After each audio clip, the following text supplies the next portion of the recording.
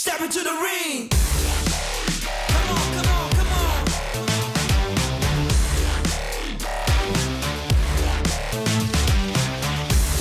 Let's go.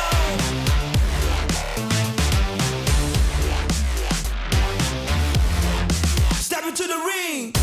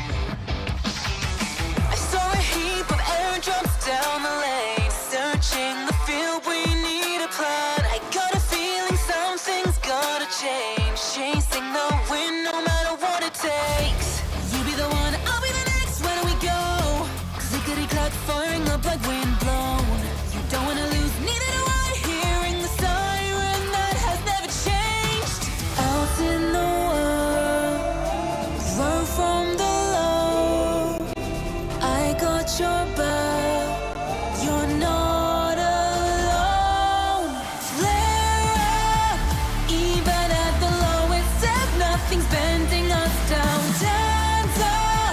blaze brighter with every challenge we face. Ignite, let the glow of my roar overshadow the darkness of our glory. Never thought of giving up, it's never ending.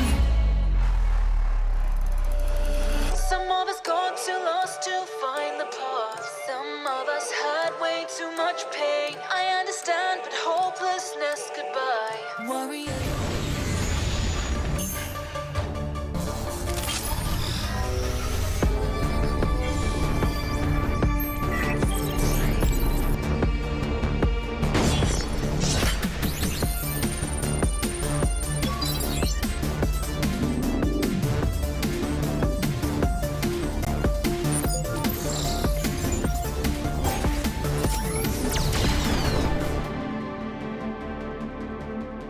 So next one, DRS. Memang Kau letak je lah tu. Wait, Mai. Bu 5. gelişim. PMGC benim mekanım. Herkes yanına denk kalsın. Sorry guys.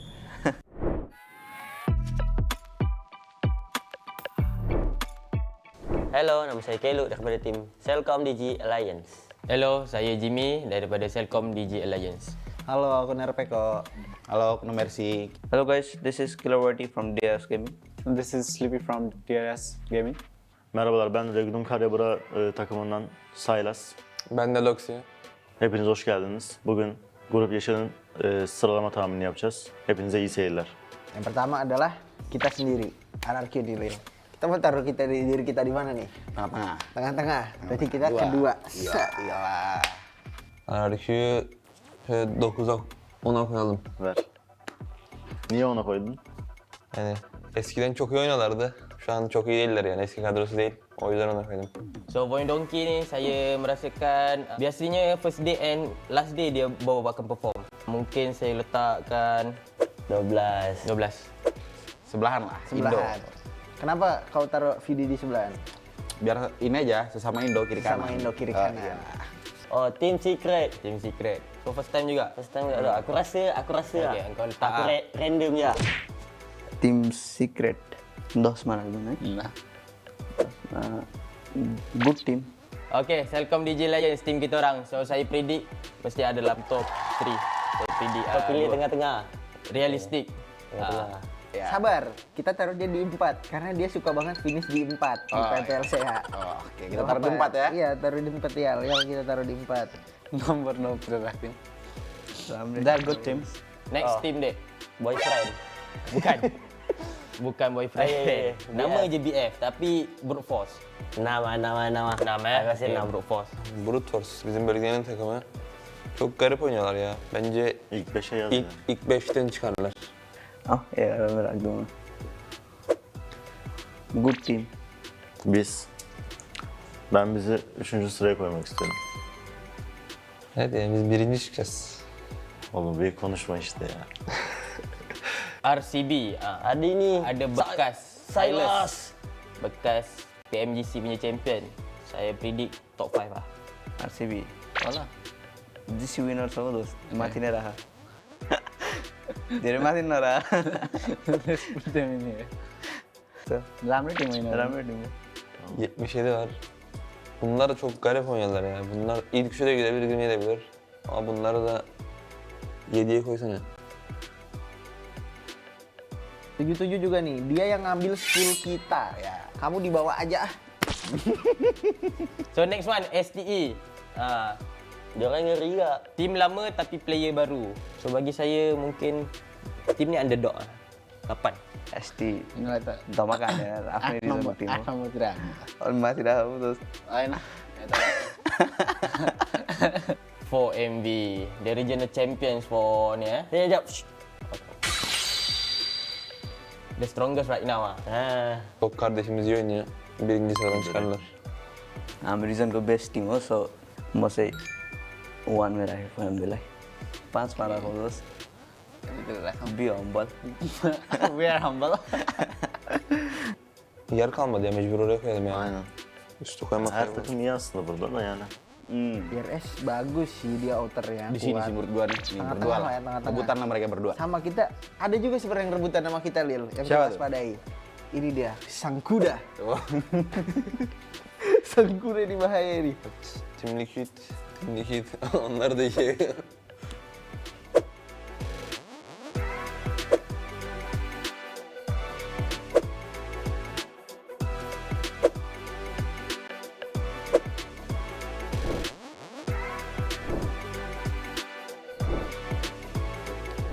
I'm so sorry.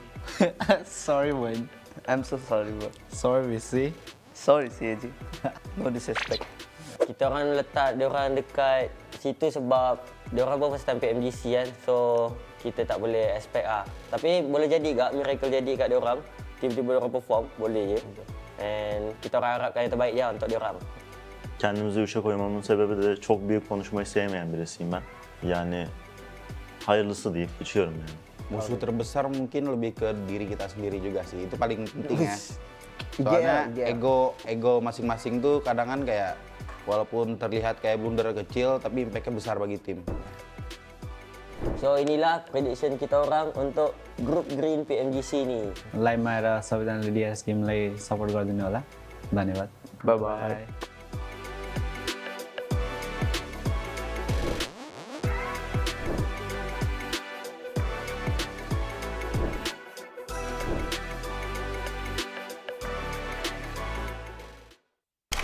They stay alive. All four of them go, and it is not going to stop here.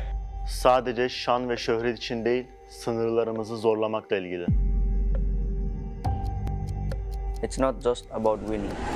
It's about the sweat and tears that got you here. Ini bukan tentang sebuah kesuksesan, ini adalah tentang gimana kita bangkit setelah kita jatuh.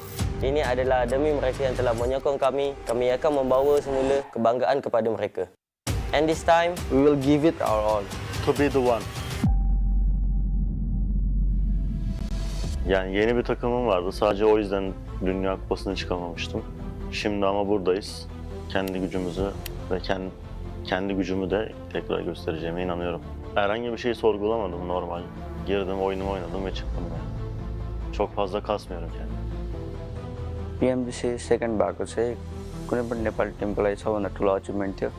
योपालि चाहिँ हामी आफ्नै record bit गर्नको लागि चाहिँ तयारी गरेका छौँ। कम्पिटिसन चाहिँ हामीभित्र नै हो, सो हामी आफ्नै रेकर्ड बिट गरेर #1 हुन ट्राई गर्नेछौँ। Kita semua di hari terakhir PMSL saya kemarin, kita semua diberi video dukungan orang tua kita. Di hari terakhir itu bikin semangat kita tuh beda lah. Kita punya tujuan untuk membanggakan orang tua kita. saya harap bakat-bakat Malaysia dekat sini semua boleh keluar dan masuk dalam e-sport sini. Saya rasa banyak je lagi bakat-bakat baru nanti. Dengan kejuaraan ini, Malaysia boleh tunjukkan lah yang bakat-bakat Malaysia ni semua power. Umarım hak ettiğinizi alırsınız. Tek bir hedef, tek bir odak noktası, o da ünvanla ayrılmak. Biz buraya kazanmaya ve izimizi bırakmaya geldik. सबै टिमहरू जित्नको लागि खेलिरहेको होला, तर डिआरएसले पनि under estimate चाहिँ नगर। हामी चाहिँ गेमको लागि रेडी छौँ, सेकेन्ड प्लेसले हामीलाई पुगेको छैन। Untuk semua masalah yang kita hadapi, kita akan lebih kuat dari sebelum. Perhatikan kita di sini bukan cuma ngisi slot. Semua power tak dianut, tapi untuk 4MV tu hati-hati lah. Sebab rotation kita pun sama, jangan pandang rendah dekat kita orang. From the depth, we rise as one. Relentless, resilient, ready. Mother flag, mother glory.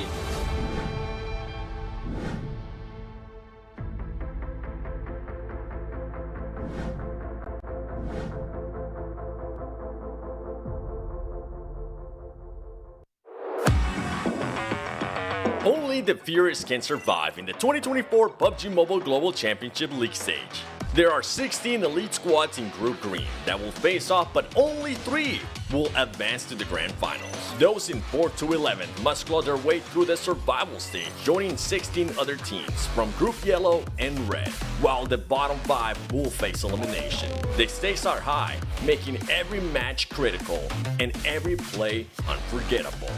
This is a battle where anyone can be the one.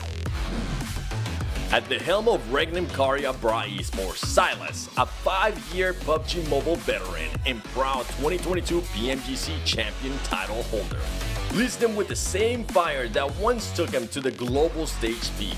With his unwavering passion and deep love for the game, he rallies his team, pushing them forward to victory. For RCB, it's not just about winning, it's about reclaiming glory together. Do they have what it takes to return to the top? Hailing from Nepal, DRS Gaming embodies resilience. Once holding the runner-up spot in 2022 PMGC, they aim to overcome the obstacles of CSA region. Now they are here to be the one. Driven by a spirit that refuses to back down and a team full of selfless individuals who support each other, will they finally have their moment of glory? This year, For Miracle Vibes have been unstoppable, with Doc securing MVP titles in PMSL and building momentum. Many local fans and experts say they are better than Alpha 7 and they might just be the next global champion, with an intense hunger for victory that will stop at nothing to achieve world dominance. Are we going to witness the rise of the next global superstar? Representing Malaysia, Celcom DG Alliance is on a mission to bring home their first world championship. Dubbed the Uncrowned King by Malaysian fans, K-Luke and Alliance struggle to claim the throne as they consistently achieve top 4 throughout this year's PMSL seasons. They fight not only for themselves but for the pride of the nation, hungry for victory on the global stage. Will Alliance finally claim the crown? Group Green is stacked with passion, power, and purpose. 16 teams are looking to prove themselves. Who will advance to London? Who will scrape through the survival stage? And who will face the heartbreak of elimination? The fight begins November 14th at 10:45 UTC. Tune in and don't miss a moment, because anyone can be the one.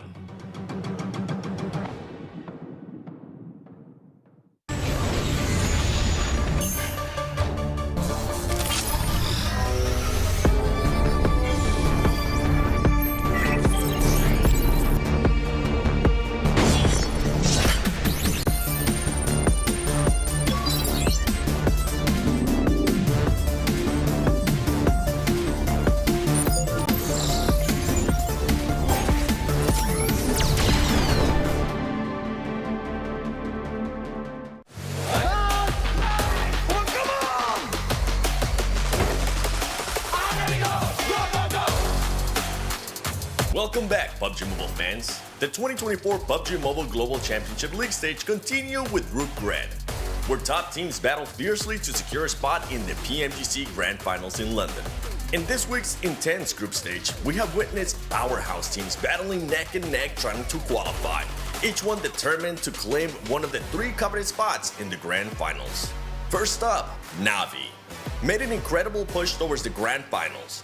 In the second to last match on day 4, they unleashed overwhelming firepower, securing a chicken dinner with 16 elimination points. And Navi.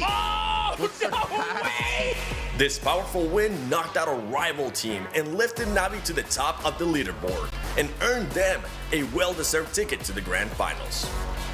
TJB Esports had a bumpy start in the early days of League, but they quickly found their stride, showcasing true Chinese strength. Another chicken dinner coming through today. This is how you make a bid for the top 3.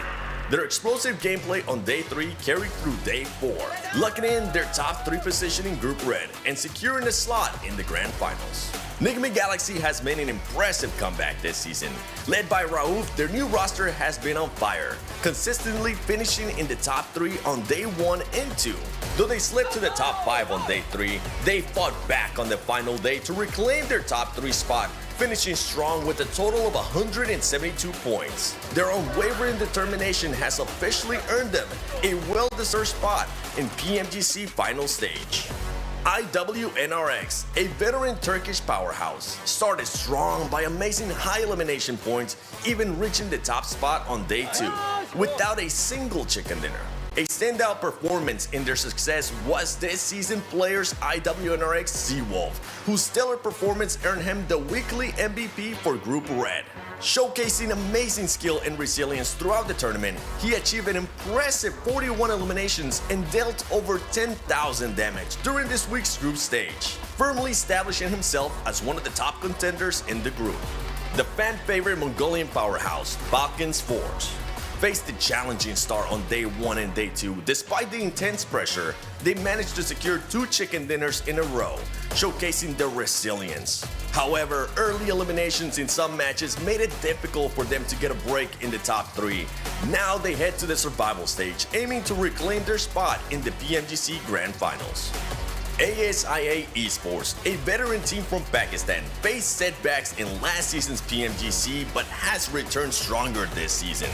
They kicked off Group Red with the first chicken dinner, showcasing resilience and consistency, racking up high elimination points, even games with early knockouts. Despite their strong performance, they finished in the top 6 and now will head to survival stage. ASIA exciting gameplay has truly added intensity to the competition and has surprised a lot of fans. Other teams like FaZe were struggling to break into the top ranks from day 1 to 3, remaining on the page 2 of the overall standing.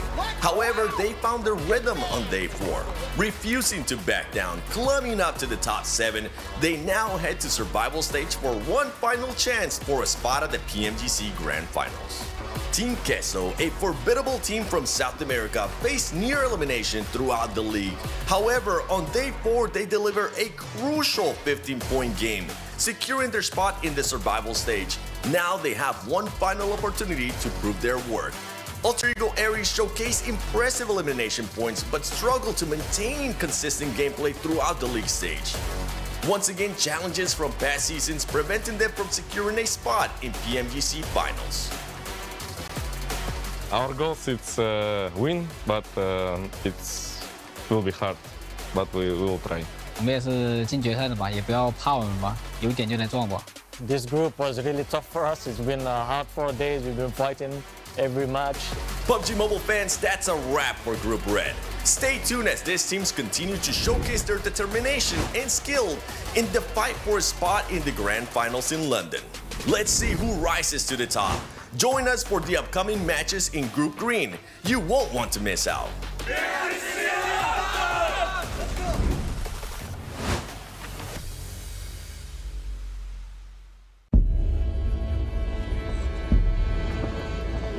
Whispers of the silent wind, soft as dreams in twilight's bound.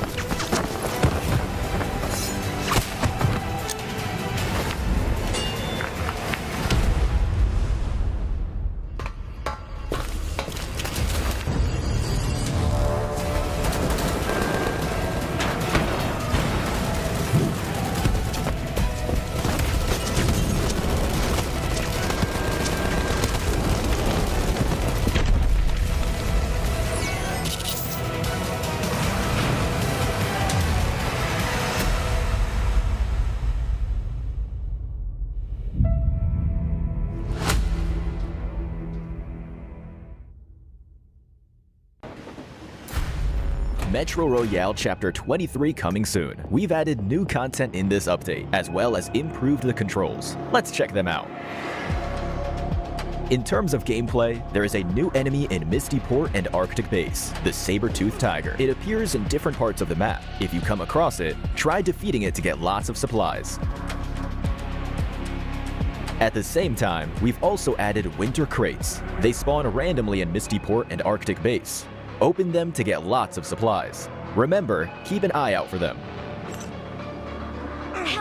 As for game experience improvements, we've added a teammate equipment return feature. In the unfortunate event that your teammate doesn't make it back with you, they will leave their equipment behind. But not to worry, for you are around. Pick up their equipment, which is marked by the teammate icon, and evacuate successfully with it to automatically return it to your teammate, reducing their losses.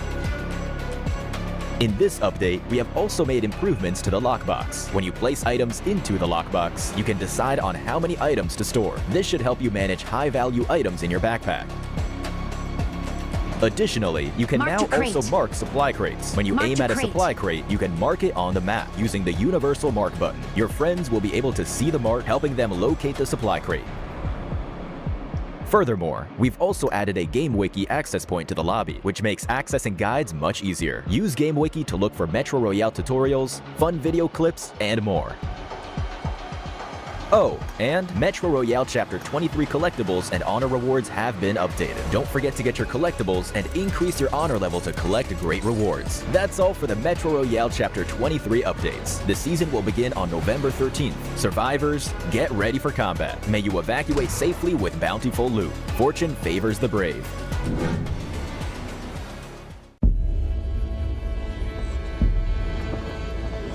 Whispers of the silent wind, softest dreams in twilight sky. Storm silent, soldiers in their fight.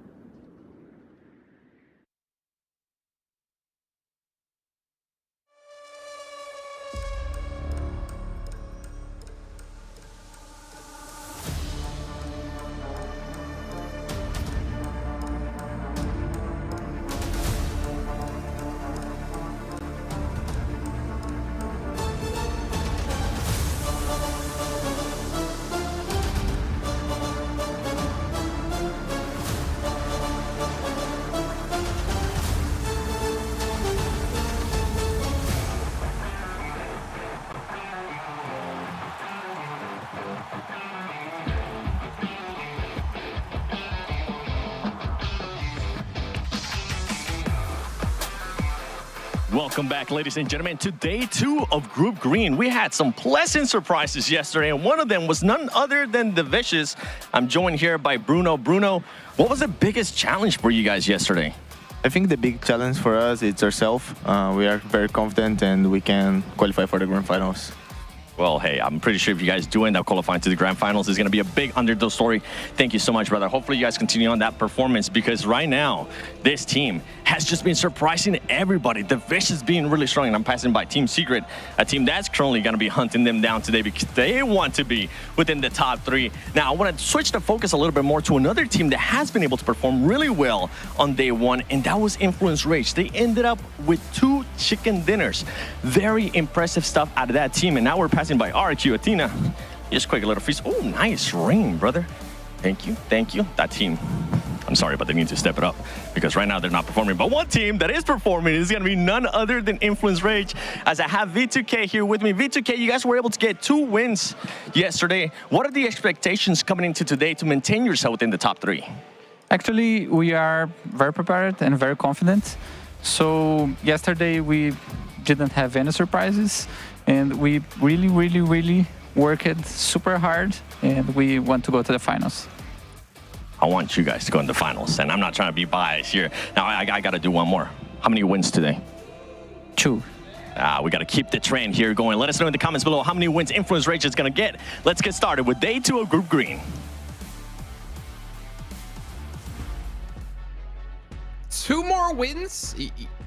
Huh? You want to have 4 wins in 2 days? Like, come on. There's only very few teams that can do that out there. Welcome back, everyone, to the desk here. I'm Jason Kaplan, joined by Hot Jukes and Max Man, as we're about to kick off our second day of Group Green of the PUBG Mobile Global Championship 2024 League Stage. Hot Jukes, Max Man, how you guys doing today? Let's start off with you, Jukes. You're looking good. You're feeling good. Do you have a nice ring on? That's the real question. That's Seven's wondering. Hey, nice ring, brother. brother. And we're ready to go, dude. Pinkies up. We're fancy today, baby. Let's get it going. It's not fair. I left my ring in the other room. Max, you got any jewelry on? Nothing, unfortunately. No. Might get a tattoo soon, but no, nothing. Oh!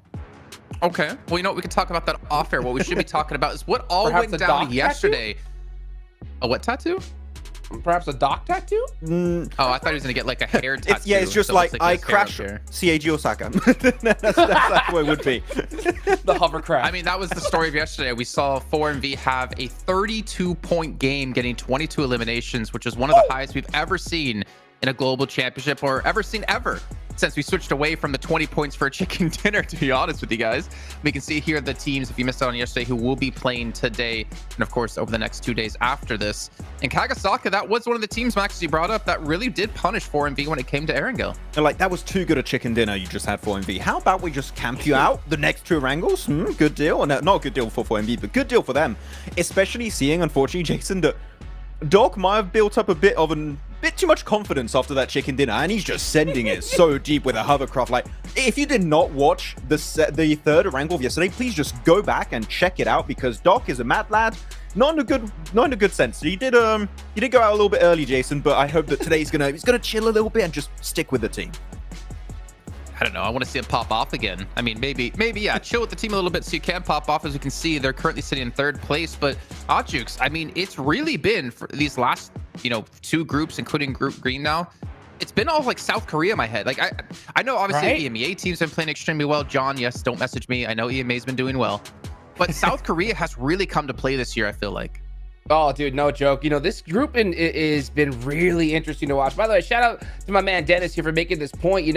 D plus Kia, the best first day we have seen out of all the groups. 75 points total. That is insane. But the same goes for all the way to the bottom of the leaderboards as well, where, the 16th place team outperformed the 16th place team from the other groups too. So, I mean, it's crazy how we're just leveling up here as time goes on. We thought we saw the group of death earlier on, but with these performances here, we saw, a record-breaking game for at least this stage we've seen from 4MV. And I still expect to see some surprises here today, too. Oh, 100%, Max. I mean, for one of the surprises for me, which you don't necessarily have to touch on, there's other teams you want to talk about here in our top 8, but the Vicious, kind of coming out of nowhere again, like kind of replacing Twisted Minds Brazil playing here. I didn't really have expectations, but for them, it's a big showing. For the Vicious, it wasn't like that these big, flashy chicken dinner or 2nd place games with a ton of eliminations. It was just consistent day overall. They got a 2nd place with 7 eliminations, a 3rd place with 2 eliminations, and then a 4th place with 4 eliminations. And even outside of their top placement games, they get 3 elims, 4 elims, 3 elims. So we mentioned it many times, Jason. It's about your bad games. How good are your bad games? And as of right now, the Vicious has some really good bad games, which again is weird to say, but they're just bringing eliminations on board pretty much every single match. And that consistency, especially throughout all the battlegrounds, has currently allowed them to be in 4th place. But I think it's fair to say right now that a chicken dinner would definitely help them push up in top 3 and maybe stay up there, because right now when you get your 4MVs, when you get the big chicken dinners from Influence Rage and D plus Kia, it is hard to compete for that spot in the Grand Finals. Well, taking a look at our number 1 and number 2 teams and comparing their top players from each, and Osal Hot Jukes has, I mean, he had a 1v3 yesterday. That's for the record books. Dude, this dude's a monster. He really, really is. And I mean, D plus Kia in general, I mean, I cannot stress, folks, how insane it is to see a 70-point day. I thought that we were going to see it one time, and that was from TJB during last week. But now we see D plus Kia day number 1 just go nuts. 2.3 average eliminations. I mean, 33% point contribution all by his lonesome. This dude is a monster, and if he repeats a performance like this today, I mean, I think D+ Kia are a shoe-in for the top 3. Yeah, and by the way, if anyone says right now, oh, Orsal is hard carrying the side of D+ Kia, no, you're wrong. You're objectively wrong, because Nobu is also tied in first fragging position with 14 elims, and Chips is 4th with 13. Everyone currently is doing so well on the side of D+ Kia. So, yeah, again, not just a solo player, the entire squad is just popping off in these games and showing that South Korea is here to play. It's been fantastic, honestly, across all 3 of these groups. And of course, we want to see other teams be able to step up, other regions in particular. For me, I'm looking towards Mongolia because they have had a rough time here across all the groups, I would say, so far, looking at, IHC and Falcons. But here's our schedule for you guys today. If you're unfamiliar with what all is going to be going down, of course, we're starting things off on Sandhawk, following Myanmar's thereafter. I'm actually excited for Sandhawks in this group. I don't know. I kind of feel like yesterday was very interesting. I feel like we saw some good individual play. I don't know what's going to happen today, though, especially when it comes to these zones, because we did have some interesting zones yesterday across the day. Yeah, I mean, we saw it right off the rip in Sandhawk. I mean, we thought we were going to see that Northwestern Island zone, and then it just hard shifted south on over to Ruins. So it's crazy because I talked about it yesterday, how powerful I think those Northwestern Island teams that have dropped there, they've had so much success over this entire group stage. So at the end of the day, my eyes are going to be there, but I want to see a mainland Sandhawk circle. Let's go ahead and see it for this one today. Hutchix, I want your eyes somewhere else right now. Max, can you guess? I want his eyes to be on my lovely Infinix GT20 Pro that I have here in my hands, and Max in his. Use it for so many different things. You can obviously watch a lot of different shows on it. You can play some games. You can play some PUBG Mobile. You can play like the pros with this 120 FPS and 144 Hertz AMOLED screen. Hotjukes, you got 2 hands, but you got no Infinix GT20 Pro. How does that feel? I'm crying on the inside, man. I'm just but you do have a ring. Holding the There's a correlation between not having rings on and having an Infinix GT20 Pro. I'm just saying. Hold on. No, can't take it off. It's too late. It's too Watch out! Imagine, right? If I had this, that would have been sick. How did he prepare for this? You deserve a phone. You deserve a phone just for the skit there. Of course, also make sure you check out PUBG Mobile Esports across all the socials, whether it's YouTube, Instagram, Facebook, or of course TikTok. Not to mention Pandemonium_news. I think I'm allowed to do that once in a while. And then on top of that, we still have tickets available for you guys at home who want to go and see the event live over in London, over in the UK. You can actually go pick up the tickets, still available right now. Not to mention, we do have some activities there. You can meet some players, you can meet some talent potentially, and you also meet all the other fans out there. And on top of this, Max, you know what we also do have, which I kind of missed the Ocean Odyssey, but I'm excited for, Facing the Frozen Fury. It's a PUBG Mobile version 3.5 of Icemire Frontier, which is available right now, which I think, gentlemen, after this game, we need to go play because the Ice Age is calling me. I don't know about you guys. I'm ready to command the frozen battleground with ancient creatures, mammoths, and saber-tooth tigers. So I'm excited to get that one going. Maybe we should definitely get the other boys, Blake and John, who are waiting on the sidelines here to play with us. But we can see here some teams to focus. And let's start off with you, Hot Jukes. Thunder Talk in there, Team Liquid in there, and Regnum Karya, bro. I can kind of guess why. It looks like you're going down towards the bottom edge of our leaderboards. Yeah, for sure. I mean, that's always day 2 for me, right? Day 2 is always going to be looking at the bottom because if you want to make it to top 3, you want to perform well here before that gap gets too big and it's going to be impossible to make it on there. And these are the 3 teams I'm going to be looking at because, I mean, we saw what happened with TJB last week where these PEL squads, and I'm talking about Thunder Talk here, right, started warming up towards the end of the tournament. I mean, what did you say yesterday? Day 2 is the day 1, for PEL squad? Yeah, so, I think Max said that, right? I think Kalara said that, actually. Yeah. Now, one of you guys said that, right? Someone with an Infinix, not me. Right. But, you know, so hopefully we see that happen. I love to see Team Liquid as well get that chicken dinner right there at the end, right? Yeah, Knight said it, that it was all about damage control, and they got that done, Max. I mean, Team Liquid really, after that chicken dinner, I just hope that that's going to build a bit more confidence for today. But yeah, Jason? If that's damage control, then why don't they just play full damage control every day of the week here? Just damage control every single game. I don't know. Try harder. But no, really, the fact that they end the day with a chicken dinner, I think, is a big moral boost going for your second day. And I just hope that that has been able to carry over because look at the names on this team, right, Jukes? I mean, these are all names that we know so well when it comes to the Americas region. And we know they can perform globally, but it's just a little bit of a slower start, you know, and I think that they are not going to be in the bottom 5 team. The fact that they're in bottom 5 in the first day, I'm just like, okay, stuff happens.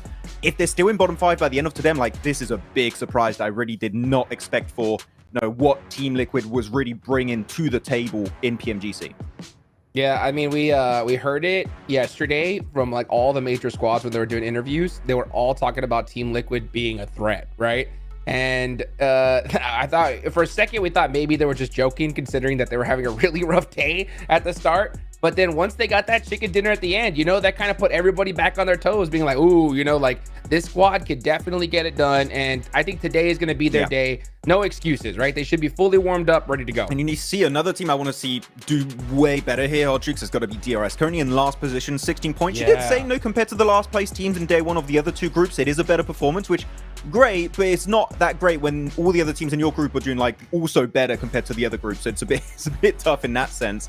But DRS definitely need to be careful when it comes to early engagements. You can see a lot of the time they're losing a player, losing a duo very, very quickly in these matches.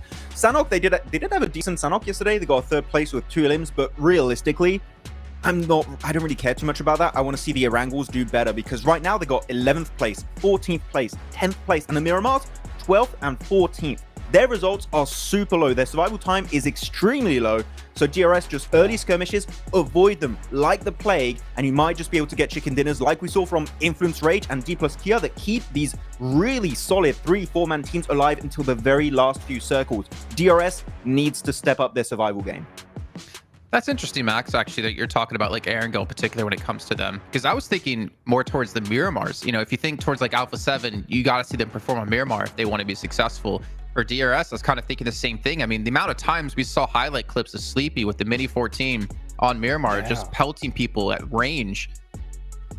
I mean, right now, they're the best map is Sanhok with a 3rd place with 2 eliminations. Better on any of the maps, I guess, except Sanhok would definitely be a choice for them. But what about Regnum Karya, bro? Hot Jukes. Obviously, Silas on the team. He's been at 5 PMGCs. He has a lot of success in his past. I mean, I want to say this, though. Like 13 place points, you get them a chicken dinner with 0 eliminations, they immediately jump into 8th place, 7th place. So it's not like they're really far behind. And I think that's something we should remember at the end of the day. At the moment, that is still extremely close here between like our 5th and 16th place teams. Yeah, I mean, Regnum Karya, bro. I mean, we expect big things from this team. I mean, Silas has won PMGC before, right? So he knows what it takes to get it done here. I'm hoping it's just a really rough day one for them, and they'll bounce back here, man. I mean, we're about to get started. At the end of the day today, we'll reach the halfway point for the end of this group stage. Well, let's find out how our first battleground will play out. So we're going to be dropping into Sanhok once again, of course, with our phenomenal commentators of John Allen and Blake. Thank you very much to the exquisite analyst desk and, of course, our lovely, beautiful host, Jason himself. We are going to be heading into day number 2 here in Group Green. And as Max was saying, is really day 1 for the PEL squads and hopefully a few others too, Blank.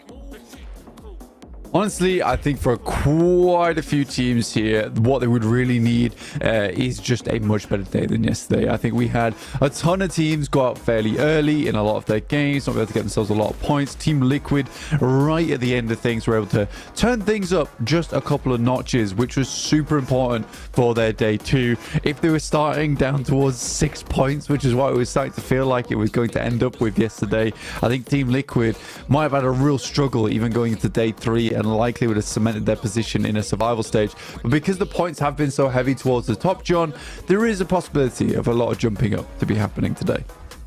Yeah, there has been that point sponge effect, and it's really scooped out the middle of the lobby because the lower end of the lobby as well is a little bit higher than we have seen in previous weeks. So that middle area is, in general, fairly volatile, as it generally is towards the end of the day 1, but a little bit more so today. Looks like not too much bother in the early game. Maybe DRS could catch some flack from the Vicious, but so far they're remaining safe. And Blank, we're going up to the northwest again. As always, I mean, I think in the past we were always wanting to see that mountaintop finish all the time. And then finally you get Northwest Island shifts every single day, and suddenly you may be wanting something more over towards the eastern edge of the map. However, up towards the northwest side, you've got Voin Donkey as well as Thunder Talks, both in a really, really strong position at the moment. Yeah, Team Liquid are up there as well. We caught up with Welcome them. back to a quick fun report with the 7WG. This time it's going to be in regards to Team Liquid. They did finish off the day yesterday with a win. And as we heard from Knife, they were trying to do damage control. They were able to do that perfectly. Now today it's going to be a bit of a turn up. They're currently practicing. Ayala's trying to make sure they catch those tennis balls. But we'll see how this team is going to be performing today in Sandhawk.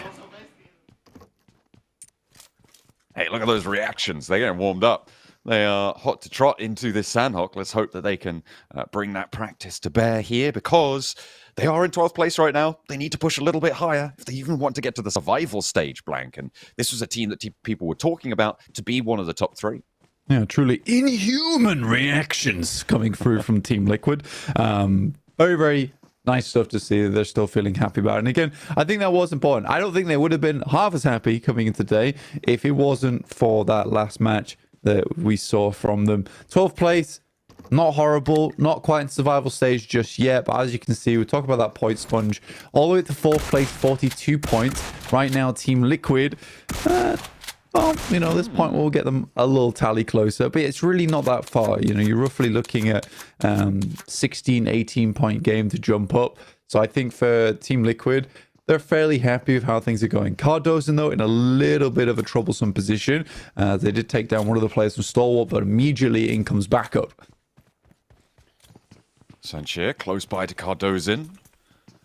Trying to push around. Should spot him on the inside now. In danger, but there's backup coming. Needs to hold out for just a moment longer. Hold that door frame. If they're a nade for Stalwart, they're going to try and burn him out. Across with the DBS, and the shutdown not quite landing. Finally, the explosion's there. And a player on Team Liquid got picked up on the off angle as well. That backup was cut off, and Stalwart handled it. Was that a little drive-by assist by RCB to be able to pick up that off angle? I think it was.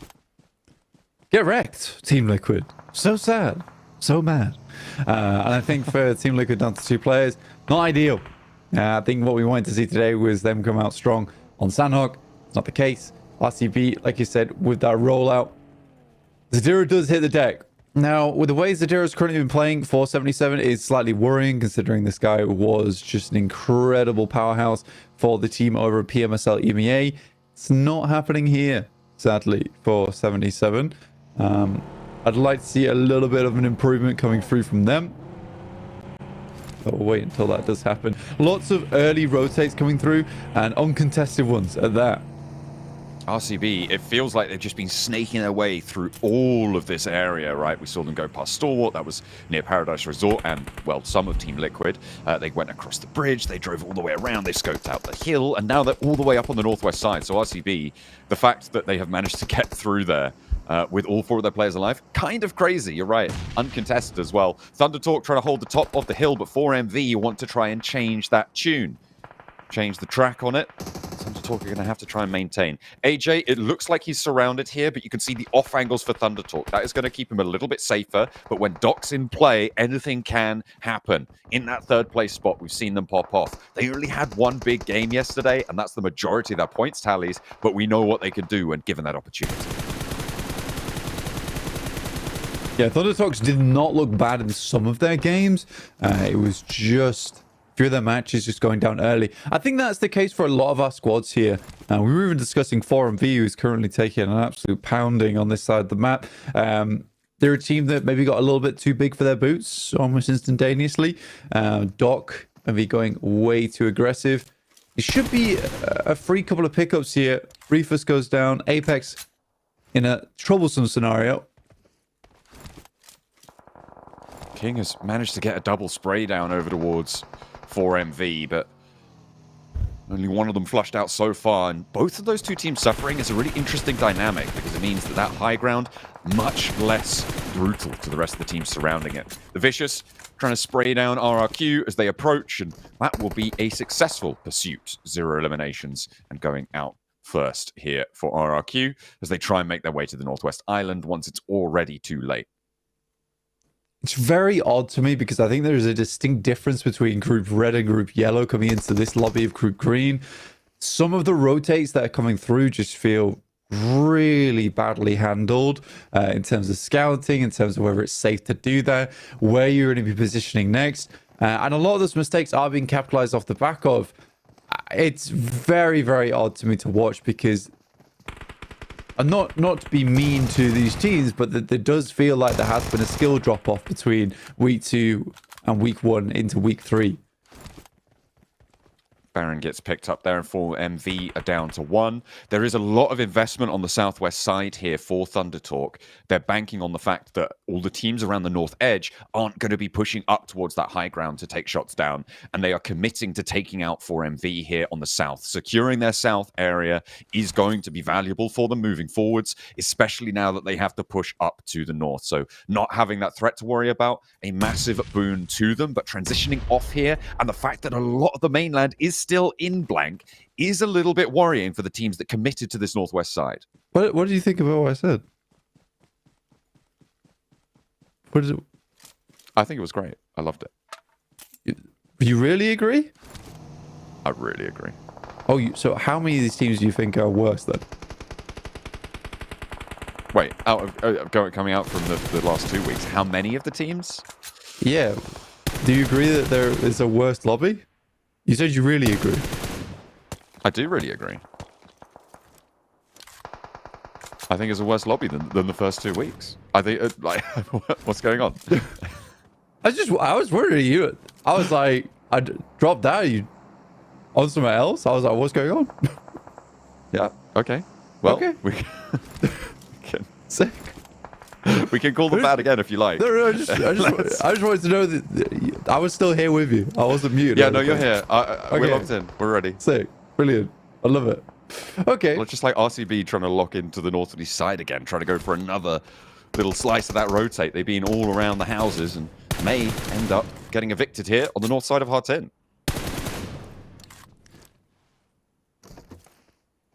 Team Secret getting a really good shift on the circle, actually, towards that northeast side in Cow. I mean, they looked like they were somewhat booted out. I think this also just helped D plus Kia. It's one of the surprising factors because, if anything, obviously we talked about them a lot, 75 points, the back of one day, incredible performance.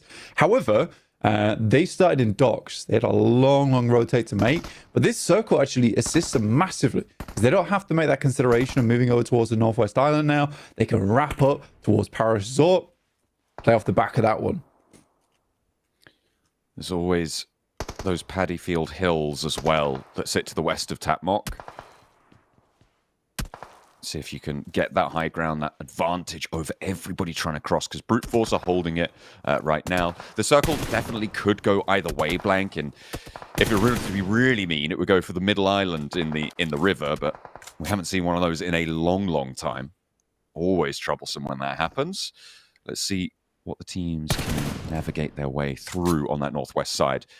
Over on the east, we're seeing a little bit of a scrap for area for ground control between Cellcom Digi Alliance, between Stalwart. Brute Force have the bridge control. I think that's fairly undeniable on the compound just to the north side, and they will be on a crossfire. Team Liquid, with their position, are probably the most vulnerable, but also kind of very well protected on that east side by the two teams that have taken up residence there. Yeah, where Team Liquid are currently playing is actually down off the slopes. So it is out the way. It's one of those locations that you don't really want to cement over towards until late game, which makes actually a very good position for two players to just sit in going forward. Because unless the circle goes directly on top of them, it's not likely any team is going to be challenging for that spot up until like stage 4, stage 5. But you're right, this absolutely could go over towards the center island in the river. I think that, yeah, it has been a long time, I think, since Mad Bulls, potentially. But this circle actually does enable it. It's DRS heading up over towards Thunder Talks. Good nades over the top so far. Some good air bursts, but no cigar just yet. Both players still alive and well. And this is, again, that southwest flank that Thunder Talk have been investing in securing. And DRS now the next team to try and move through. 4MV couldn't do it. All four of Thunder Talk stay alive. They're up to 5 eliminations now as they get the flush with a nade downhill. This is so hard for DRS to make work. I mean, the nades over the top, sure, they tagged a little bit of damage, but now the side swipe's on. They're penned in. The Molotov's going to keep them close by. The smokes to try and cut off sight lines and stop them from breaking too far out. The nades from the top can just keep on coming through as well. This is really dire for DRS. Yanti may try and stay and pick up one, but it's not going to happen. The rest of them dropping down on the vehicle. They need to be careful. They may think that there's still one other player up here. They only know that the vehicle's gotten through. Depends how much they spotted in that car. Soko heads back down towards the southwest. So, again, teams need to get a move on. But so the Thunder Talks versus DRS at the moment. Looks like a fairly decent fight for Thunder Talks. Great off angle from Xing, by the way. Able to pick up one of the players from DRS and like cut out that off angle that was coming through for them.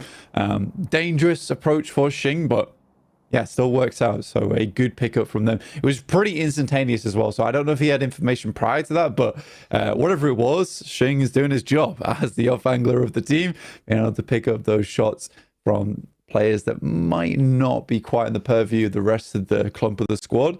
But that will leave Thunder Talks much safer. And with this circle shifting back down towards the southwest side, there's not been a lot of teams considering to make that cross across those shallows to head over towards that western side, which does leave the Vicious, Influence Rage, as well as Thunder Talks with a mighty amount of control over towards the southern edge. I was just looking at the map to see where D+ are, Blank, and they have only just reappeared. They were moving up towards boot camp. They've been in the blue zone for a long, long time into stage 3 now. They went all the way back down south. They crossed low down on that south area and gone for a wide wrap around. So they are coming in now on the west side of the circle, and maybe a little surprise for the teams coming in this late. Yeah, I was actually talking about this earlier in terms of where D+ were. Where obviously they started in docks, and with that shift they headed over towards the northeast side. There was a big potential for them to maybe get a wraparound and get in towards where Team Secret is playing. It's been a tough decision for them because the circle's been pretty indecisive.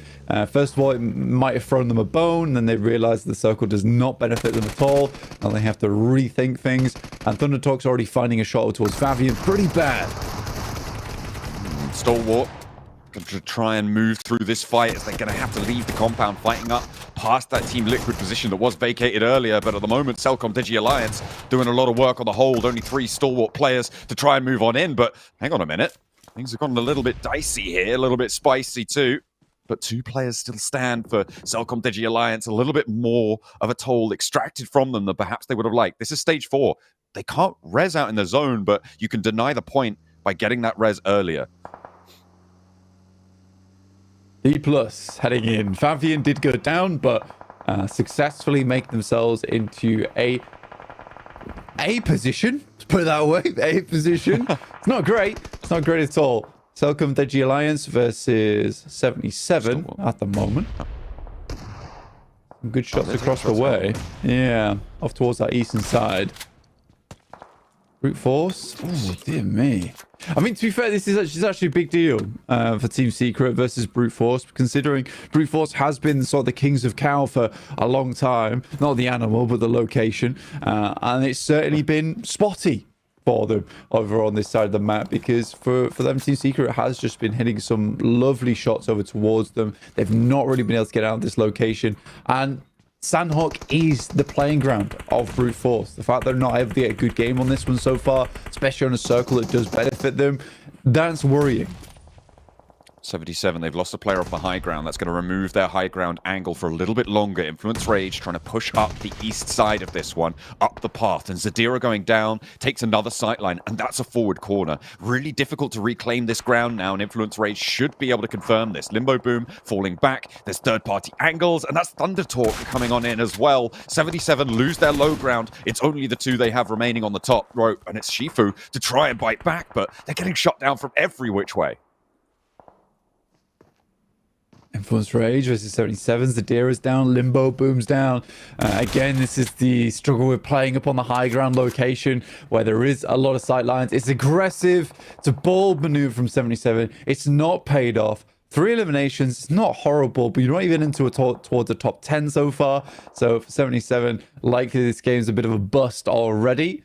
And the more surprising thing out of anything here is that D+ is central. They wrapped around Valley, somehow managed to make it past a lot of the teams over towards the east.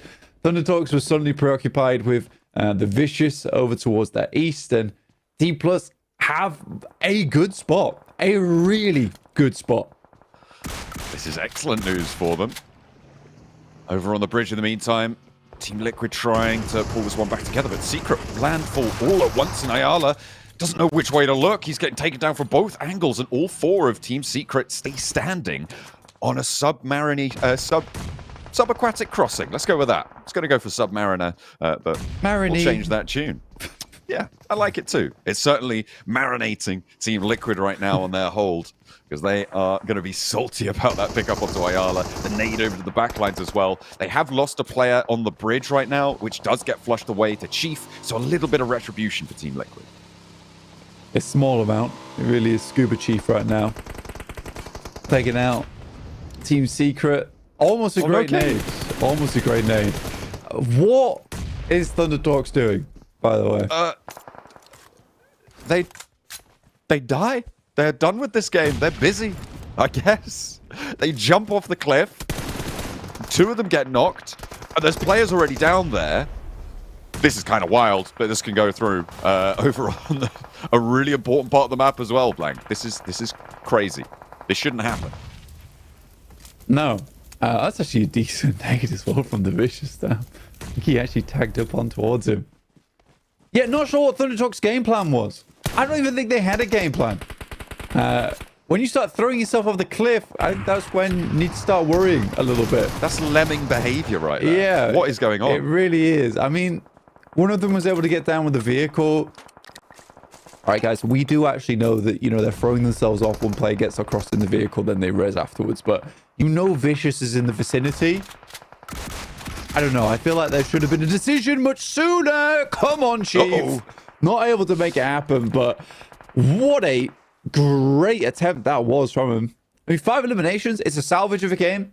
Well played. Hats off. I really thought Chief was going to have it there. Slight hesitation. Plus, come on, boys. Wow.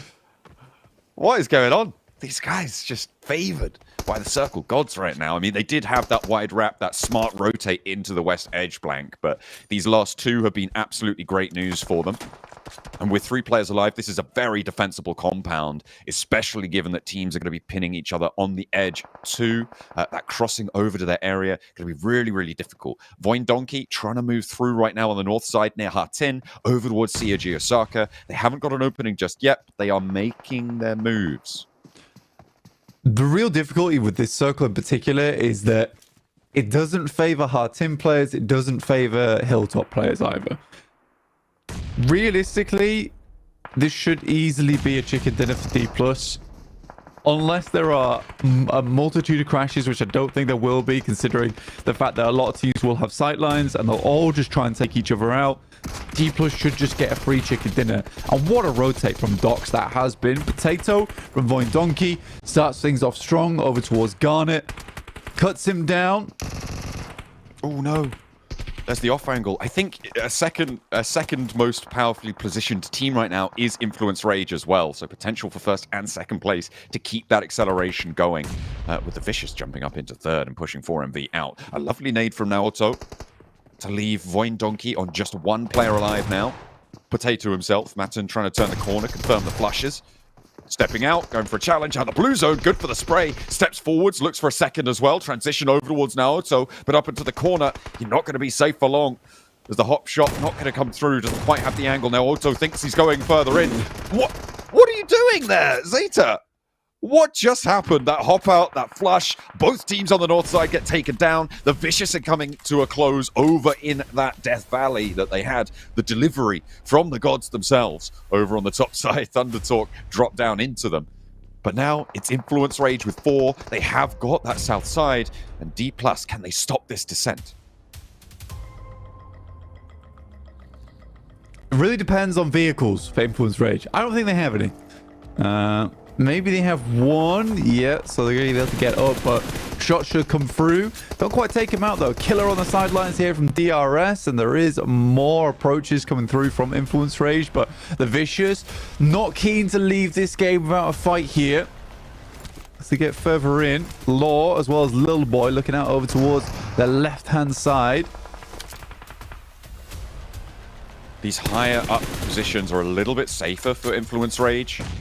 the top of the windows will cover them off, and they have to be worried about going too bold with the open peaks. But finally, the Vicious actually going to strike back towards Law. Domino not quite able to convert on the flush, and there's the shutdown that they were looking for. Lil Boy able to land the shot with the auto shotty. Now Bruno's in the last to stand. D+ are getting cut on their route out. Remember, there are only 3 players, and losing one is a big hit to them, but they are dealing damage up the hill. Lil Boy the last to stand, and 2 players from D+ should be able to handle it. But somehow the Vicious stay into second place, but D+ with 2 should be able to handle the 1v2 here. But Bruno's in for the fight, moving away from the vehicle, actually closer to the circle. Don't know if he has any nades, but doesn't look like he has anything left in the back pocket.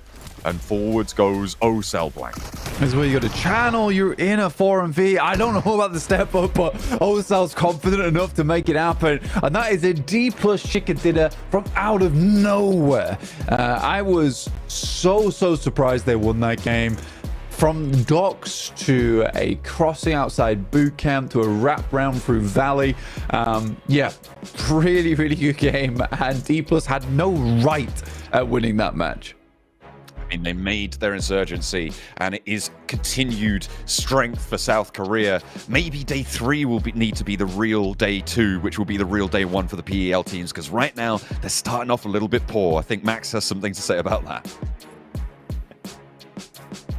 Oh, John, you know, he knows exactly how it works here. With the day 4 is the true day 3, which actually is a day 4. I'm going to hurt my own head. Day 4 is the real day 1. Yeah, exactly.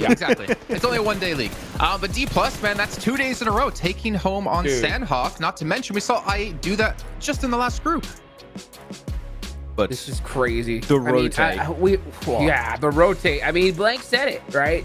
They had no business winning this match. This was an absolute clinic, folks. I kid you not. This is going to be a game that so many professional teams are going to look back and just study how these guys got into that circle, Max. It was so gorgeous. Probably one of the most beautiful rotations I've seen all tournament long. Amazing rotation. I mean, the way they go south of boot camp, they just wait for the next circle, because it was a 50-50 split across the river. It could have gone west, it could have gone east. You just don't know where it's going to really go.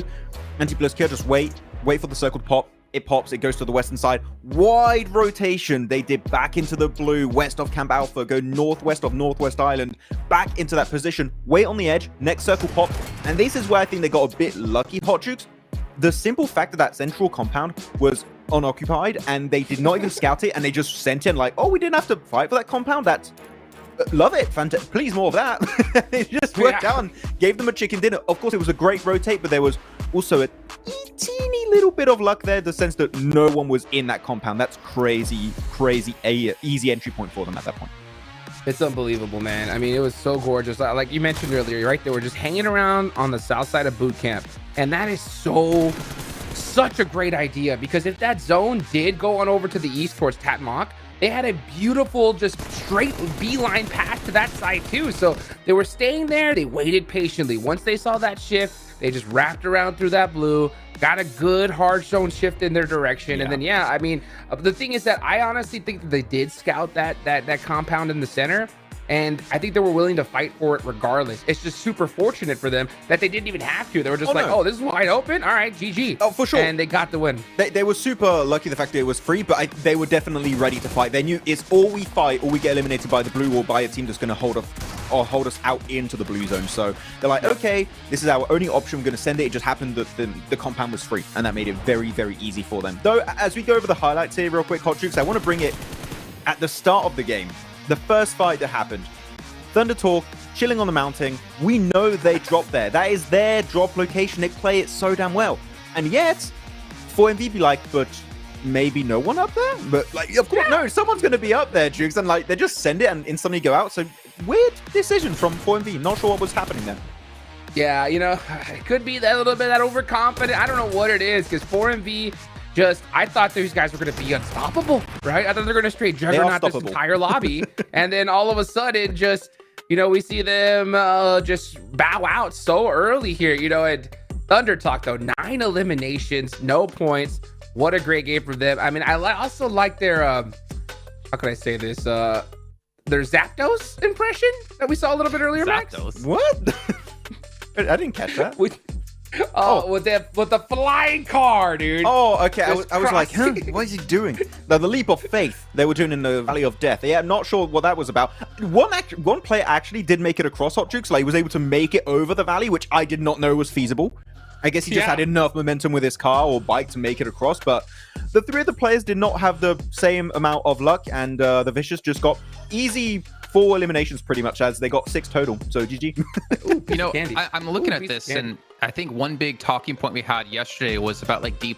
Like, yes, we're seeing, you know, these South Korean teams, they're able to play center, but you really have to give it to D+ in particular, able to just rotate in. And I still don't understand how they got into that compound without being spotted. And it was the compound to play from as the game progressed on. I mean, you have to kind of feel bad for Void Donkey since they dropped in Hot In. They did have the opportunity to get a lot of eliminations up there. And then crossing that road just seemed to be a feat that really they couldn't handle. And once again, Osal, he was our MVP of yesterday. He's going to be our MVP in this last match. What is going to stop this man? Nothing. I don't know. Yeah, no, literally nothing, dude. I think it's the glasses buff, Max, man. What do you think about that? It's too many, but like white hair buff, red hair buff, glasses. I don't know. Too much. Max is going to show up with white hair, glasses, rings. He's going to have everything just for a little bit of luck here. And some but I still go down to bots. What is going on? I would like to. happening? But no, but Void Donkey ID, it's unfortunate for them. They did go out because CAG were pushing on them, but it's hard to defend all of Hutton on your own. But here we go. Top 3 now. A new team's going to be joining the fray, and it is going to be the Vicious. 0 chicken dinners, 54 points, and 4MV. Got to be careful, man. They are slipping out a little bit, despite that big win of yesterday, but still only 13 placement points total despite having a win. We need to see them survive and not take these early encounters we've seen versus CAG Osaka and here versus Thunder Talk. This scares me, Jukes. Like, we said this at PMWC, and I'm so glad we set it up then, because this is the era of uncertainty in PUBG Mobile esports. And the Vicious, a team who wasn't even necessarily supposed to be here, coming in 3rd place in a position to get into Grand Finals directly, that is insane. Let's go. I told you yesterday that at the end of the day that they were in the perfect position going into day number 2, right? They got good, solid, consistent points. They didn't make so much noise that everybody's going to be just studying them hardcore, trying to figure out what kind of magic sauce they had, you know? But the Vicious, I'm telling you, like, this is a team that has been seriously consistent here, and they could easily make it into top 3. I mean, we heard it earlier from Seven. They feel confident. They're excited here today. And if they continue this on, I mean, we could definitely see them in the finals.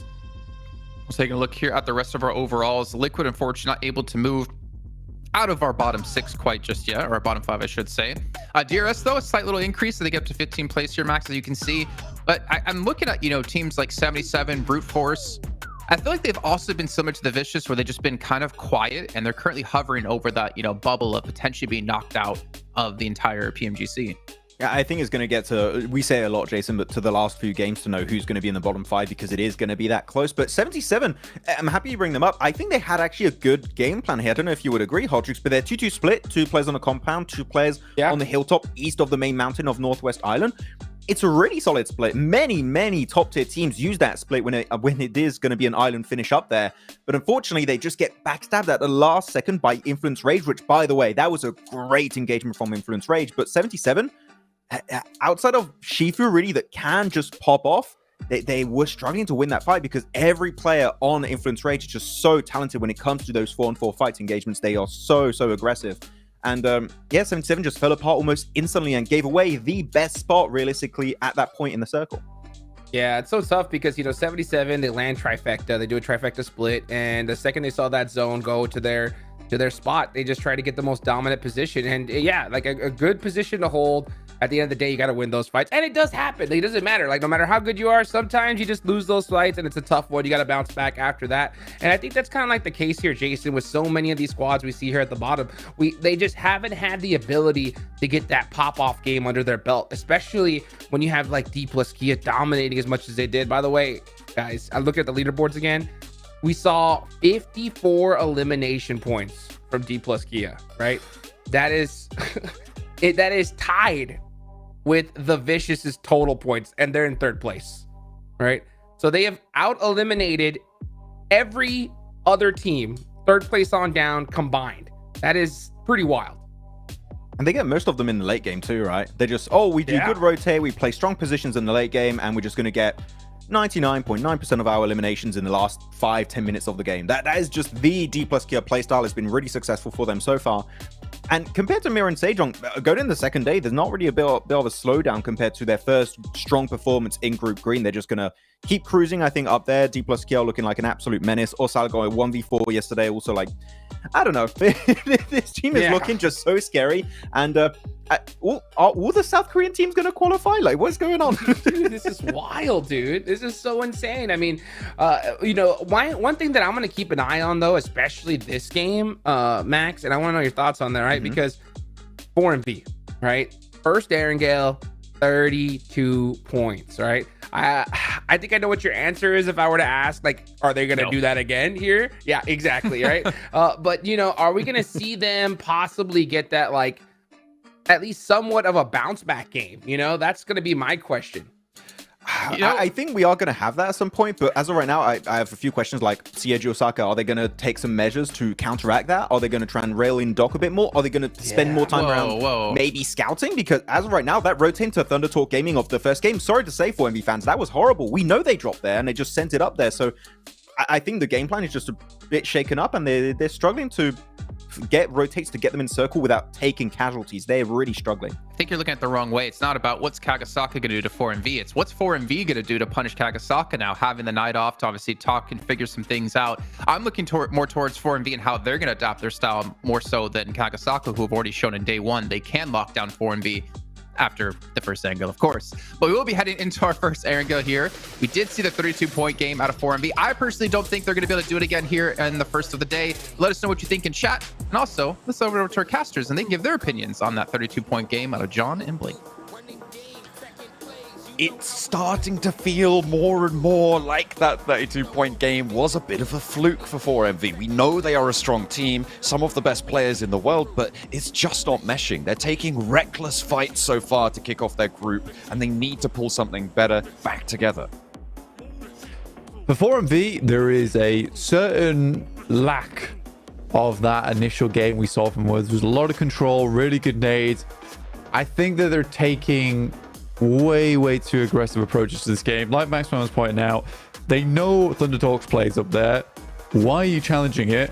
Other than the fact it's cockiness. That's all it is. That's absolutely all it is, because you think you can win a fight uphill. It's not possible. Yes, you might have some of the best air bursts in this lobby, but that's still a very difficult scenario to put yourself in. And I don't think they had to put themselves in that scenario in the first place. So we'll see what 4MV can do, because I think more than anything, they need to be humbled soon. And either it comes through from another team, getting a full squad wipe onto them pretty succinctly, or they realize it themselves. But that has to happen pretty quickly, because 4MV's a great team. They really are. They're a fantastic squad. They've got some of the best players in this lobby on their squad, but they're making some weird plays, man. Some very weird plays. Now we're back over to Erangel. We have our concerns between them as well as CAG Osaka. Currently hold them out on the western side. Let's see how they deal with it this time.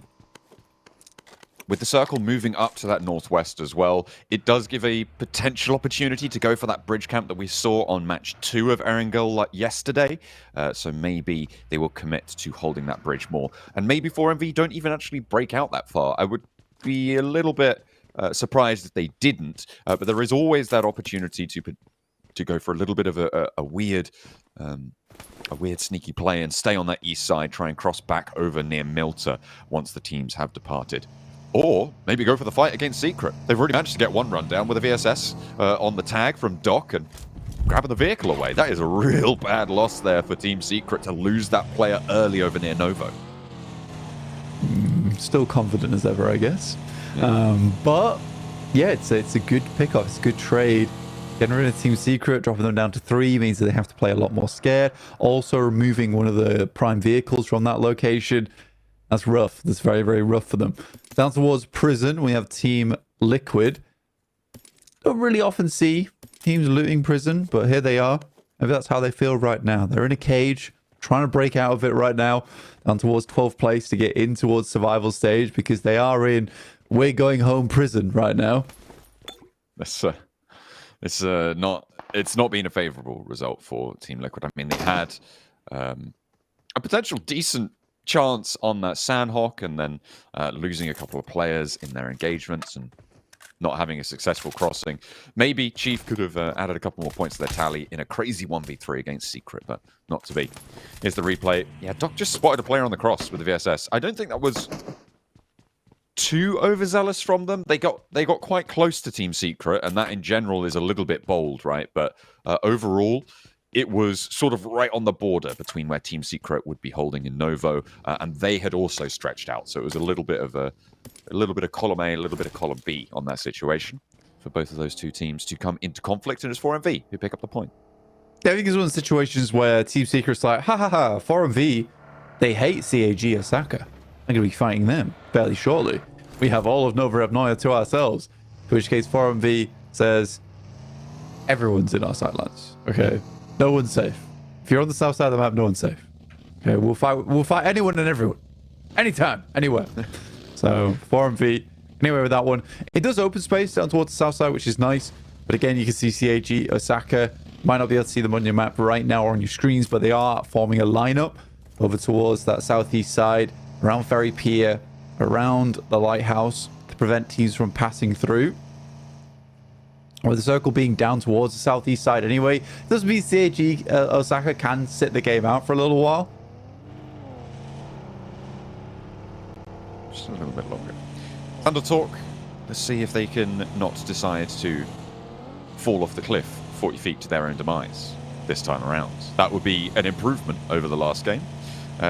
Currently moving in on the eastern side of the circle, with D+ a little bit ahead of them over towards school and apartments on that split. The circle, of course, over near Georgia Pole, near Everest on the center. Got a lot of that north side shooting range hills in as well. So we'll see where Thunder Talk opt to go. DRS still over in Milta, just about to make their move as well. So teams trying to get on the road and get their rotational start going into stage 2. Brute Force, South George, as well as Box Compound. Bit of a split going on from them, but I imagine they'll regroup fairly shortly. Get themselves into a better position going forward. D+ almost breaking 100 points. By 7th match, by the way. That's the wild margin that we got to take into consideration. Such a crazy jump up. I mean, them and Influence Rage are having the best of times inside this lobby. And it is purely because we just do have a big disparity in terms of skill towards the top side of the table. I think those top 4 teams are so far and ahead away from a lot of our other squads right now in the lobby. It's baffling to me. You might be able to say that Team Secret are doing fairly well, but I think they've been fortuitous on quite a lot of their locations. They haven't really been spotted out and have been able to find points just off of being in some of these spots where the points more or less come to them more than anything.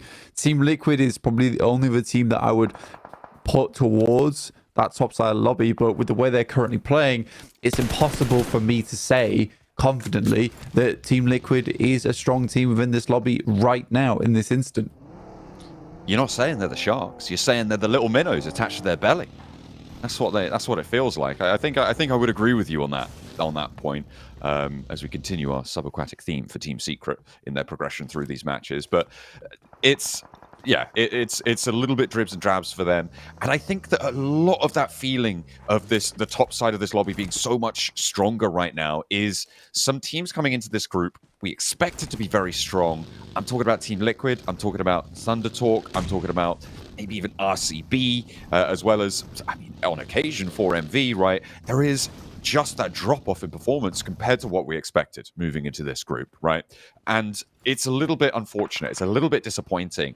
There is still time in this group to pick up your feet, to get pace going, especially because of the amount of points that D+ have been able to pull out of this lobby. It does create that extra volatility, right? But it's just a little bit disappointing from some of these teams. And I really, really hope that some of them can change their tune and give us a little bit more excitement on their attempts to break through to the top three. I think it's somewhat sad for some of our South Korean representatives with how hard that they pushed inside of their own groups to get where they needed to go, right? Yet still, it is D Plus who's just having such a fun time of it right now, essentially. I mean, fair play to DRX. Really, really good performance from them. Sad that Mir and Sejong didn't make it in, but I don't think they'll have too much trouble in survival stage. But likely we will have another South Korean team heading through to the Grand Finals. I don't really see many teams being able to remove D Plus from this post at the top side if they continue playing the way they are. You could say that last game they get lucky on the circle, but man, right at the beginning, starting in docks, it's a long rotate for them. It's not an easy rotate. If anything, they sort of deserved the circle by the time that they got in.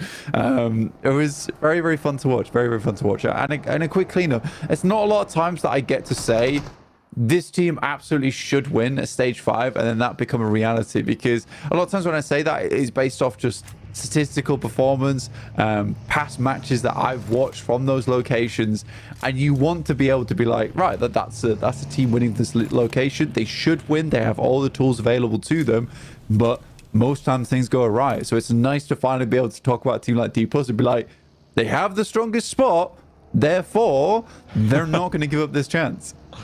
I mean, it is always nice to watch your predictions come out to fruition, but sometimes you make it a prediction and it's 60% you think it's going to happen. 40% of the time it doesn't, you know?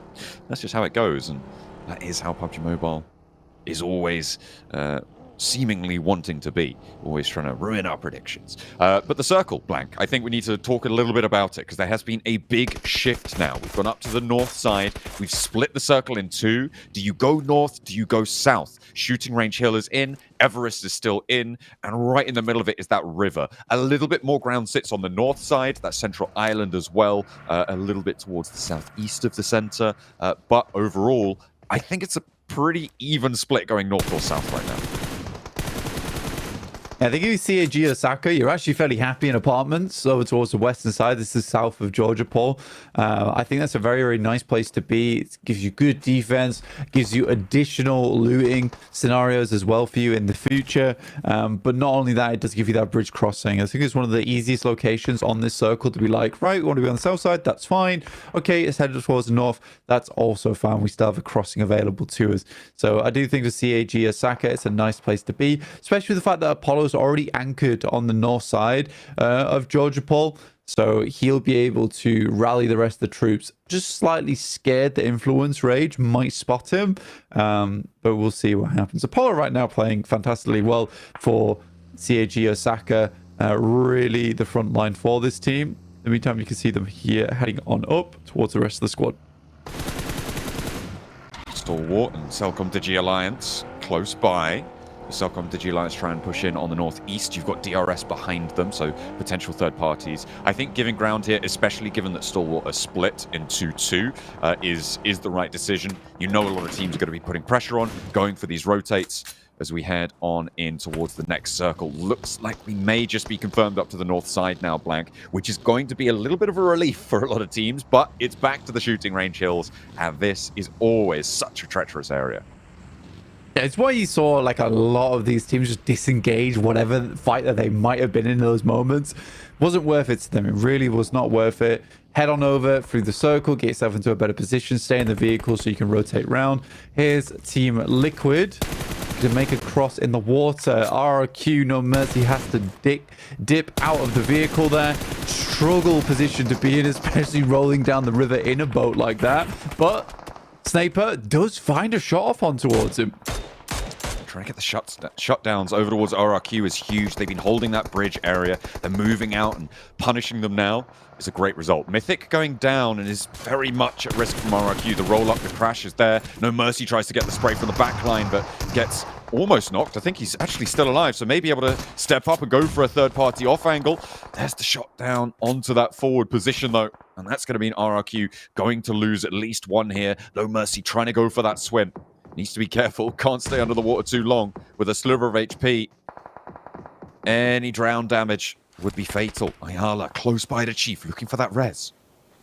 No Mercy gets the full heal off over on the other side of things. I think there should be at least one res going through over towards Team Liquid. I'm not entirely sure how possible it is going to be to get Mythic back up again, especially with No Mercy watching this. Cardozin doesn't have oversight, so it's all down to Ayala and Chief to make this one happen. They'll likely full heal before attempting to get him up. Smokes will be sent out that way. Right in the center, though, it is Thunder Talks. Good shot from CAG now, though. Does find No Mercy. Now Team Liquid in a bit of an awkward scenario, considering CAG have eyes on this. Ooh, Store, step up, spray down over towards Team Secret, who've already lost one on the drop, remember, which is going to cut them down to 2. That high ground not fully established for Break. It's in flux right now as he's trying to put pressure up towards Cellcom Digi Alliance, which leaves this res in a lot of danger. Sanchez trying to put the nade on in. The res comes through. Could be a re-knock here with the nade on target, not quite tagging on, and Soaz could turn the corner. However, there is more barrels to contend with, and it is Fearless to be able to get that shot on through. Slicing through the front line of Team Secret. It is such a difficult maneuver to make now. That high ground putting pressure on as well. Oh, the Cellcom Digi Alliance just going to turn the corner, but the shotgun from Jaiki going to do a little bit of mischief back over towards Stalwart. More footage is coming through. Team Secret in a very bad scenario now. Just one player left remaining, and Sanchia will pick up that last one on break. And Stalwart will fight. 4MV, again, I don't know in what mind they thought that they were just going to be crashing over towards the southeast side here, towards Island, and be able to get in. I think Voin Donkey actually takes a very good approach to this circle. They wide wrap across North Georgia Pole Bridge, and they get themselves in behind DRS, and they're picking up numbers off the back of it. Another play that absolutely 4MV could have gone for. Now that they're stuck outside the blue, outside the circle, they're going to have difficulty getting in. I'm not trying to rip on 4MV. Please remember that. I'm not trying to. I'm just so perplexed by some of the decisions that they're making. And they're constantly in stage 4, stage 5, losing 2 players, and then going like, okay, well, we'll try and pick this one up. It's not working. RCB versus Undertalk. What just happened there? Yeah. The RKO with the rear axle trying to come out of the nowhere there, but finally managing to step up. And RCB still on 2. Dodges to the side, a sidestep. Matador for Wild, but unfortunately, there's a second bull waiting in the wings to rampage on over his position. And RCB cut down to 1. Thundertalk on 3 with 1 knock over to Hui, but there is a third party from the Vicious waiting to be brought to. With that, the circle moves over towards that northwest side, with the ridge playing out over towards the west. Potential for CAG Osaka to play this one out. They currently are just watching down towards that south side, where Team Liquid as well as Brute Force are posted up. Loxy getting very lucky at the moment to stay alive. And CAG Osaka finding shots over towards 4MV, leaving them at 1 player now. And Reefus, who is towards the south of Team Liquid. Big old Yeah. Let's slap a question mark on that one, as AJ continues to question Loxy's residency in this game, and in fact the answer is no longer, as RCB do fall down, 14th place still, towards the bottom of the tables, needing good games to close out the rest of the day. 77 taking a knock from D+, who have been slowly making their way across this central island. The fact that they've transitioned successfully through this really deadly area of the map blank is pretty special. Nolbu, with that high ground oversight as well, going to close down their angles.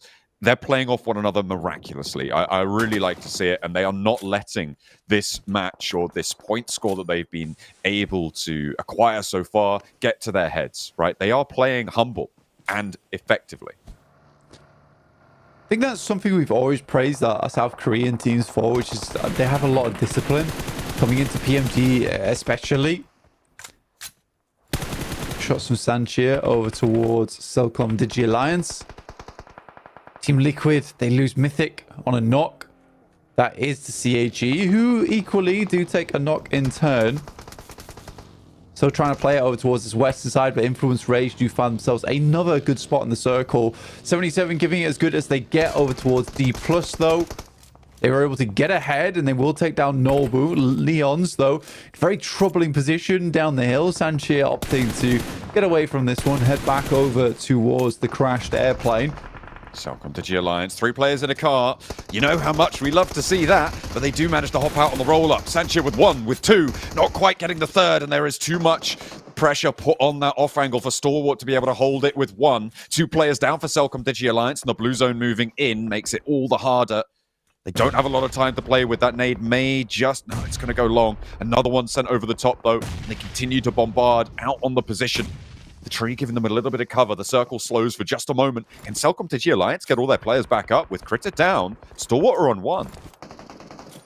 Yeah, there's no real opportunity to actually take shots over towards Selcom Digi Alliance. Stalwart said no position. They'd rather hold the ditch. It is towards the crashed site. The Vicious here coming up against D plus Kia, who have been suffering on the season edge, and they were reluctant to head down towards the south side, and it's understandable because you are just heading downhill. I think you're a D plus at this point in time of the circle that heads over towards the southeast on a rather hard shift. You want to be able to control the high ground. You don't want to be leaving backwards, but a very, very good nade start things off. But that was Chips' last. A sweep up towards the north side. An opener found for Chips, and now it's all up to the barrel of the gun. The M4 in hand, tucking that reload away. On the east side, the Vicious, they're not getting too over-aggressive. That smoke was giving a lot of maneuverability to D+ to try and find those angles, find those picks, but the fact that they've only gotten the 1 knock and it's getting res right now means they're going to have to reinvest on the smokes if they want to make this approach. Osal wants to do it here. Through the gap in the smoke, he may spot David and might be able to tag a shot, just missing. He was so close to being on target there with the pre-fire. Over to the back lines, though. They're looking for nades, and they'll see if they can continue this sweep. But further on in the wings, it's Thundertalk. You have 3 players alive to hold out this northeast side. They're putting a pen around that fight on the southeast as Selcom Digi Alliance try and fly on in, but their wings are clipped. Desperate to get in the shack, dude. They were so hungry for the shack. All nade? More than anything. Hawaii, I don't know if he goes down to that nade. I don't think. Yeah, okay. Just didn't want to get out of the building. Maybe didn't realize that it hadn't. Well, it was a long cook on the bad boy. The Vicious do finally pick up D+. I think they were really hoping that a third party would have come through a lot sooner, and it never did. London Talks were a little bit more preoccupied over towards that north, and understandably so. I think if they're able to pick up that knock over towards David, it's a different story altogether. And the shots were really, really quite unlucky from D+ through that smoke. Stalwart doing their best. Doing their best. That's all they can really hope for here. And CAG moves off from that high ground on the western side, and they take a wide wrap over towards the north here. Let's see if it pays off. Right now, they are down a player. Thundertalk looking to control the northeast side. I said this was a team, Blank, that had been lacking performance, and maybe they can find it here against CAG Osaka, laying down the law, and AJ steps out a 1-2 punch. And CAG Osaka are knocked for 6. Yeah, 1, 2, and 3. Pulls out the knuckle dusters. It would be CAG Osaka leaving the lobby. Yeah, painful fight for CAG Osaka. I genuinely thought that they could maybe get a little bit more done there, but they were rotating into open ground that they had little to no knowledge on. In the meantime, Infamous Rage once again gets himself a nice shift. Team Liquid still battling versus Brute Force. An initial knock did go through. More nades been poured over the top here, but with only Cardozin as well as Ayala left remaining, this does not look like a favorable fight for them.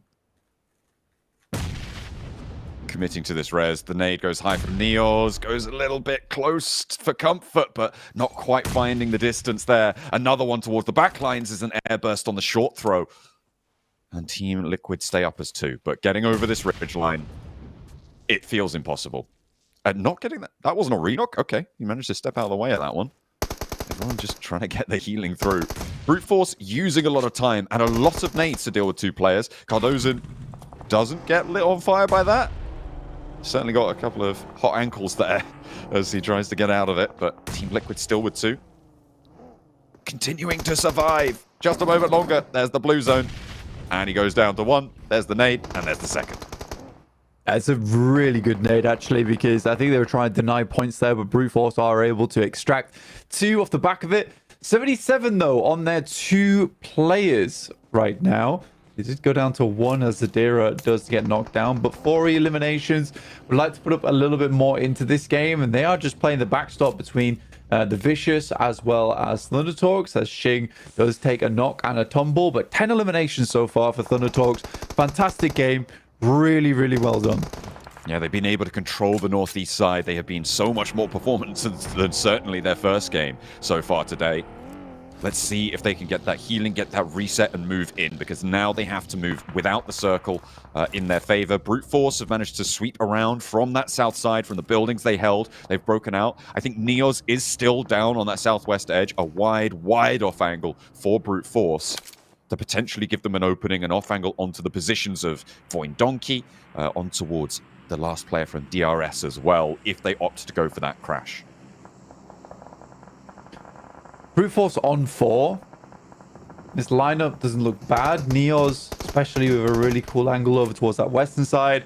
Influence Rage, though, just have so much opportunity to take easy shots. They've got all the cover in the world to work with. It's open ground off towards the east, and this is a bit of a shooting gallery for them. And looking for another strong game. Last game, they got themselves up into towards a 3rd place. This game, they're looking for a 1st. It has been very consistent stuff from Influence Rage, and they are catching up now to D+, setting those two teams worlds apart from the rest of the lobby. Yeah, it's such a difficult gap to close now, and we may have already started to take a look at 2 of our teams getting committed towards those finals. Of course, there's still a lot more points to be earned, and it's very, very early to make that sort of a call, but you're right, there is just such a difference right now. It is night and day. Although there are little glimmers of hope, I think. I mean, especially with Thunder Talk putting up this 10-elim game. It's a team that, you know, was one of the strongest teams coming through from the PEL. They've got the 2-time champion King on side.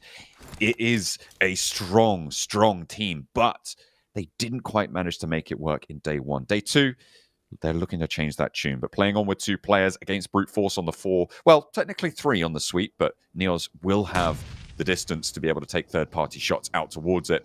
Brute Force looking to instead turn their attention to Voin Donkey ID. Critter from the side, finding one shot over towards Thunder Talks on AJ. Was their play with 5 eliminations, so rough player to lose there, with just Shing now still up. But Critter doing a great job for Stalwart, stealing away a couple of these eliminations. Neo's finding Lorazin. Wow, that is big, and that was that off angle they set up a long time ago for Brute Force. It's now paying out for them as they hit the jackpot, especially because the circle is just pushing in now. I wonder how possible it's going to be to get Lorazin back up, but they do get that res and now move on forward. Nice. Yeah, very, very critical that they got that res back up in time.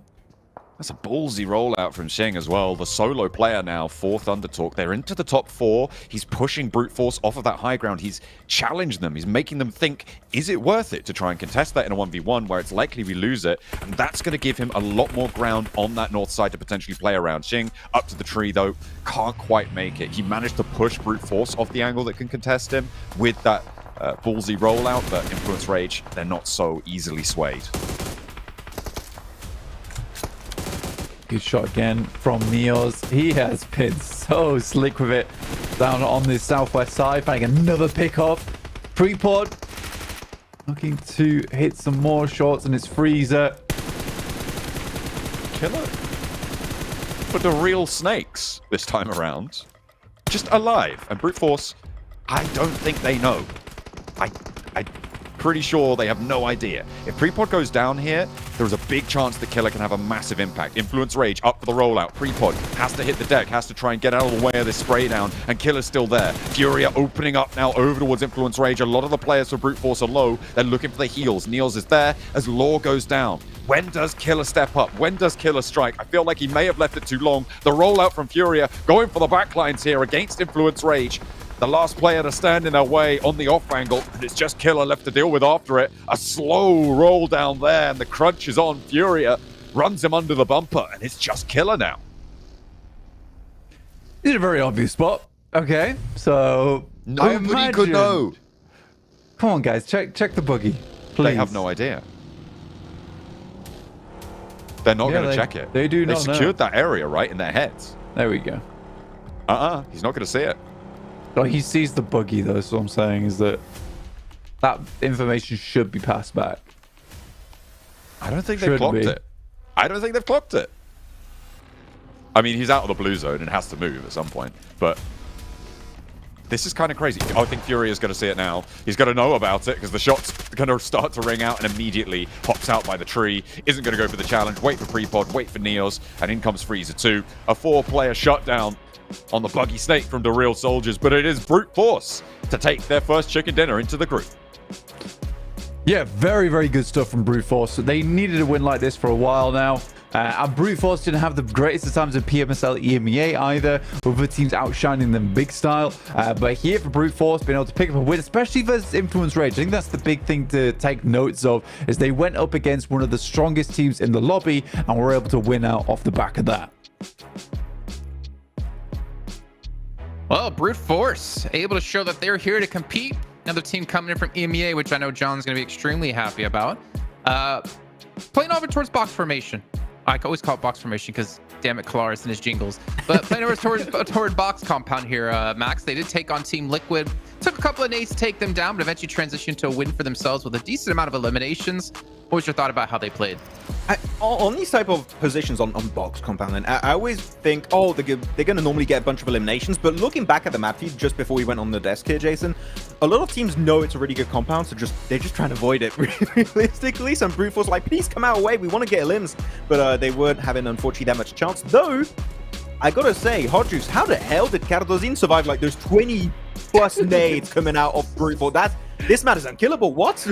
They used all their utility right there, and rightfully so, because you know what? They didn't want to risk it at all, right? They're like, you know what? Let's just get these eliminations, clear them out, and then we can finally move on from there. You know, it's about damn time Brute Force got a good game under their belt.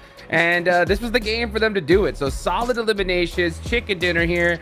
Hopefully this will be the first of many for them, but we'll see how that ends up working out. But that's the thing, though, is like anytime you get a zone anywhere near, you know, that shooting range crates area, box compound is so strong, Max. I think when we were talking about it, like the second you saw that zone shift, you were like, oh, dude, Brute Force, this is their chance. And it was. It was their one opportunity here. Once they clear the southern teams like your 77s, like your Team Liquid, and they especially still have cars. This is a great compound, not only because you can defend it very easily, you can hold multiple cars in the compound, and once you have to leave, those cars, they're completely untouched, ready to go, ready to run into the circle and to get the angles you really want, which is what they did against Influence Rage. They had so much control of those final circles. Influence Rage, sure, were also playing a decent game, but the angles that Brute Force had at the very end were just too threatening to their spot at that time. So good for Influence Rage, but Brute Force really holding on to your resources until the late game is always going to be a big plus when it comes to wrapping up this chicken dinner. Well, there's a couple of, well, actually, to be honest, there's a lot to really talk about in this game. I want to kind of turn our attention towards Kagasaka for a second here, because the rotation they ended up doing, playing on the southwest side, they kind of did something similar to what, well, kind of similar to what Voin Donkey did, where they rotated through like West George, or like through like the Western George Bridge. Kagasaka instead rotate like clockwise around the zone and ended up meeting up against DRS and Voin, who were in the midst of combat. I kind of like it, Jukes, because they could have all crashed onto Influence Rage, but Influence Rage were not fighting, they were just up as a 4-man. Or you can go wide north, take a bit of a risk, and third party, which I like the idea, but then AJ happened to pod Jukes, and that's not a good thing. Yeah, exactly. You know, AJ, when AJ just starts popping off, dude, there's nothing really you could do. And yeah, they were kind of stuck because you could tell that they wanted to kind of try to see if they could wrap on over to that hardship side. Luckily for them, they didn't go for that because they would have just been met by like, what was it, like 4 or 5 teams that were already there. A lot. But it was fortunate for them that they did get that yoink right back on over to the west side of the circle. So they got a good solid circle shift. But I ain't gonna lie, dude, every time I hear, you know, when I hear about this team, I think about another squad, and that's 4MV, right? And the reason why is because they were stuck in the blue zone for so long, Max, you know? And it makes so much sense because I think that TOG Osaka got in 4MV's head big time, because these guys did not rotate until, what was it, like, circle 3. They were stuck in the boot for so long, and I think that's going to punish them here. It did in this game, and they're hamstringed. I don't know what else to say. Like, it's wild to see. I also kind of get it because we have now had 2 River 50-50 splits happening on Sanok and now this first Erangel, so it is quite tough. So you're going to see a lot more teams trying to play out in the blue on the edge of the circle, and that's what CAG were kind of attempting to do, is just surviving, trying to go for these really impactful fights to just carve some space in the circle, which I respect what they were doing here, especially the early game strat of sending one player north of the river, keeping 3 down south, and having that as an anchor point. That was a really, really good approach. I think it was Apollo being the anchor point. But you got to take some risk at some point here, Hot Jukes, and that fight I think was smart. But again, as I said, AJ was just too damn clean with the, I think it was the S12K, and able to just sweep the entire team. So yeah, respect. But unfortunately, the teams that had the compound to the very end, which were Influence Rage and Brute Force, got himself first and well, not second because of Killer, but almost. I want to talk about Alliance a little bit though, because it feels like they were fighting for, I don't know, like 6 zones. Like they were fighting forever. They were fighting up against Stalwart and eventually crashed into Thunder Talk. But they only come out of this game with like 2 eliminations, which I find so unfortunate for them considering the amount of fighting they were consistently doing. It felt like, last time in Dragon Ball Z and they're still powering up for the fight was getting ready. It was like, but it's been like 3 circles now. It's been 3 episodes. What's going on? That's it. I mean, he's only just started charging the Spirit Bomb there. Yeah, he was trying, but it did not work out. It did not hit the intended target because they didn't get much out of it, unfortunately for them. But I think the fights were good, and Stalwart were just trying to delay as much as possible. But at some point, you got to send it, because the more you delay it, guess what happens? You're making yourself vulnerable to a third party, and that's what CAG Osaka ended up doing. So you got to wrap them up a little bit quicker when you reach the late game, because you're always going to be vulnerable. And man, Thunder Talk now, with the overall rankings, go from 9th position at the start of the day to 4th, just on the brink of pushing up, maybe in top 3. Now that's a comeback. That is a TJB. Yeah, let's go. And you know what? I mean, kind of something similar for Brute Force too, right? Brute Force were all the way down on the 2nd page, and they rocket launched themselves up to a good, solid position here. So that's good, really good to see for them. And you know what? I want to go back to what you're talking about Alliance, Jason, because I was looking at their stats from yesterday, and they had 7,766 damage, right? That was 3rd overall when it comes to damage by squads. I mean, that was only a couple damage short of 4 Miracle Vibes, 1,000 short of D plus Kia. But, it's so crazy to see Alliance put out so much damage, but not be able to convert at all. It hurts to watch. Well, you don't even see them on the front page. That's the unfortunate part, which means their limbs, or at least when it comes to places, a little bit lacking. I mean, their limbs, they're tied up with like Hagasaka. It's nothing amazing to kind of reflect on the amount of damage they did. So their limb game, at least confirming those knocks, are a little bit painful. But what's not painful for Voim, able to push up to 12th place here, almost on the brink of pushing out of the bottom 5. DRS as well has been on the up and up today so far, starting off in 16th place, now up to 14th. And then 77 even having a slight move up here, Max. Yeah, cool for 77, though I do want to see more damage control of Team Liquid. That was some really good damage control. Can we see more? Yeah, 7, go talk to Knight. Tell him to start with his damage control again, because he's not looking good. Yep. Would be a big step up. But yeah, it's still really close at the bottom. We're going to see a lot of topsy-turvy kind of situation. Some teams pushing out of the bottom 5, so I'm going back down into it. So it's going to be a bit inconsistent right there. But the top squads right now looking pretty solid, though. We're still waiting, Hot Jukes, to see D plus Kia break the 100-point barrier. We got some numbers I think we checked out earlier, and it's going to be interesting when we bring them up. But I do want to highlight for D plus Kia, and this is a rotate that you, Jason, brought up, was actually sending Osal across the island west of Rozok and actually being the anchor point for the team. It was a bit risky because he's just checking if a team is there, but you're just actively scouting by doing so. But the fact that he was not eliminated, then the rest of the team followed up. So it was a risky play. You might lose a player, but if he stays alive, guess what? You got an anchor point, and you know that spot is free, which ended up allowing them to make it a bit further in that game than they really maybe could have in the first place.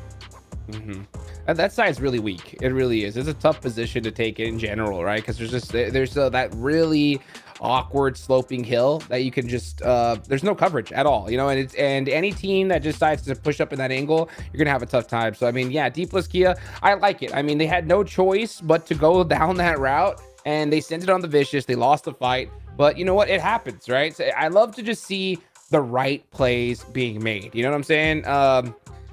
Like last game, watching Thunder Talk fly to their death to the Vicious was a bad play. You know what I'm saying? And as long as you're making the right decisions here, more often than not, you're going to have success. And I think that's why D plus Kia are just on top by such a wide margin, by the way. I'm actually really happy you bring up the Vicious here, Jukes, because they had on the eastern side one of the better positions. So their spot, pretty much just to explain for everyone, was a somewhat of a cliff position where if D plus Kia wanted to push up to them, they just had to go up this cliff. It's really hard to push. And actually for Vicious, that allows them to pretty much sweep and retain control of the eastern side of the circle while also creating a lot of space for themselves. So that fight versus D plus Kia was very, very easy for them to win. As you said, then Hotchuk's Thunder Talk got a bit involved and just ruined it for the Vicious. But Vicious knew the terrain. That is giving us a big, big plus versus these teams. So good for the Vicious to really see the terrain and make full use of it at that point in time. Yeah.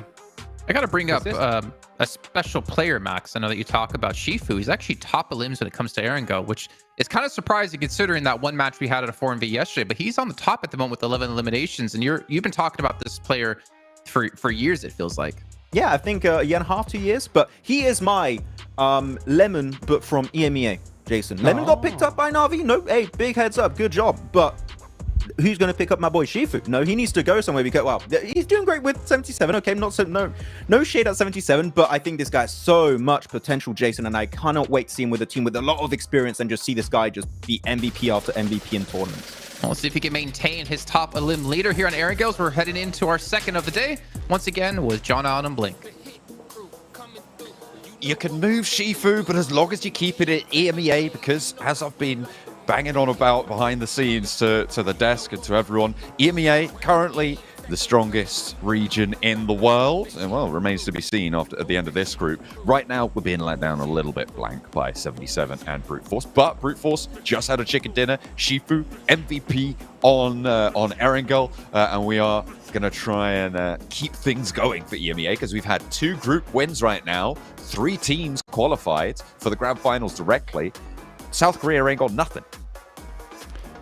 Yeah, it's kind of crazy. It's kind of crazy at the moment. Very, very good stuff. I mean, South Korea's got DRX, right? They got DRX going through. Okay, they've got something. Yeah. Hey, I was about to say, I was like, some very strong teams. Yeah. They do have contenders. They do have contenders coming to this. And I think that if you're looking over towards 77, I understand what Max is saying. Shifu is a strong player. Maybe you get him on a different roster. But I genuinely think this is the strongest 77 that you'll see. Zadira, similarly, also fantastic. Magnum on the off angles, nice. Limbo Boom as that backstop. A lot of times when you look at this squad, you are just like, wow, this is a strong team. They work well together. They finally find their groove. In the past, it used to just be, oh, Shifu is on a random team, but he's doing good stuff. But I think this is the first time in a while we've actually seen Shifu on a squad where I think he can really perform on. Looking at the map though, right now, back up towards that northwest side. It's northwest all day, every day. Max was saying that he hates the river crossing, doesn't want to play it anymore. Please circle, go south. I mean, yeah, these river splits are just really dastardly, right? Because it forces teams to make a 50-50 coin flip in terms of, okay, well, we don't know which side it's going to go. And then in general, it's just half of the teams that make the wrong call, even though you wouldn't know it was you couldn't know it was a wrong call, end up kind of being cut out a little bit and having their performances deflated by things like this, right? And it's really, really rough. And sure, you can see some really shine through games, and towards the top, I think it matters a little bit less, because if you're a fantastic team, you handle those situations. But if you are in a middle pack team, getting to the survival stage can be won or lost on coin flips like this. And right now, it feels like 4MV are trying to take some less favorable coin flips. Let's hear from their coach with 7WG. Welcome back to a quick report with the 7WG. This one is going to be in regards to 4MV. Since their win yesterday, they really haven't been able to do much. They've been averaging a placement of 13th, and we really haven't seen the amount of eliminations. I got a chance to talk to their coach, and I asked him some pretty tough questions. I was like, what has been the struggle so far with this team? He told me that they just haven't been getting the circles. And then the shocking answer to following that up, he said that they think this team is a lot harder than they expected them to be. So it feels like 4MB came in a little bit too confident. And I'm with you, Blank. I think they have been getting humbled. I love the juxtaposition of that. We just haven't been getting circles. Doc dies immediately to CAG Osaka.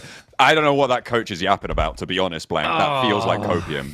That is, yeah, huffing on it right now. That's not good. That's really not good. They call that one the Doc tooth extraction with the amount of copium they're on. Oh dear me. I mean, look, I don't think you can say, right, look at Sandhawk. Is D+ saying, Oh, we didn't get the circle. They were in docks. They weren't with Doc, but they were in docks. Like, this is... I don't know. Like, come on. I think there has to be some serious introspection between today and tomorrow. Or even after this match, we do have a short break for the players. Then is the time to be like, guys, you need to pull it together.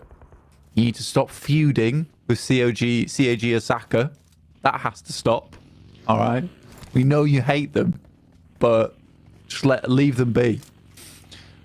Okay, so let's take a look at what has happened so far this game, right? They lose Doc, which is pretty naff, right?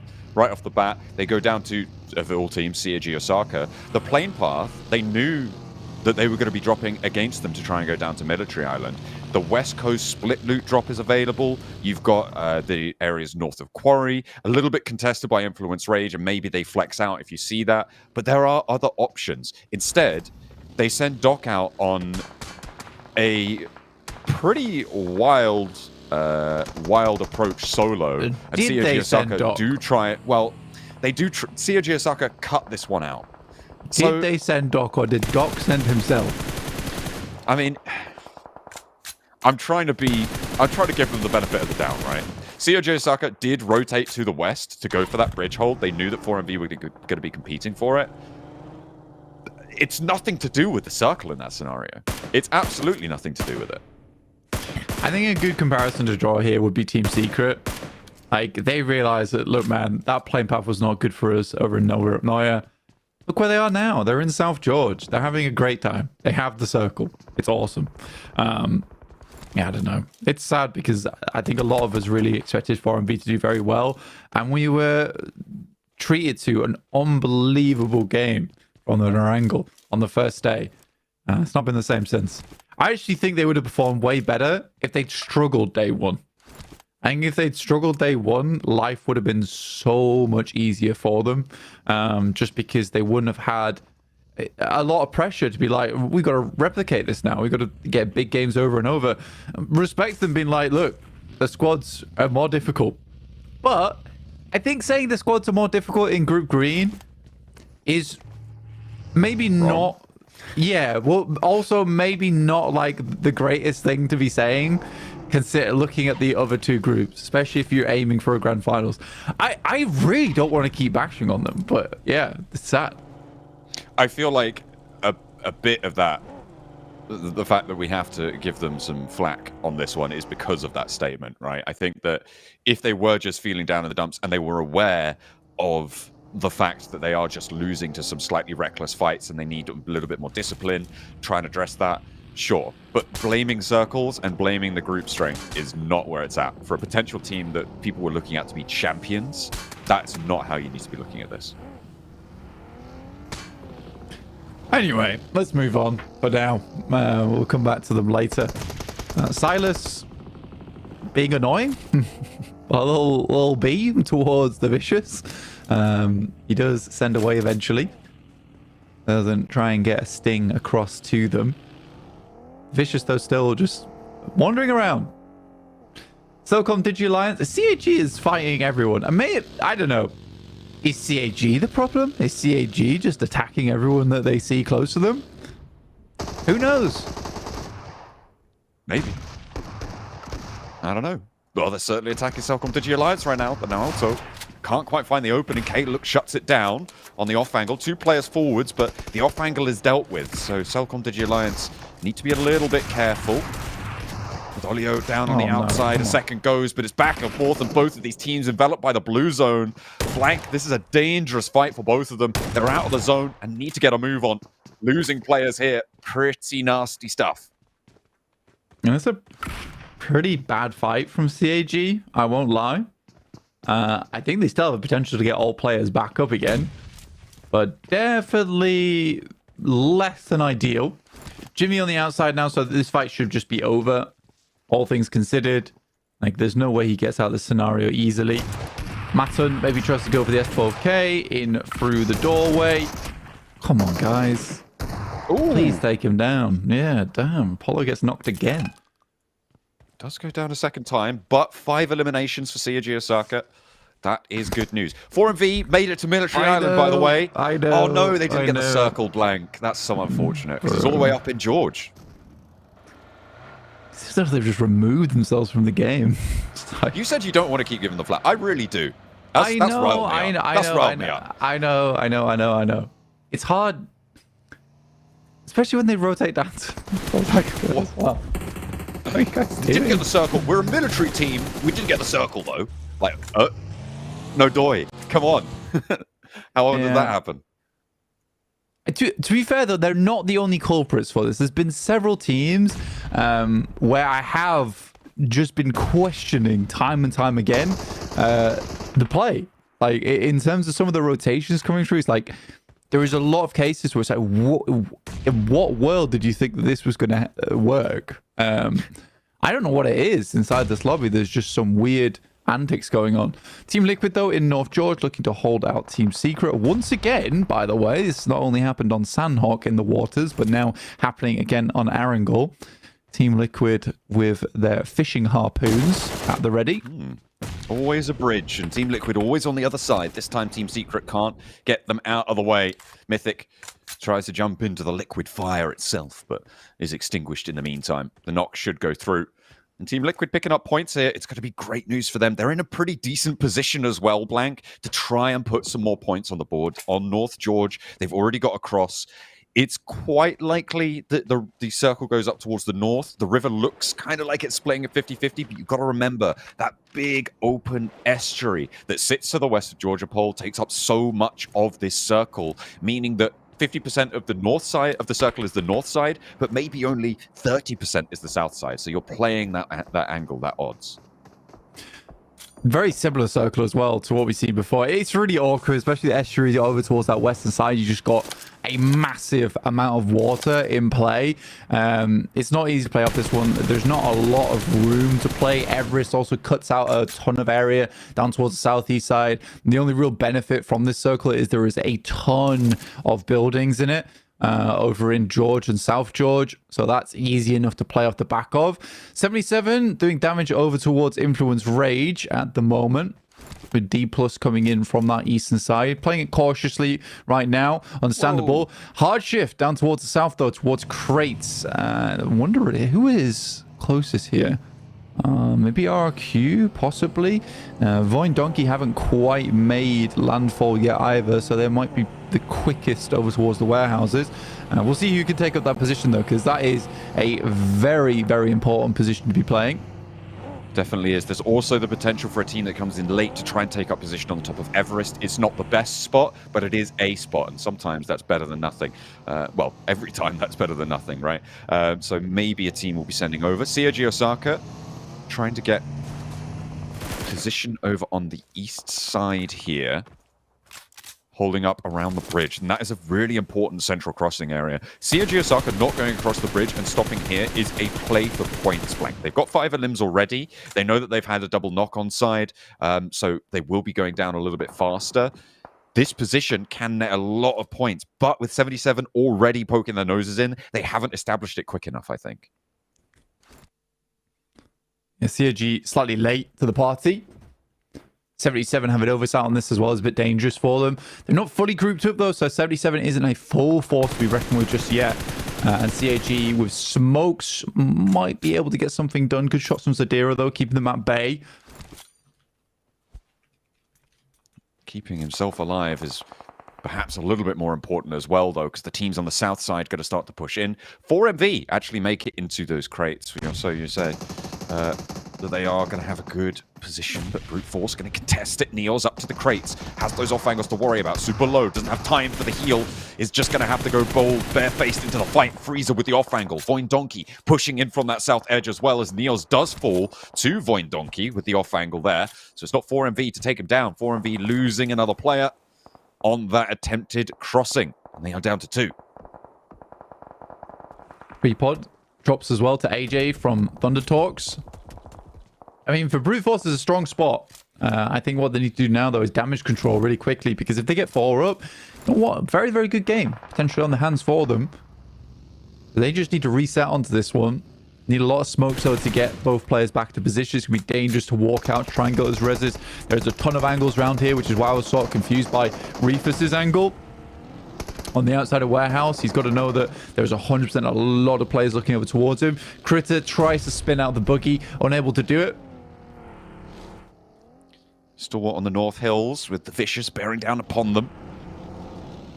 Trying to get them out of the way, but Stalwart not really presenting too many openings here. David trying to move on up, but this is really bold from the Vicious to send all the way towards the back line, try and get all the way through, and not going down there? That feels criminal. Not too sure what's going on in the north sides here, but the circle shifts down south again, and that is going to pull them out of this fight sooner rather than later. Two players from the Vicious finally do take a tumble, and Stalwart pull themselves back together. Yeah, the Vicious doing that, the totally unacceptable behavior. I would 100% agree with you. I think at that moment they were like, we'll just do something. We'll do something right now. It might work. Just do it. If we don't know what they're doing, there's no way they know. Yeah, exactly. So I think for the Vicious, they just attempted something a little bit special. It didn't work out. Circle does move back down towards that south side, pushes off Everest. D plus Kia make a wide ramp once again down towards that southwest edge. Has hurt them quite a bit to do this, but just getting here in stage 3, I think they should be fine when it comes to meds. Like I said, a huge amount of buildings in this area. 100% likely that not all of them been completely looted up just yet. I'll be able to play off the back of this. 4MV, you got to admit, it was a pretty speedy rotation from them, from Sosnovica, to get over towards this spot.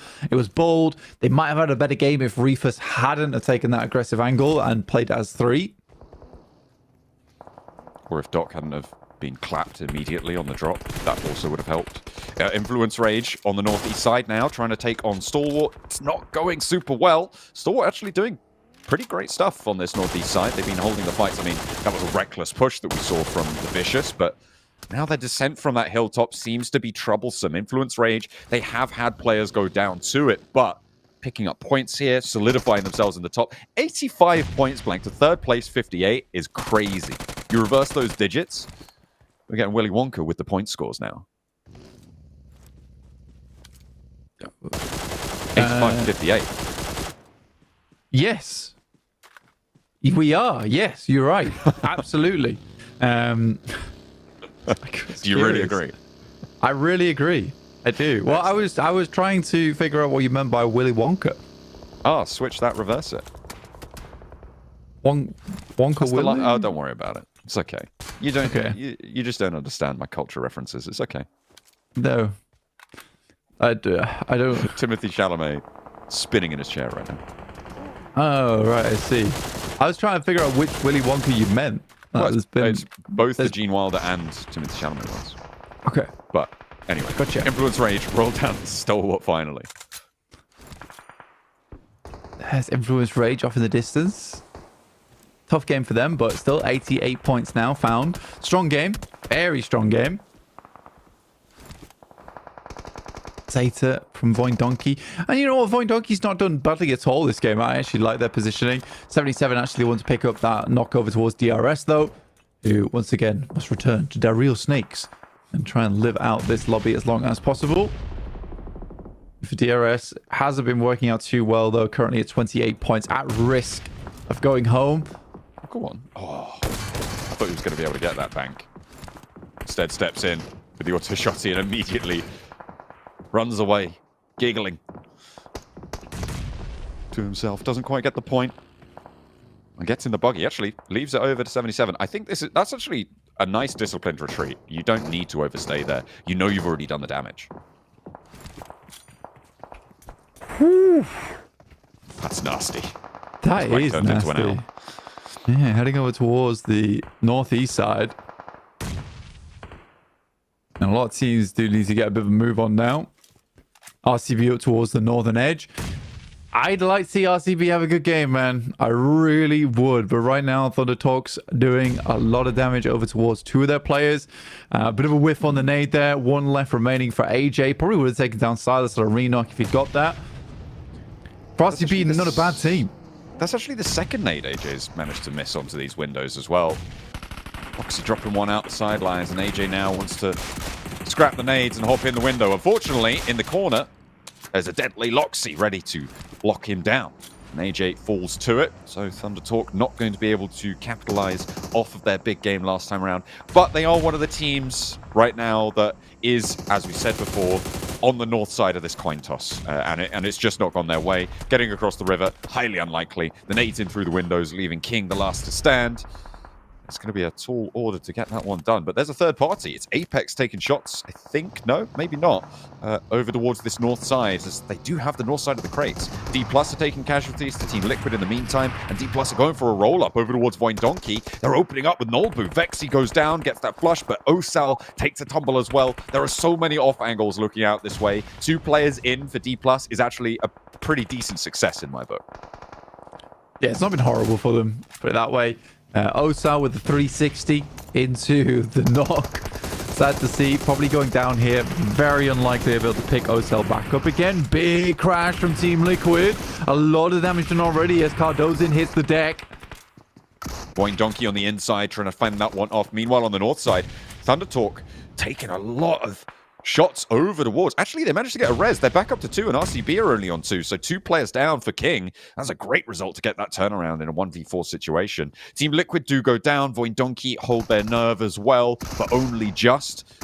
Still, a lot of danger to be seen. D+ looking to hold it down as we hop back over to the north side fight lane. Loxy on the sidelines. I mean, really, really strong player is Loxy. Unfortunately, almost goes wrong, but he's able to keep it going, him and Silas. But days are limited now, considering they're on that north side of the circle. Lightly, it's going to shift down towards the south, and they're going to have to hit the water. But there's already so many teams holding this location. I don't know how CAG is still in this game as 3. These guys must be freezing to death, considering how long they've spent inside the water here.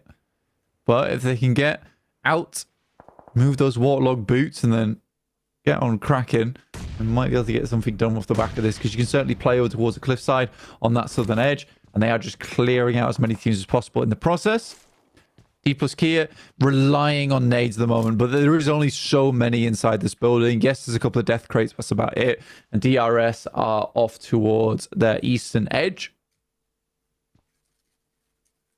Next circle goes up to the north side. Okay. This is great for CAG Osaka, right up on that coastline. Brute Force also with that west side, the only team with 4 players alive, have such a strong spot too. Prepod up on that massive higher ground, up the top of the cranes there.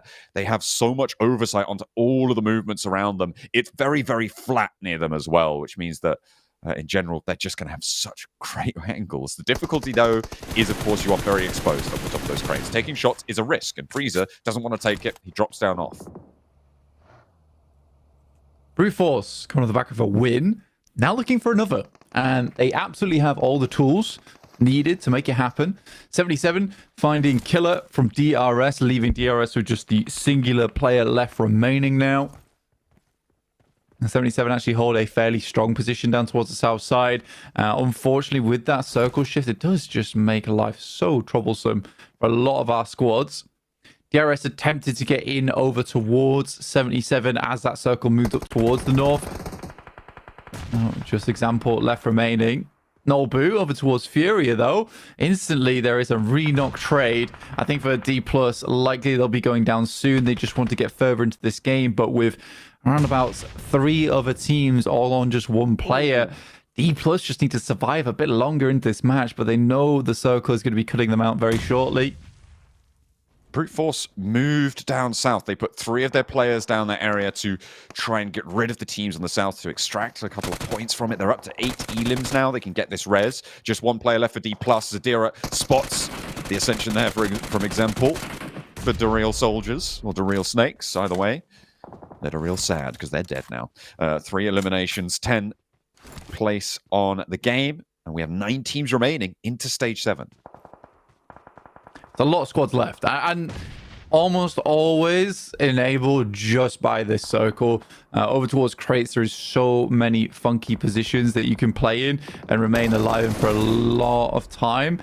Chips, though, again, a huge amount of work on his hands going forward. There is a massive possibility for this to drop down towards the top 5 the next 3 minutes. And Chips just needs to live with the circle ever closing in on him. That becomes less of a possibility.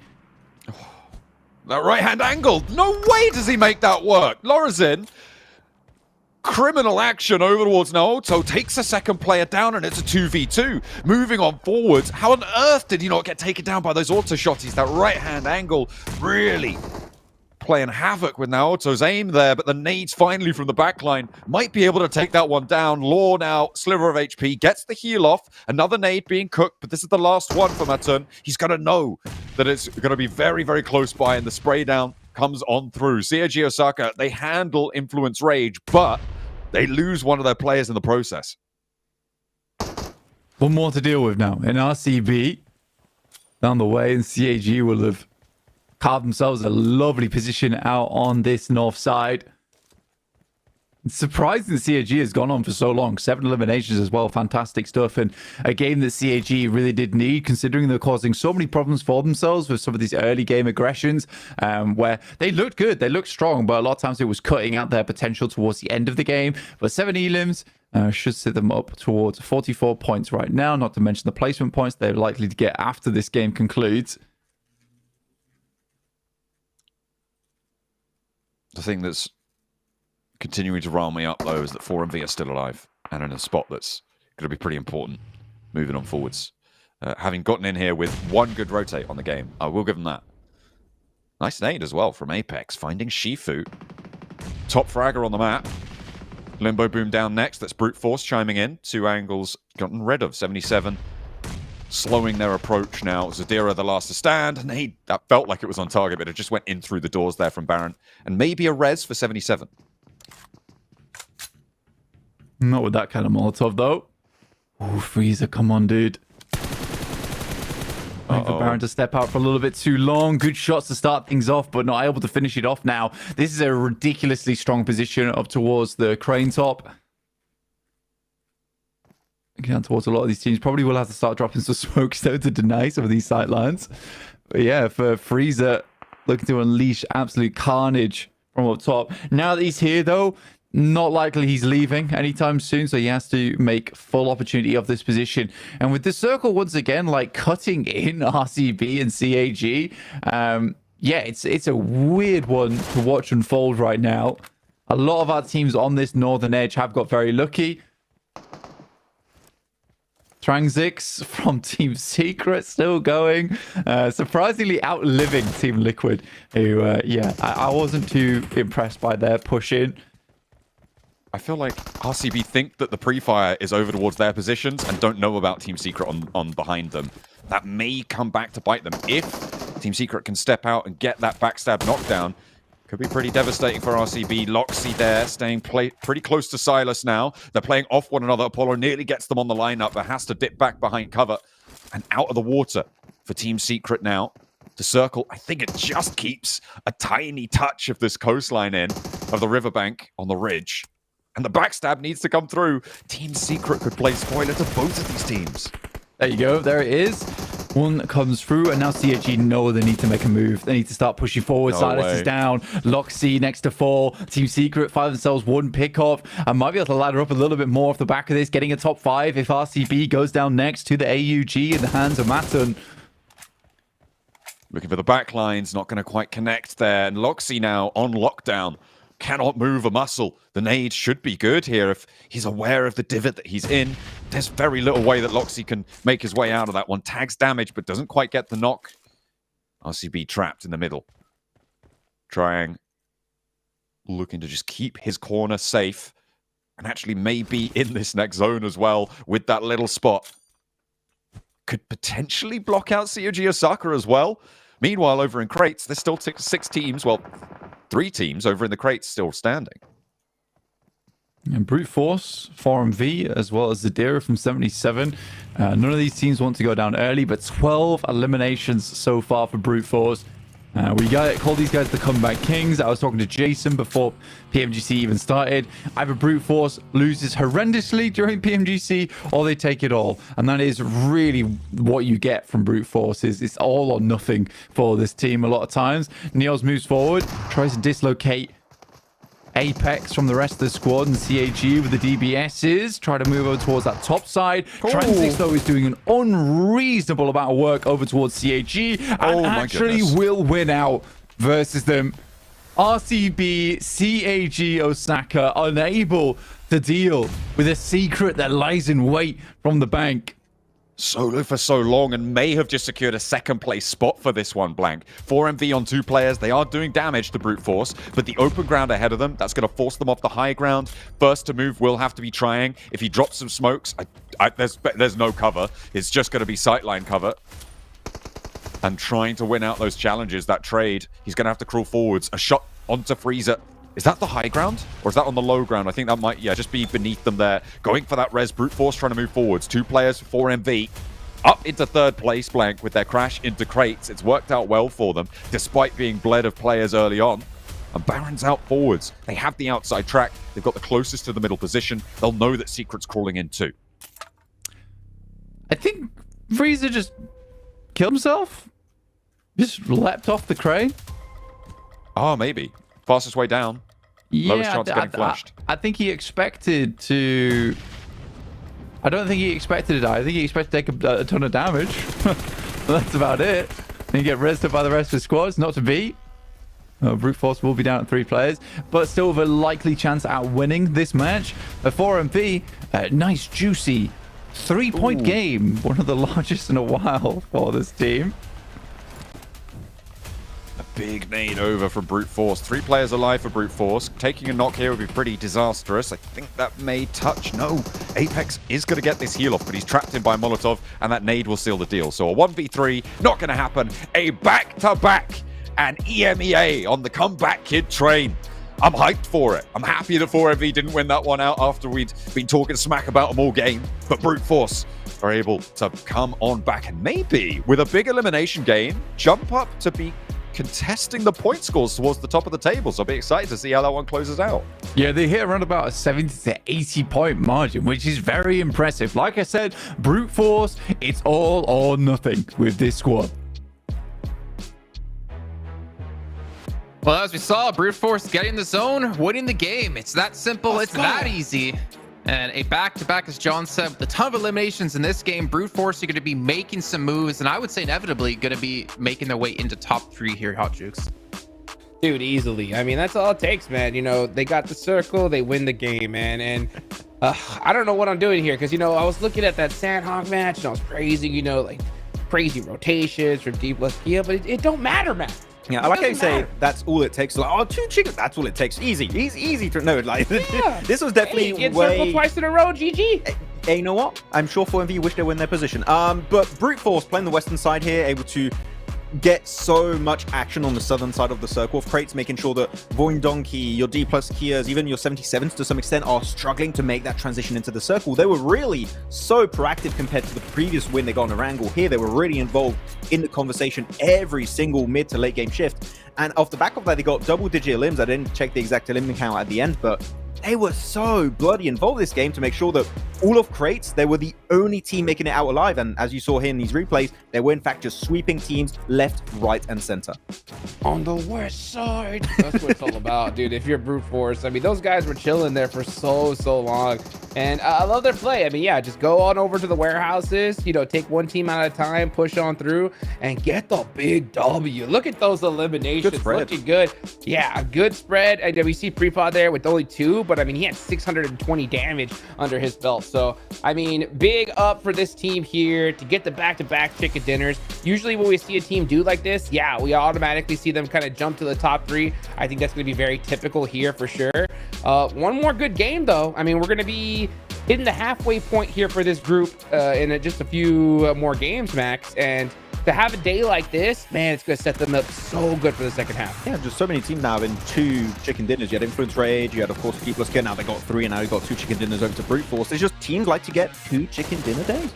just a trend that's happening for Group Green, it seems. I'm not sure. Though looking at some of the replays, we saw Team Secret get completely wrecked, except for that final player. He was in the water on the cliffside for like since phase 2, Hot Jukes, and he gets a second place. I'm like, that's my kind of gameplay if I was in his lobby. I'm just like, please don't eliminate me. I want to get second place for doing almost nothing and just swimming. I'm like, it worked out. So like, props, I guess. Yeah, please circle, come to me. Yeah, and it worked out. I mean, hey, that's all it takes. I mean, you gotta utilize every single play you got in the book. You know what I'm saying? And if you realize, like, you know what, my team is in big trouble here, let's just put something on the board, you know? And hey, second place. That's some good placement points. We'll take that all day long. Well, I mean, we also have to talk about a couple of teams in how they approach this zone, knowing that it's basically centered up on crates and what they can potentially do. And for me, it's about D+ and DRS. And Max, we were talking while watching the game about this. They came into that zone very late, knowing that sending it into crates like that, when so many other teams had, it's just a death sentence. And actually, even before they send into crates, what was really interesting, Jason, is they went scouting on top of Everest. I think there was Fabian for D+ Kia, and there was another player. Actually, the entire squad of DRS sent it over to Everest to scout.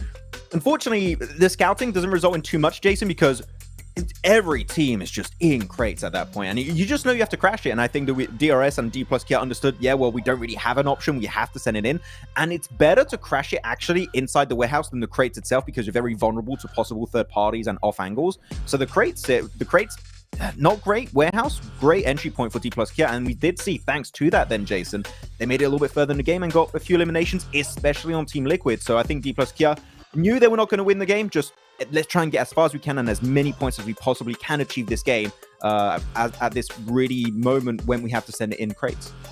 Well, a team who had a phenomenal performance in the last match, I think it was with 11 eliminations, Thundertalk here, really not coming away with too much, and kind of a shame. They're up against, I believe, Regnum Carter on the northern side of this zone, on the northern side, I guess, of Erangel, split up by the river here, and they just couldn't combat against this team from Turkey, Hot Jukes.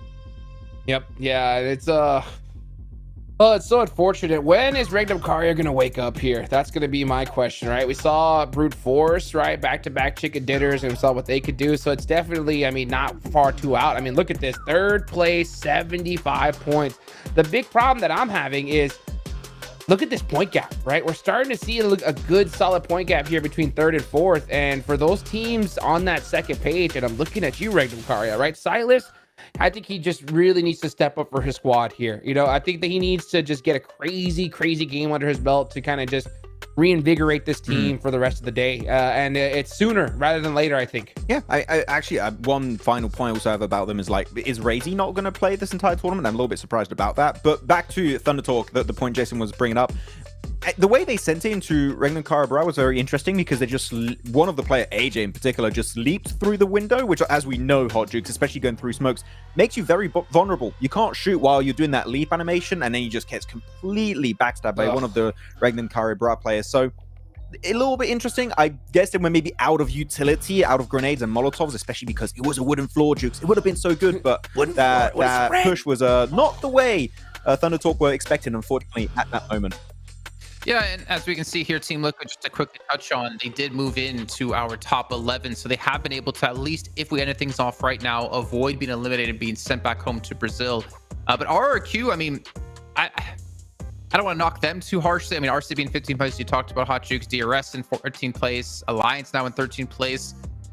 Technically, all you really do need is that one pop-off game, as you've mentioned before. Yep. However, is it going to come? When is it going to come? Is it going to be on the final day where you've already fallen too far behind the other teams in terms of points? Like, if they want to be able to kind of save themselves, doing it right now would alleviate some of this pressure. But you know what? Speaking of pressure, it does make diamonds, and what makes diamonds even better is heading to a short break.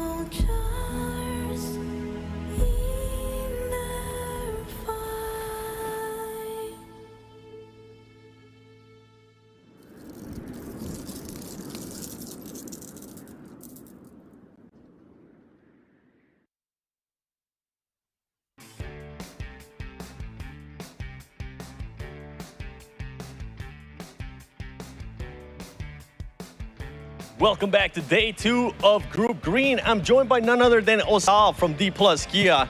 Let's start off with it. You guys have been so consistent. Do you feel like there's anything your team can do to get even better?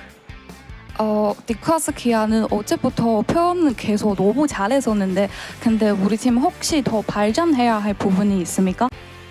좀 아무래도 좀 개개인 디테일적인 부분이나 이제 방향성이 어긋나지 않게 좀 소통을 잘 해야 되는 부분인 것 같습니다. 네. So first of all, we need to make sure our details when we played. And second thing is we want to make sure the direction is the right direction. And the third thing is we want to make the good connection with the teammates. Right on. Well, hey, one thing is that we know you can clutch up. I want you to walk me through that massive clutch up, that 3v1 against VD in Miramar. What was going through your mind? 미라바에서는 선수님 혼자 3명 죽었어요. 그대는 무슨 생각 있습니까? 딱히 별 생각은 없었던 것 같고 좀 운이 좋았다고 생각합니다. I don't have like really a lot of thoughts back to that time. I just think I'm lucky enough. See, we call that being ultra instinct. Well, thank you so much for your time. Back to you guys.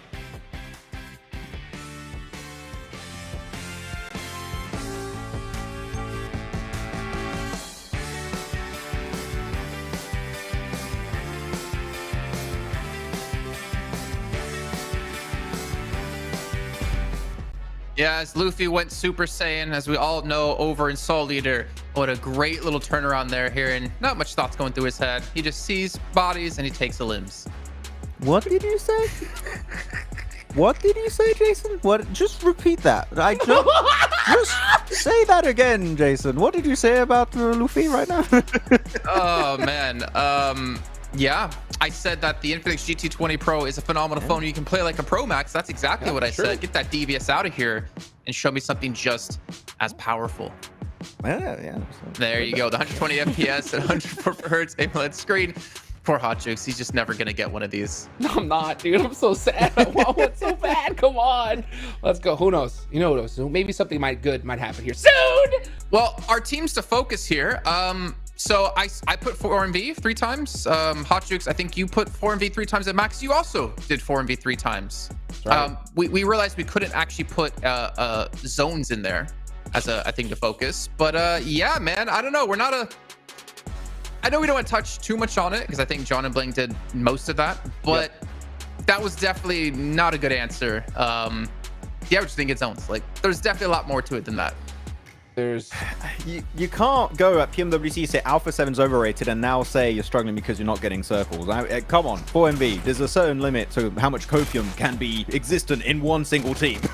So right now, it's not been looking good. If you want to give them a bit of credit here, Hodgick, sure, they did get some circle luck in this game, and they were able to play around it to get a top 3. Like, okay, GG, sure, but they still lost players really early there. And that was, you can't blame the circle for that one. You just dropped next to CAG Osaka and you lost players instantly. Like, that's only but your fault.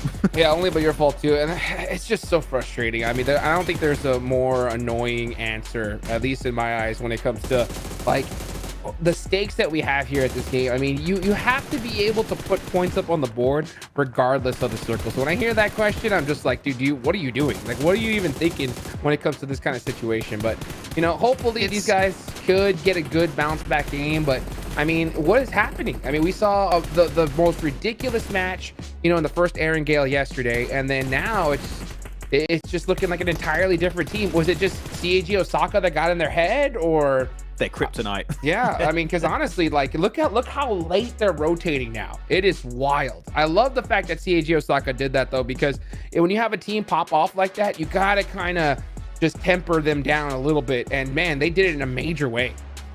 Man, you know what? I would win PMGC. I'm just not getting the zones. That's the problem. I feel like, you know, we put a squad together, we're going to win. I mean, okay, so the last note for me on it, I feel like that's just a cop-out answer. And again, I think John and Blake already talked about it quite a bit. I think he obviously knows what's wrong and like what's not working for them, and they just didn't want to really dive into it and didn't want to like not give an answer whatsoever. So that's the reason I think we got that answer. But in the meantime, taking a look here at Nobu, able to surpass Osal, who was our MVP from day one here, who went Ultra Instinct. I'm not gonna make Max's head explode, I'm sorry. Who went crazy yesterday. But D+, they're not just one player. We've only mostly been talking about Osal, but really, they're all 4 players have had their moments so far. Yeah, we said at the start of the day on the pre-show, right, that Nordbull was the first fragger with Osal. They were tied with 14 eliminations, and Chips was in 4th position just behind Doc with 13 eliminations. So they are currently all popping off really, really consistently. Their fragging potential is there, and you can say it, Jason, they're going gear 5th today. They're going the entire way. They will be the king of the Pirates. Let's go. And they will qualify to finals. Did they Bankai though? Oh, Jason, this cardboard DBS can hurt. Okay, I can do like paper cuts and stuff. Be careful. Don't want to do that. Well, we're about to head into our final Erangel of the day. Brute Force, man, they've really been on a tear, and again, like having this kind of consistency, having the ability to have pop-off matches like this, but to do it, back to back, it's been able to net them from, I think it was like a 7th place start today up to 3rd place at 75 points, and they've even started to build up a gap against some of these teams below them. I mean, it's 75 for them. Vicious is at 58, but obviously they're 15 points behind 2nd place at Influence Rage here, Hot Jukes. Yeah, not to mention, they were at 7th at the start of the day, but they dropped down to 11th at one point, right before their pop-off match. So they definitely had a massive jump, big ups to them. And, regardless of the situation, whenever you get a game like that under your belt, especially the first chicken dinner on a stage like this, I cannot stress enough just how huge it is for your mental game, right? I mean, because you just finally just say, hey, we could do this, right? Man, we're here to play. And you just start playing more comfortable, more loose. Hopefully it doesn't get in your head too much and you hop in a hovercraft and just start pushing everybody like don't do that. Nobody's business. Don't do that. But as long as you just can play consistently here, yeah, I mean, you're going to be in a great position. And Brute Force, one more good game today, and they're going to be primed, locked, and loaded here for top 3. And I really have to say for Brute Force, right, I think this is a team that not too many people are looking at. Oh yeah, top 3 contenders, of course. 2 chicken dinners will do that for a team. But looking at the teams you have in the survival stage, we mentioned the big names you have already over there. I think, no joke, this is the best opportunity for Brute Force to go to the Grand Finals. I think this is going to be the easiest entry point. And I think they understood that, like, yeah, if we go through survival stage, our odds of qualifying, very slim. So we just need to get these big matches, play aggressive. Sure, the first chicken dinner was a bit passive because the circle just centered up around their compound a few times in a row. But here they were just sweeping all of George Paul crates, which I have to say is not an easy task at hand. That is a really bad kind of area to maneuver around. The fact they did it without losing a single player until the very final fight is very impressive to me. So I think the Brute Force, they got the momentum now. They're like, yeah, we have to send it. We need to be top 3. There's no other option available to us. So we're going to go the entire way. And so looking at like the results from last match, Kagasaka is a team we haven't really touched on too much other than the fact of them being able to punish 4MV when it comes to Erangel, but they're kind of sitting in 8th place at the moment. We haven't really talked about too many teams coming in from Japan, unfortunately, especially with Reject not qualifying for this event, which would have been, I know Max, he loves Reject. It's his favorite thing besides Aurora Borealis. It is. Rage Yosio in particular, Jason, is my favorite thing after Aurora Borealis. No, almost a close tie. But CAG Osaka here, I like their playstyle. We've seen it many times right now, Jukes, which is anchor point across maybe difficult to traverse terrain like rivers or maybe some mounting points. And Apollo's always going to be serving as that anchor point for the team to regroup. Okay, Shifu, hello. And then they just send it over to Apollo if they need to instantly. And I got to say, the snappiness at which they react to these circle shifts is very impressive to me, Hodge. Yeah, for sure. I mean, I think this is definitely, it's only a matter of time for this team. I think they get a good position, maybe even a favorable circle, and we'll see them pop off here. So they need a good game under their belt, though. I think they're getting good, consistent points here and there with, with their rotations. But, and once they get that big pop-off match like we just saw from Brute Force, I think we could easily see them jump to the top. No problem. As a matter of fact, I think the same for pretty much everybody on this leaderboard. And that's what I love about this, Jason. Like this particular PMGC, we've been talking about it since the start. Anybody, right, can make it into that top 3. And I think for a lot of these teams, it's their only way into the grand finals, because that survival stage is just going to be too brutal. Yeah, I think the survival stage / the last chance is the true group of death that we can all completely agree on.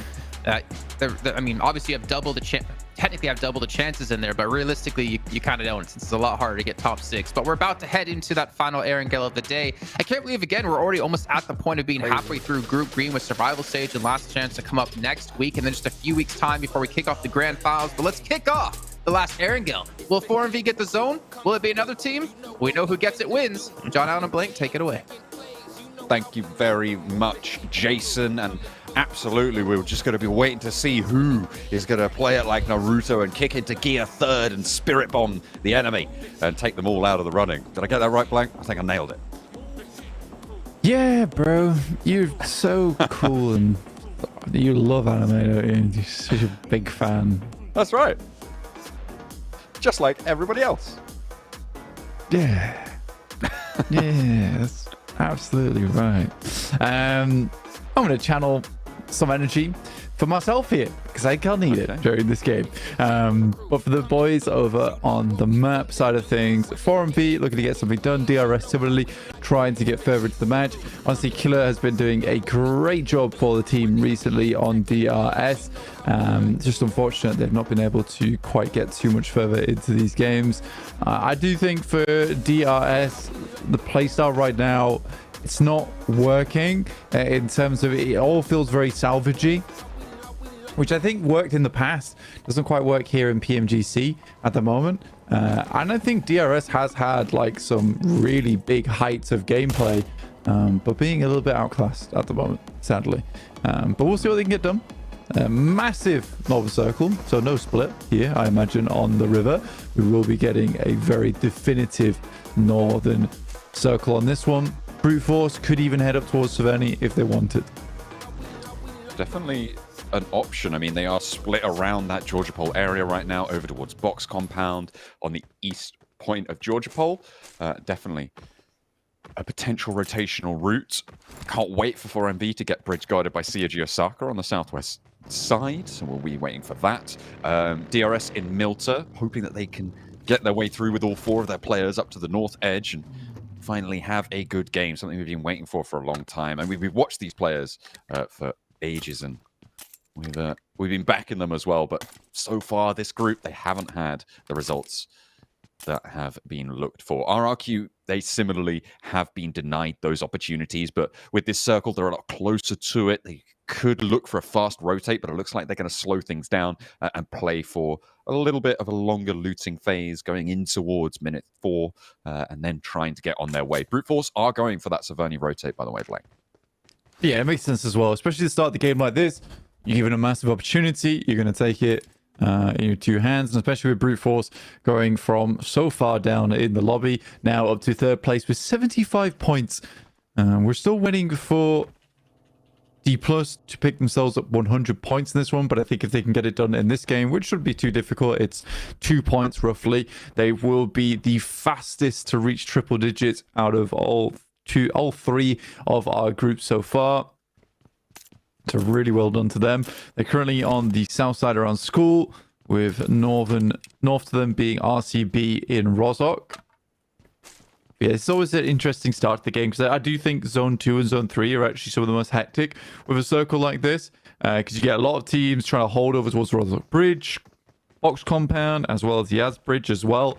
And those are most of the focal locations of the map.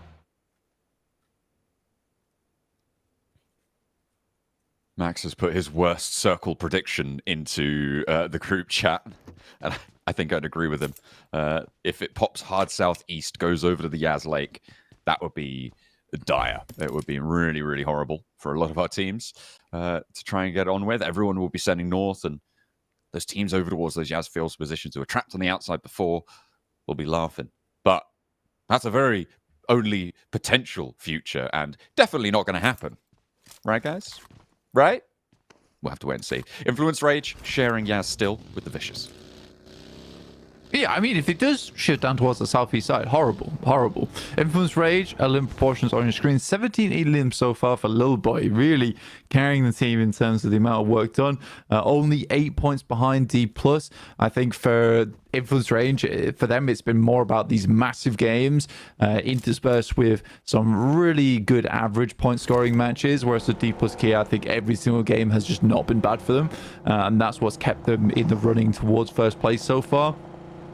And it's funny to me, you look at it, it's like, oh my god, they're going to drop out. I mean, Brute Force, even third place, catching up to them. No, everyone leave Brute Force so far away. Yeah, these three teams right now just battling for first, second, and third. The only three teams. It does kind of feel that way, right? And as we've touched on before, there is still a lot more games to play. We still got, after today, another half of the matches left. But you're right. Having these gaps and projecting those points earnings into the future, it's very, very difficult to see a team that is going to step up to compete. I mean, Brute Force were able to do it, right? So we've seen that. Thunder Talk as well. They have pushed up a lot of points over the course of today, with off the back of majorly the first two. Sandhawk a little bit less, but that big elimination game they were able to find on the first Erangel was a real big benefit to them, and that sits them 19 points behind Brute Force, and within striking distance, sure, but on average, it's just so hard to keep up pace with someone that far ahead. In a big way. And I think for 4MV, 56 points, the Vicious at 58, and Thunder Talks at 56 as well. It's a weird one, because I think all three of those teams do have their inconsistencies, big time. Whereas Brute Force, right now, they've had a back-to-back with a circle like this, potentially another big game on the cards. It wouldn't surprise me if we get the three-peat coming through from Brute Force, the type of thing they do, but like, oh yeah, we'll just get podium finish in one day, and then we just won't perform for the rest of the group. But we'll still get into Grand Finals. That's just, it's fine, it's chill like that. Yeah, because Miramar is their best map. Like, Erangel is not their best map. So we're waiting for bigger things, maybe even more around the corner. Exciting stuff. Do you think that this is the match that D+ make it past the 100 mark? We were given some stats before by Dennis. Yeah, said it at the start.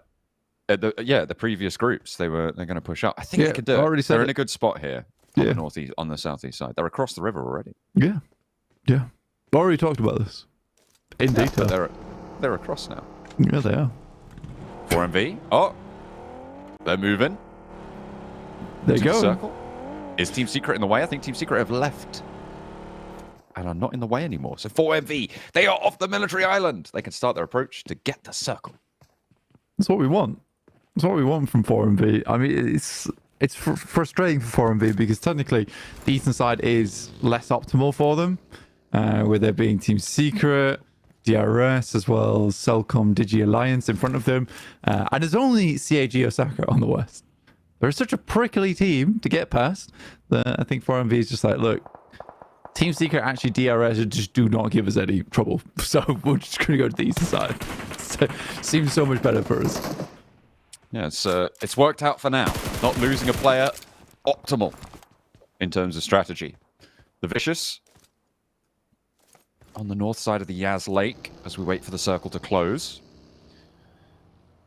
Team Liquid close by to influence Rage. Two Brazilian teams in the lobby, one of them doing a lot better than the other.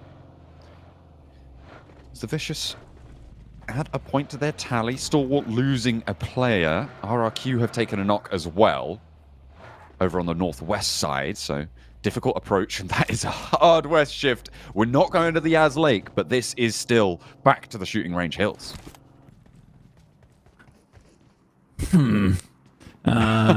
Yeah, not a fan of this one personally. I think for Brute Force, you actually do have a pretty big obligation right now to play coastal edge up towards that northern side. But the RRQ already made their way in is somewhat curious. We'll see how Brute Force can get past that location. But again, for Brute Force, still a strong game. I respect the fact that they moved over towards that northwest earlier on from Severny. It's a great springboard to play out the rest of your game.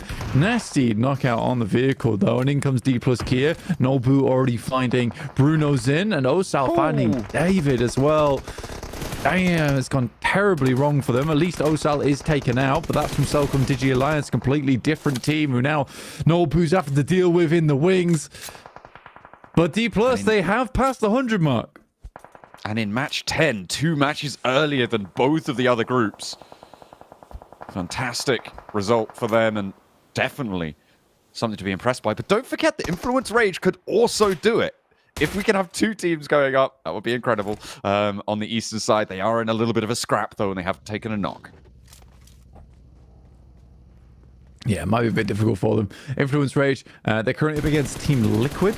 But Team Liquid have lost a player. There is a full 3v3 going on at the moment. It feels more and more likely that the rest of Team Liquid are just going to bow this one out and get out of there. That's brute force. That is a long-range shot over towards RRQ. Damn. They weren't able to quite get the elimination on towards it, but that certainly put the fear of God in them. Yeah, gonna try and move him off that position. Brute Force now out of Severny. Thundertalk will take up residency there. Voin Donkey currently trying to contest RRQ on that north side. And on the southeast, you've got Influence Rage actually looking to push in from this east side. 77 and Stalwart clashing ahead of them. Everybody looking to just try and keep their numbers up. 4MV, they're moving in from the southeast side. Chips on the back lines, 4D+. They're now down to one player after Chips gets flushed away. That's Doc picking up the point. Yes! Go on, Doc. You're doing it. They're really doing it right there. He's amazing again. This is amazing. Well done, guys. Really well done. You've made it into the circle. You avoided CAG Osaka. It seems like someone either heard us or realized that something needed to change. And I talked about, you know, a humbling had to come through at some point. Feels like match 3 was that for them. Maybe that is their inflection point. Fabian in a fight against Stalwart Fearless. Launching the nades back and forth between them right now. Not looking to step up too fast. Stalwart tentative. Another hard west shift blank. We're going all the way out to the west side here. Coming on into this circle. And it is straight on top of CAG Osaka with Voin Donkey on the backstop. RRQ are doing well on that northeast side. Brute Force can sweep around and maybe look to play a little bit closer over towards that Bunker Hill on the west side of this next circle. So some really important positions to play out in the next few minutes. Yeah, I think for this circle in particular, it's a weird one because you have somewhat that valley coming through on the western edge, and then you've got a lot of the high ground. I think Brute Force, if I was down, would be wrapping around all the way towards the west. I think you're one of the few teams that has the agency to do it right now. You know that most of the teams are going to be on the east anyway, so that just gives you a ton of position to play around. There's no way anyone's rotating past North George Bridge right now to get into position. So for Brute Force, this is perfect timing for them to once again get another strong match. In the meantime, 77 taking casualties. Shifu's down, but not without a fight though, as they get 2 elims in the process. I feel like we were quite down on Secret's game plan, and I think that in general it has sort of been borne out, and again a little bit here. They've just been picking up these points here and there and snaffling them away from the lobby. No big breakout, standout performances from them, but they are consistently being a nuisance and getting quite a few points for it, it has to be said. On 49, they're within striking distance, and they are one big game away from jumping up. They have kept their floor pretty high in terms of their point scoring ability. The averages, whilst they may be low, the floor of those numbers is actually fairly high, and they've been able to keep that one going. So with one big game, they need to try and convert here, and maybe picking up some points on the northeast side. They can flex out and get that res. But against Thundertalk, that's not an easy feat.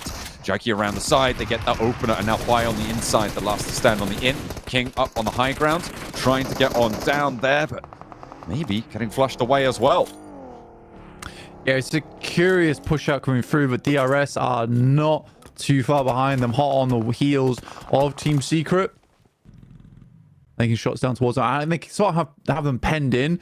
Both teams need to move, though. They're right on the edge of the blue, but with DRS having that high ground, they do have good oversight. It's a good play from DRS to hold this position. RCB finding players from 4MV. Reefus goes down, so that's 2 players now alive for 4MV going forward. And Brute Force taking a wide split still on the western side. They control most of the high ground, in fact. So it's a very good position from them going to the late game, as you can see on the map right now, as we're going to head towards our next circle shift. And it does go very central. Brute Force now needs to somewhat take a battering ram to the western side of the circle. The 4MV, very weak. Voin Donkey, not in the greatest of positions either. Certainly can be removed. But yeah, still a big task for Brute Force going forward. On that western side, they do need to extract value. They sit on the west side of that valley that goes down the middle of this next stage of the circle. Seiji Osaka in the driving seat. DRS, they've been moving around on this east side, trying to play this edge style. Killer needs a little bit of healing, but once he's topped up, they can move in as 4, and that has been their kryptonite so far. This group is losing players, starting to bleed out, and not really giving themselves options with their mid-game rotates to make these late-game plays. And surviving with 1, sure, but in general, if they can tighten up their mid-game, I think that they could be on to a winner here. So we'll have to wait and see if they can do it this game. Team Secret sends themselves over towards a nice little shack to play in. Influence Rage, though, they have eyes on over towards Team Liquid, who take even more casualties. And they start the day in 12. They've not been able to break out of it just yet. The Cellcom Digi Alliance are in front of them by just 1 point right now. With them going down to just 1 player, I think Team Liquid is not going much further in this game, which is a massive shame. So many high expectations for this team, which just haven't come to pass so far. With squads nigh on 60 points ahead of them at the moment, them getting into a top 3 is looking more and more unlikely by the minute.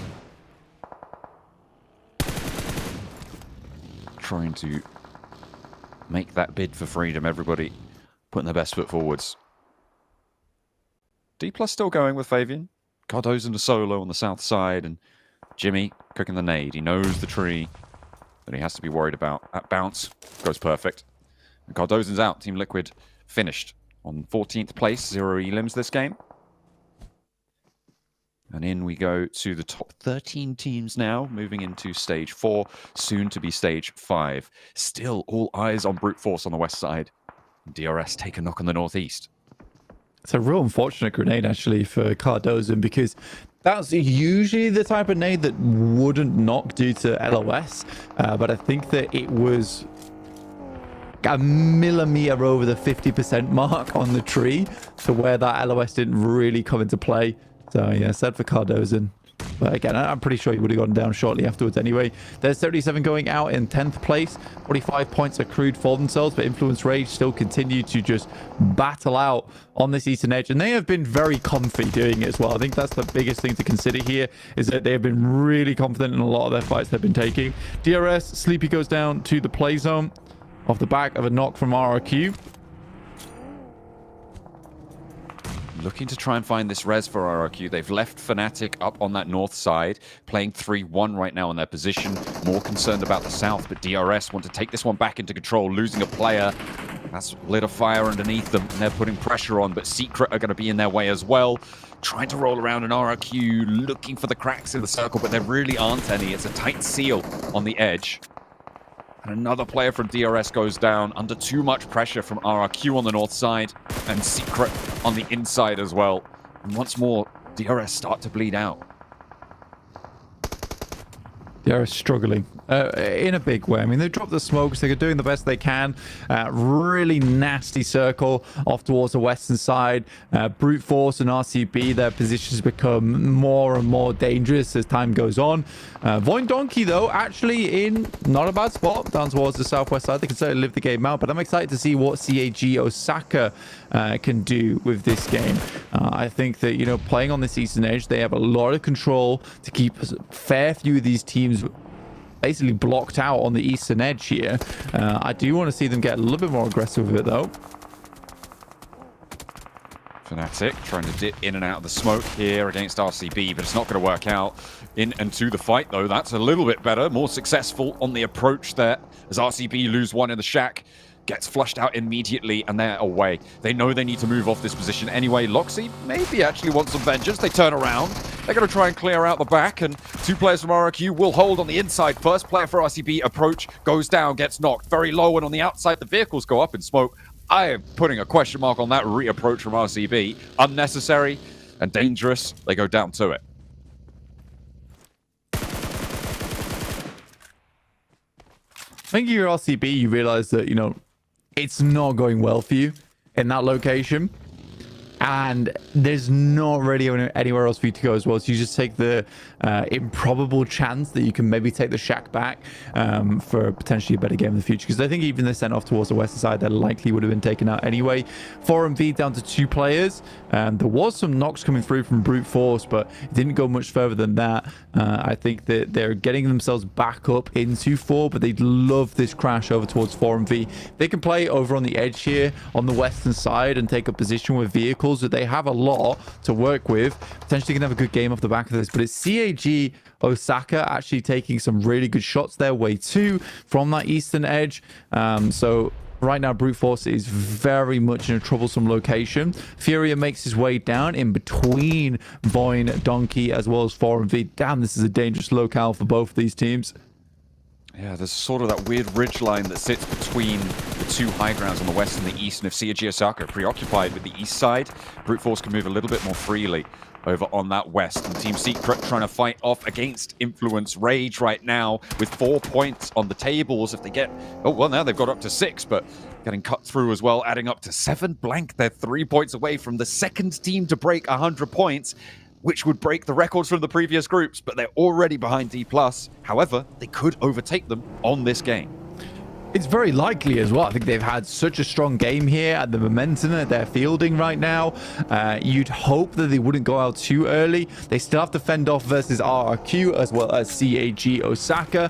But Influence Rage, again, the momentum is good for this team. They're looking strong. Circle shifts over towards the compound control by Garnet at the moment. Very good stuff. The way that Brute Force set themselves up, though, is great for holding out Voin Donkey on this southwest side. Already finding a knock over towards Potato is massive. Going down there. I mean, it's on the inside, and if you can get across the yard, you can get this res, but that is a dangerous crossing. Razor looks like he's going to go for it, though, and Stalwart not ready to stop it in through the door, and the res can come through. The thing that happens here, of course, is that it slows everything down, and Brute Force now with that full oversight. This is that ridge line that sits between those 2 high grounds I was talking about. You get ahead of Voin Donkey ID. They were hoping to be able to move out to this ridge line, but Brute Force have managed to move through it. Nice little read on the circle. Looks like they might find an angle as well, an angle rather, as well as Vexy gets taken down to a spray from Freezer. Yeah, it's like you're saying, that's the big thing about that knock, is it's a real big slowdown for Voin Donkey. And with the circle starting to push in, they couldn't have come at a better moment for them. They're sending loads of smokes out just to try and extract themselves from this location. But it's not easy. It's not easy at all. Freezer consistently hitting some very nice shots. There was a great lineup onto the doorway on the top of the garage there as well from Freezer earlier on. He had no sight lines onto it, but knew the rough location. Made over from Furia and Neos on the cross nades. Vexy rezzed, but still this rollout slow for Voin Donkey. Under so much pressure, it's really difficult to find those openings. Nades in through the garage door, I think are going to be super effective here for Brute Force. If they can find that opener, that knock on the rollout, but it looks like Vexy's going to rampage on in towards the backlines. Are they going to find any knocks? That is what they do, but it's chaos here as Brute Force try and hold off this push. It doesn't look like they've gone either way on the knocks, but finally, looking for the spray down, Furia nails the shot, losing 2 on the rollout here, and Voin Donkey are making a meal of this, but they do go down in the end. Damn, so Brute Force doesn't like it's going to be the 3-peat. Losing 2 players on that rollout was big, and then Furia going down as well as 4MV here. This fighting, they're like, look, we need to capitalize off the back of this on this south side. We can't let this go to waste. This is going to really give us a good chance at potentially getting even further into this game. Already in towards the top 5. Fearless will run down Furia as he gets out the vehicle. Terrible timing for him, but Nate's starting to pour on through, coming through from Baron, but Refus is down to Octuri on the high ground, and Baron is now in a horrible location. Great off angle, and 4MV sits themselves into a position that was just unwinnable. Down to 3 teams now. 4 from Influence Rage versus the 4 from CAG Osaka. This would be an awesome game for CAG Osaka to differentiate themselves from that middle pack. Right now, D plus Kia, I don't think they got any placement points, which sits them on 102. Influence Rage on 99, which is 3 points behind. Blank in third place. These placement points guarantee we've got a new top spot here, and they're from Brazil. The question is, how much further can they go? With 9 eliminations, with that momentum that you talked about earlier, they have broken that 100-point barrier, the second team to do it in the group, and maybe we can find that turning point to put themselves in the lead. CAG Osaka, with 4 players alive, though, have a lot of control here. A weird circle. It's a weird circle in terms of terrain, how it lines up. There's a lot of areas where players can be. Garnet has to be very aware of this, though. It's super easy to get crashed upon over towards the crash site itself. And I think that you need to be very much on the swivel. Played this location a few times in the past. And it is just one of those spots where if you're not aware of what's going on around you inside the lobby, you can be easily overwhelmed. Luckily for Influence Rage, though, this does shift back up over towards the north side. Still doesn't help them too much considering they're on the lower part of the hilltop, which means CAG Osaka, regardless of what happens, will have advantage in terms of being able to take the shots downhill. Sort of been through it on the game, taking plenty of fights, but they've only got 6 elims to show for it. And they want to keep their heads down here, I think rightly so. You're worried that Influence Rage is going to try and sweep up this west edge. Less concerned about CAG Osaka's descent, but they're going to have to go a little bit closer to the circle to make sure they keep control over these ridge lines. The high ground advantage is there. Seems like both these teams want Stalwart out. If you CAG Osaka, you don't want to give up the high ground too early. You don't want to push too far forward. There is hard cover down the hill in terms of rocks to play off the back of, but not a whole lot. And I think for CAG Osaka, the main thing that they've got going for them at the moment is the fact they've been able to keep so many vehicles safe from inside these ditches. Fearless heads over towards a tree. They'd see a vehicle on this location, so it's pretty easy to spot out that there is a team there.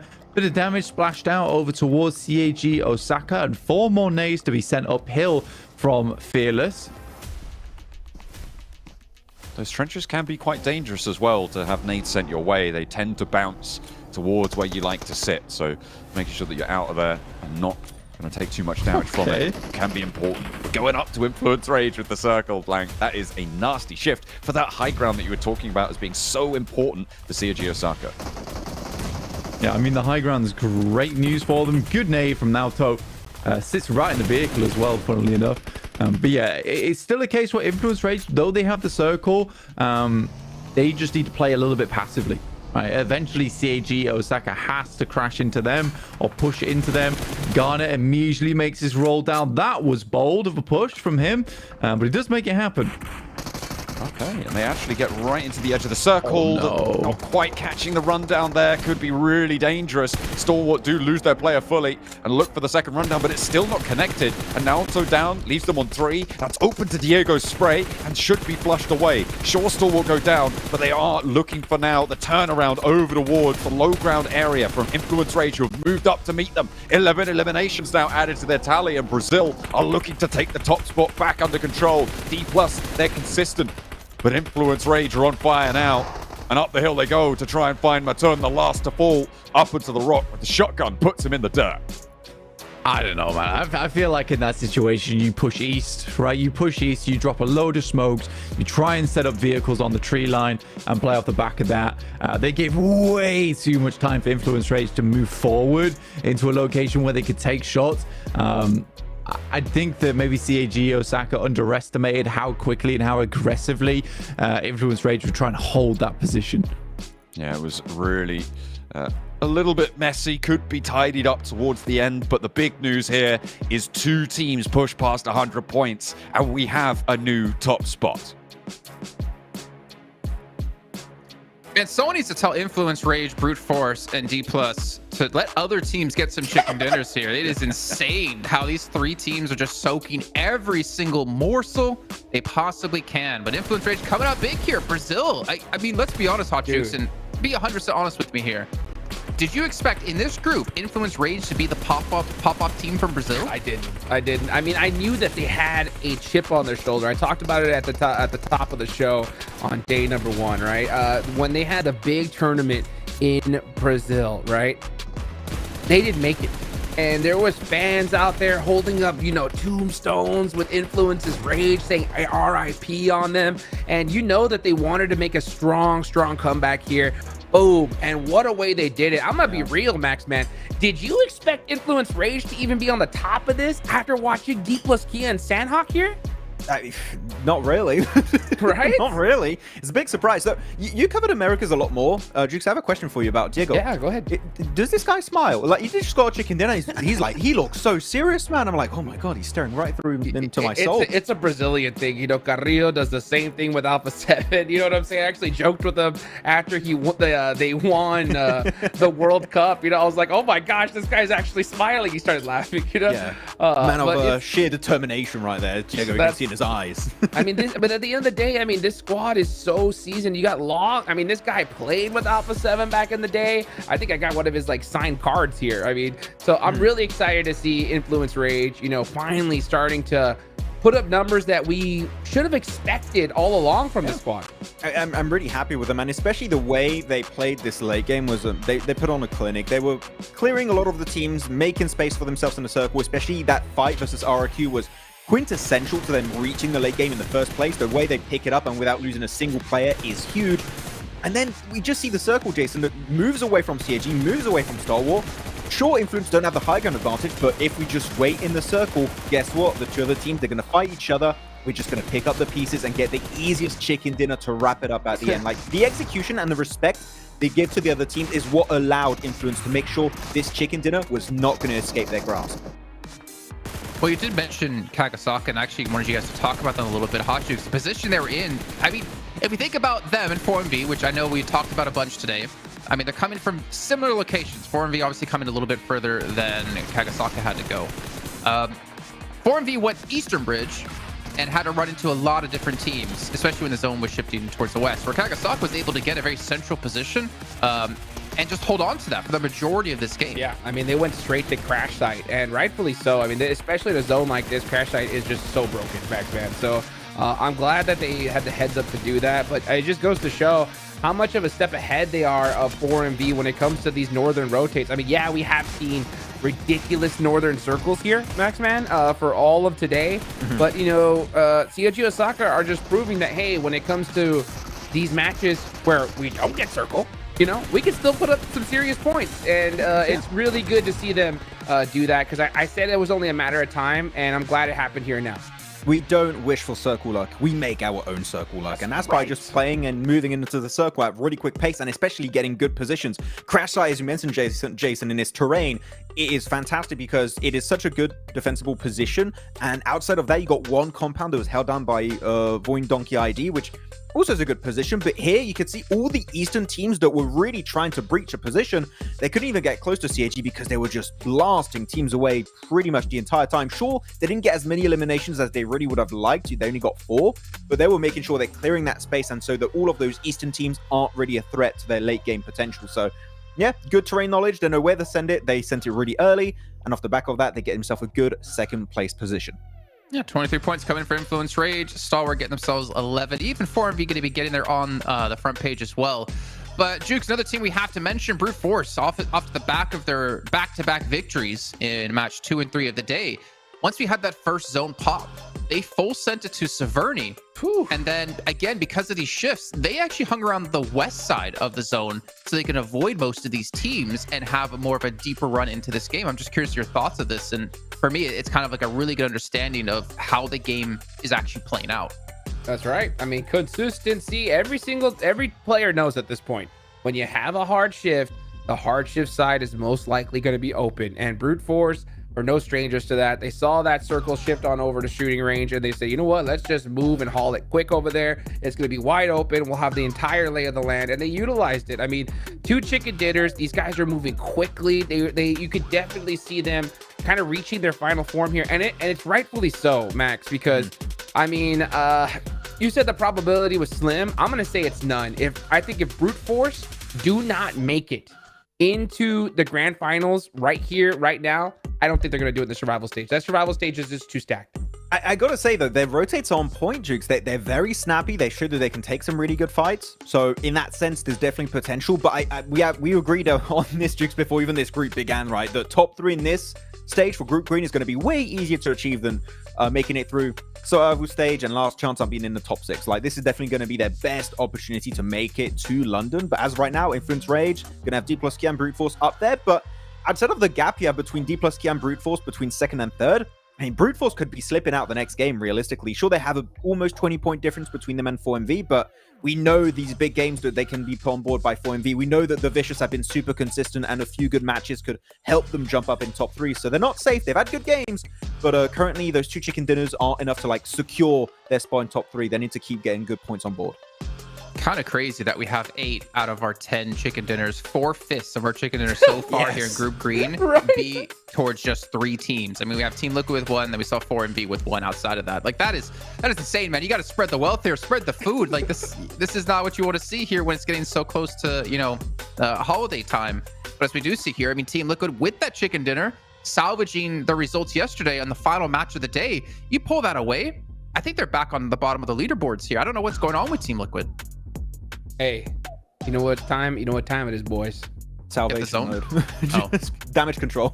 It's damage control time. Let's go, dude. They need to do that sooner rather than later. Because you said it, Jason, right? These top squads, they're soaking up everything. Look at this. Influence Rage, D plus Kia, both tied with 3 chicken dinners each. So close in the limbs. But of course, Influence Rage just leading them up when it comes to placements. But that right there on the bottom, Max, man, to me, that's the most impressive. They're so streaky, man. Ever since their first chicken dinner, sure, after their chicken dinner of yesterday, they got 8th place, but then chicken dinner, 2nd place, 3rd place, 3rd place, and then 8th place. But now they get themselves this chicken dinner. It's like, what? These guys are unstoppable. They are looking so confident on these games, and they're taking fights to make so much sense, Hot Jukes, right? And they avoid fights that don't make sense. They, especially, we talked about it in the late game. I think a lot of teams maybe would have sent it onto CAG Osaka to take away the high ground position, but no, they're hyper aware of where teams are positioned, and especially they see how teams respond as a lobby to circle shifts, and like, oh, well, that means all the teams are going to be to the west, all teams are going to be, well, to the east this game, or all teams are going to be southern side. We know that. We're going to let them fight, and when we have that big advantage, that man advantage, we're going to send it to wrap it up and get an easy chicken dinner. I really like what Influence Rage have been doing. They've showed multiple times that if they get in the top 3, chances are they will be able to wrap up the game to get the chicken dinner. I mean, D plus Kia and Influence Rage right now looking like absolute menaces, this group, and I would love to see them in the finals if they make, of course, hopefully with their results, if they can maintain that in that type of lobby. Yeah, I don't know what the key to their success has really been for this team, but clearly they don't just care about circle luck like some other teams out there. But speaking of other teams, I mean, I'm gonna have to point our direction over towards kind of our bottom 5 right now. Like RRQ has been struggling. DRS has been struggling. You know, Team Liquid, I won't touch on them since they get a chicken dinner. I guess we have to put Random Karyabra in here as well. Yeah. I mean, obviously they're not too far out of the running, right? It's 42 is the bubble right now to get into top 11. Some of these teams are 1 point away. Some of these teams are like 10 points away or just slightly above. All it takes is one good game to get yourself out of the bottom 5. But I'm wondering, like, is it going to come? Are they ever going to have that good game happen? Because you can look at some of these other groups and those games didn't come. Thinking of Twisted Minds in particular, they didn't really ever have that good game that would be able to propel them out of the bottom. And even IC, right, for their group, they had one big good game and it was not enough to push them out of bottom 5. So you're going to get to a point where if you have too big of a point difference between yourself and the teams that are currently the cutoff of top 11, then you're not going to make it. So we're still in the first half here, Hot Jukes. They can still make it, but we need to see some big games coming out eventually, or otherwise that gap is going to be hard to close. I mean, it's already getting close. 2nd and 4th place, 39-point gap. You got to do it right here, right now in Miramar. All right, let's throw it back to our casters to get into our first Miramar of 2 of the day with Johnny A and Blanky B. Thank you very much, JCK, as we are going to head on into Miramar, as you say, for the desert on Legs 11 match number 11 here on Group Green, where egos are put aside in the top 3. And the humility is reigning supreme right now. D+ have been dethroned, but that shouldn't bother them too much, I don't think. No, they're having a very good time. And to be honest with you, there are so many teams so far behind right now that just are not catching up to them. It is fine where they are. They just need to keep putting in the consistent performances. Influence Rage, I think that all things put aside, you can't deny that they are not playing very, very well inside this lobby. And I think that everyone who's a Brazilian PUBG Mobile esports fan should be very proud of this team. Alpha 7, although they didn't quite get the result that they were looking for in Group Yellow, I think they were playing versus some very difficult teams. But it's also nice to see a Brazilian team in first spot. Definitely is. I mean, obviously, as the reigning world champs, you'd expect Alpha 7 maybe to have been able to do it, but no. It is Influence Rage right now in the lead, but it is a tenuous lead. It's still fairly closely fought. Right now, they're heading down to Puerto Paraíso on Influence Rage. Circle goes all the way south. Los Leones is on the north side of the circle here, so whilst it is a water circle, it's not super split, so teams will be crunching down to those hills on the south side, those long slopes towards that south coast, kind of indicative of what we're going to be seeing in these later circles, I imagine. Damn, all the way down towards that south side then. Team Secret, central position. This is what we want to see from Team Secret. We know that they can have good performances. But it has been, like we said multiple times in the past, multiple times where Team Secret have found eliminations coming towards them rather than chasing those eliminations down for themselves, like we see from the likes of Influence Rage as well as Brute Force, who've had pretty significant games so far. It's hard really to, you know what, I'm having trouble. They give another team inside this lobby that actually hunts teams down. Maybe CHG Osaka, but that hasn't gone terribly well for them. Well, Influence Rage, they have been doing pretty well so far over these last games, taking that top Welcome spot. back to a quick interview with the 7WG. This one I'm joined by none other than the coach of Influence Rage, the team that's currently in first place, V2K. I mean, we have been hearing teams saying that the zones haven't been favoring them. How do you feel about zones favoring you or not favoring you? I like the underdog team because anyone focus on us. Okay, so he doesn't mind if the zones doesn't favor them. That way they don't focus on you. Okay, fair enough. Especially this last game that you guys just won in Erangel. The zone did not favor you guys. What was the key factor to being able to get that win? Hard work and a lot of team play, and we are very confident, so it's easier. Oh, okay. One more win. You said 2 wins today. One more win? One more win. Right on. Back to you guys. Thank you. Look at that. I mean, that's pretty chill. He likes being little small. It's just little old Influence Rage over here, breaking records on 113 points right now in match 11. Just little old me. Yeah, it's just I'm just trying to get a little bit of chicken, you know? Come on. It's fine. It's fine. Come You guys on, don't worry man. about it. Don't worry about it. I just have a leg. I'll just take a leg. Come on, guys. And a breast actually. It's no big deal. Hey, but look at me. I'm just a little guy. I'm just making sandwiches from the leftovers, guys. Come on, just chill. Wait, did Dimple? But actually, the whole we're a big chicken beast home? at the top of the lobby. Let's go. Oh my god. I like it. And that's kind of playing into what I was saying before, like with humility really being a big presence at the top of the table teams. I'd agree with you. I think that has been the case so far where, you know, we've had 3 teams at the top. Every single one of them, I think so far have remained fairly consistent just because they have that humble nature to them. Even D+, when you see them get a big win, there is a lot of that from the coach and calming them down, being like, look, this is just one of the first steps in a long road that goes all the way to PMGC Grand Finals. Now is not the time to be celebrating like this, and we can celebrate once the group's done, which I think is the right way to go about this, especially in group stage where it can be so turbulent, let's say, in terms of where you place, what rankings you're going to be getting. You having situations at that top side where you could drop out into the survival stage very easily. So right now it's not a case of oh, we got 6th place, we still got a good result in PMGC Grand Finals, and that's a lot of cash on board in terms of prize money.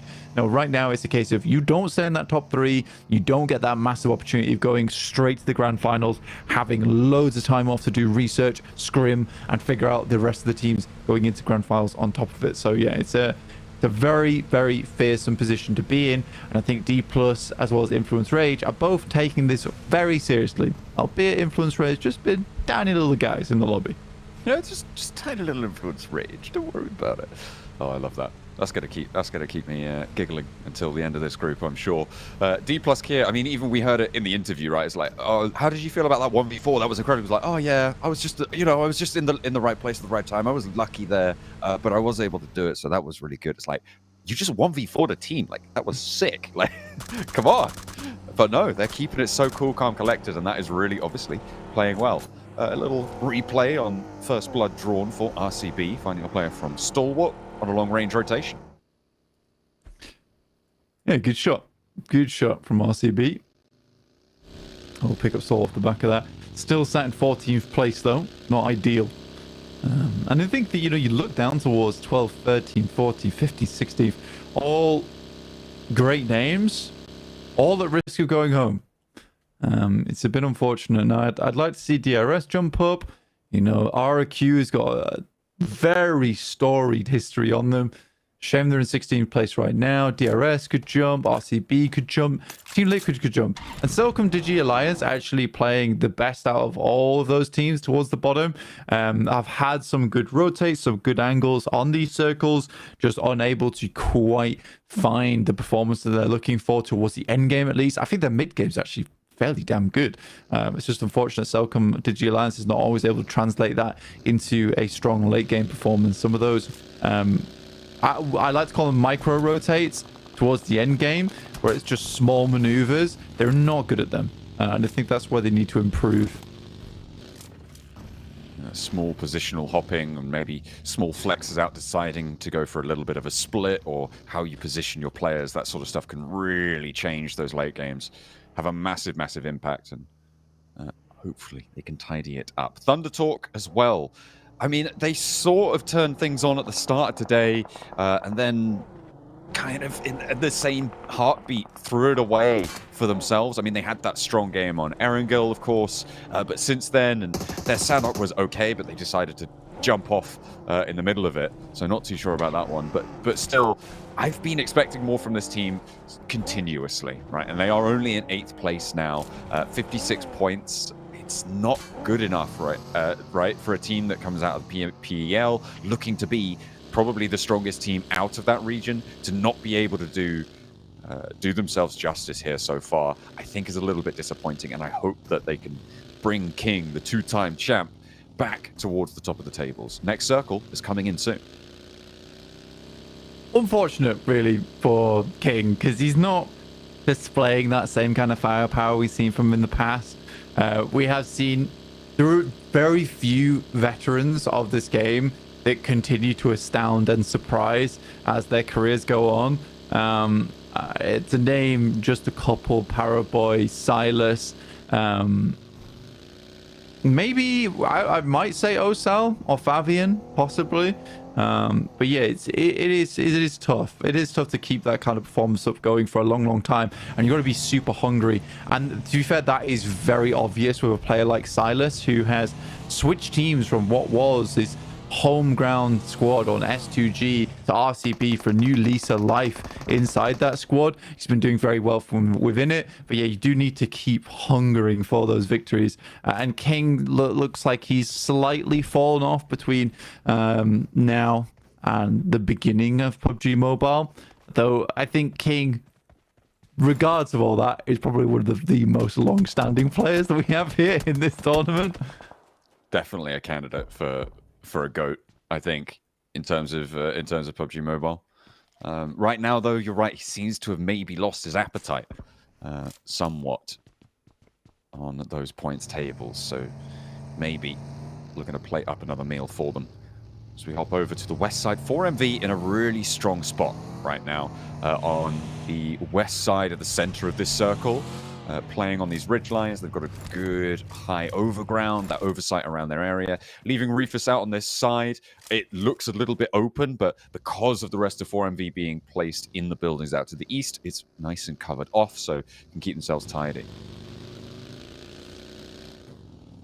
It was one of those circles that shifted very hard away from where it originally centered down to, back up towards that northwest side. Again, this usually supports teams that are rotating in late, so Brute Force, CAG Osaka, as well as Voin Donkey, all loving the look of this one. D Plus is going for a wrap back round from Puerto Paraíso, see if they can head in past La Bandita towards that position. That will require them to fight a little bit, and I don't think they mind doing that too much in these games. So we'll see what D Plus can get done here, considering they did just lose the first place spot. Probably are quite passionate about getting that position back again. Team Liquid get themselves into a little bit of safety, but take a massive amount of harassment on the approach. Team Liquid going to be able to defend their pitch for just a while longer, and actually Thundertalk going to lose AJ out in the open to it. That's not ideal. To the Concretes of Team Liquid, they should be relatively safe on the north side of the circle. The clash up the north, Blank, and I think you touched on that, right, is D plus Kia Influence Rage. That is a big fight in this lobby in terms of who takes that top spot. Both of them going to be happy, no matter what, really, but it'll be good to see them both finally go toe-to-toe. I don't think we've seen that many fights between these two teams 4v4. Really, it's been quite a lot of just third parties, little shots going on through here and there. King will be our third player to leave the lobby, sadly. Yeah, it's a lot of third parties going on, not a lot of isolated engagements a lot of times. It's weird. I mean, I'll come back to you on this one, but it is tough to pin down, because as much as I can say, look, there is 3 teams right now who are so far separate from the rest of the squads inside this lobby, and that's what's making the lobby feel weird. It's not just that, it's the case that it really does feel like this lobby has so much more pressure on it than Group Yellow and Group Red. They're all struggling, they're all making odd choices. I think day 3 is most likely when we'll see things calm down a little bit, because there has been some crazy rotations. I mean, even just look at this game, down to 58 players with 16 teams still alive. That's a weird place to be in at 12 minutes into the game. That's potentially a little bit too dangerous. 77 looking for a crash, actually, onto the south side here against the Vicious. Limbo Boom up to the wall. Reyes isolated, separated from his team, and will be evaporated by the nade bombardment from 77. 3 players at the back lines now. Limbo Boom can start to establish smoke lines and get those paths through this compound up and available. DRS on the west side far out. Secret on the east side far out as well. Means this fight is unlikely to get third parties unless a team wants to get fresh with it. Pick up these points away from one of these 2 other teams. 77, and I mean, it seems like they know this, don't actually have to fully commit to this crash, right? You've already done the damage. You may look to then just sneak your way on through and get ahead of the rotate in the meantime.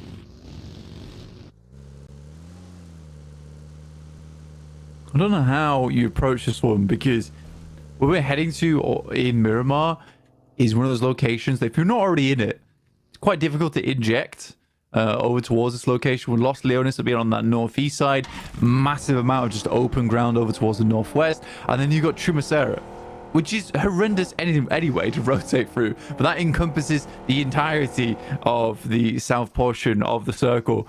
This is tough. This is very, very tough, and honestly 4MV might just get a good game off the back of this just by virtue of already being in the circle, similarly to RCB. I mean, you know how it plays out, right? You get the circle, you have a good game. It's the law. It's legal. 4MV going to be hoping for another shift now. Circle goes on in and captures the middle of it. A nice round donut there. Nothing super dramatic, but a lot of teams are actually cut out by it, right? You go to that central area and there's a lot of teams playing Edge. I'd say probably close to 8 teams we're looking to play on the outside here, and 4 teams, 5 teams maybe, sit in the middle. Fine, Donkey. Donkey. Fine, Donkey. Von Donkey. Yes. Count Von Donkey. That's right. He's having Does a donkey have fangs? His dukedom. As he maybe is going to take a look over towards this fight with 77, trying to finally get rid of the Vicious fully. But there's damage going over to Zadira, who does go down completely. Magnum is still in the fight there. The sliver of HP is going to get knocked in on the inside of the cupboard. 77 are swept away to the broom closet. What a way to hold it out for Domino, the last player to stand, and that's going to be 77 out. Dimonor, really good play from him, honestly. I'm going to call him Dimonor because it sounds regal. That's how he felt in that fight, like a king. ROQ, good nades over towards Xing. I was like, how has King died twice? But yeah, it's Xing going through from Thunder Talks. Overall, we want to see more 4v4s, full-on scraps. We're getting that in this game of Miramar. CAG, Osaka, rock up towards Brute Force. Garnet not really providing too much success at all versus Brute Force. And now nades have to come through and they have to be good. But right now, it really is Brute Force getting the better end of the deal. They're retreating up the hill, and I mean, they read that the nades were going to be coming through onto that low ground. They know they want to create space around their knocked player, so they pull back up the hill. They're going to be leaning on their off angle out to that west side, which is going to have to regroup now, and the roll down can come through. Freezer isolating that, however, that is dangerous. It puts you within nade range, within shotgun range as well, so Freezer needs to be careful here. Apollo launching one up on high, going to try and split the rest of Brute Force away, and a long-range nade from Matten looks for the shot. Shut down on towards Freezer on the low ground, but Brute Force still navigating this well. Matten from the party bus, going to try and bring it to Freezer, and that is the danger I was talking about. They isolated it, and Freezer didn't need to stop there after the roll down. I think he could have gone to the rest of his team. Yeah, probably. Again, I think for Freezer, it's one of these things where he's still learning. I think a lot of people need to understand, although Freezer is this crazy, ridiculous player on Brute Force, he's still somewhat of a new player to the scene. Very, very fresh in terms of new talent. And I think that when you think of it that way, it's like, yes, he's going to make some mistakes now and again, but a lot of times he has bailed Brute Force out of some credible scenarios. But right now in PMGC, it is up to the likes of Prepod, it is up to the likes of Furia to really take the lead on these games. Neos specifically as well. Yeah, playing maturely for the rest of the roster, necessary, and it's great to have both of those sides to your team.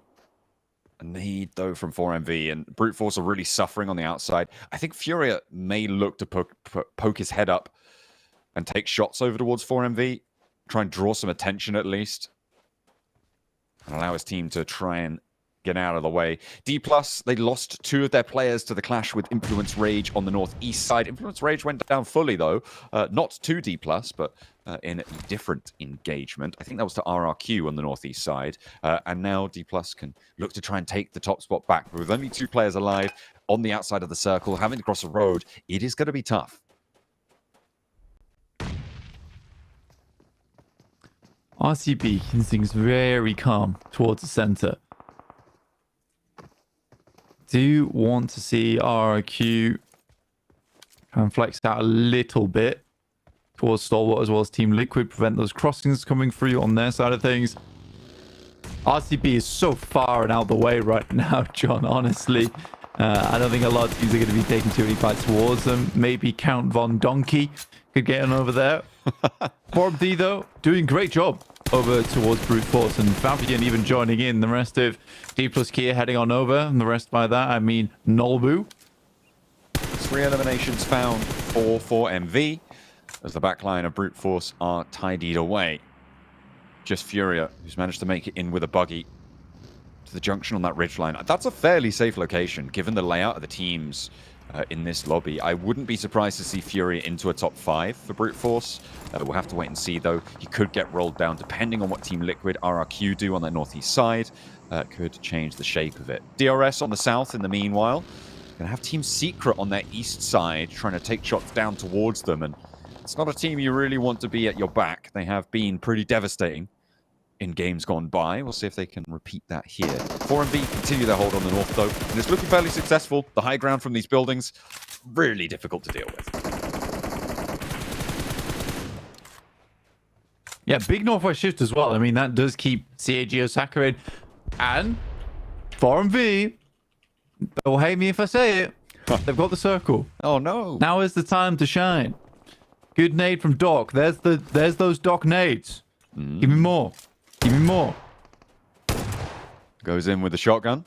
Looking for the flushes. The rest of 4MV. Flexing out a little bit to make sure that he is nice and safe to go for that stretch out. Should be fine, just keeping control of those ridges. 5 eliminations now. DRS, ooh, they're trying to make their way past Team. And this is what I was worried about. Team Secret on the high ground. They're pretty devastating on these shots and will continue to be so. Just killer remains for DRS. Team Secret classic, looking to hunt it down. Very classic response from DRS to a difficult part of the game. Just killer remains. I think that it's... You know what? You know what's interesting? 4MV's playing very disciplined right now. It's almost as if they've had to bite the bullet here, realize that potentially what they were doing wasn't working. They were like, how about we just play the way we did on that map 1, rather than how we felt after that map 1. Well, they've had that ego check. Hopefully, they will be able to swallow their pride somewhat. And it looks like it's working out. Team Secret on the southeast, actually, with 3 limbs. Feels like they should have extracted more from that engagement, but so far still have to get that journey going towards the north side. RRQ now trying to push up against Team Liquid, who do have to move as well. They are on a difficult approach now, but Team Liquid have a small part of the inside track. Jukes has just sent me a picture of... I've seen it. of a refined donkey. Oh, yes. Oh, yeah. With his monocle in place as well. So refined. Wonderful. So gentlemanly. So, yeah. So... Count Von Donkey lording over the southwest portion of the map right now. I do like that. Looking to depart from this game rather late and pick up a fair amount of points. Yes. Could you please sort it so that we can depart at the end of this match, so we can have the maximum survival time, more points, things like that? It would be lovely. I wouldn't mention it, but we're at the bottom of the tables, you see, so it would be lovely. It would be rather preferable. It would be really nice. Actually, if the circle come down to us, it would be brilliant on the shift because my hooves are quite sore, actually.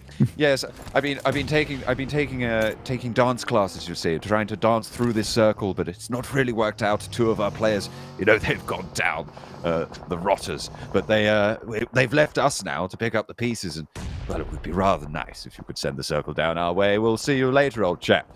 Meanwhile, over on the northeast side, RRQ still in conflict with Team Liquid. Team Liquid on 3 players though, so a little disadvantage there. Slightly. For Team Liquid, again for RRQ, I wanted to see a bit of a stretch out from them. It hadn't happened, unfortunately for them.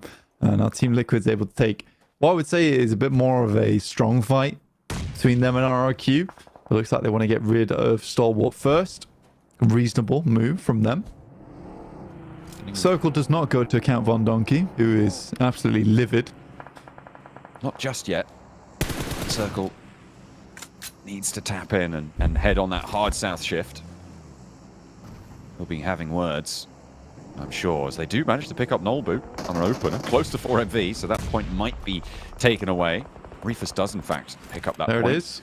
As the off angle comes on in. 30 seconds until the next circle closes. The nade and Team Liquid are trying to roll on up. The high ground nade doesn't quite connect onto Ayala and Chief fully. Does get a little bit of damage, though. The bouncer there, sent it up into the sky once more and continues to chip away at the health bars, but Ayala is in for the fight. Shotgun in hand.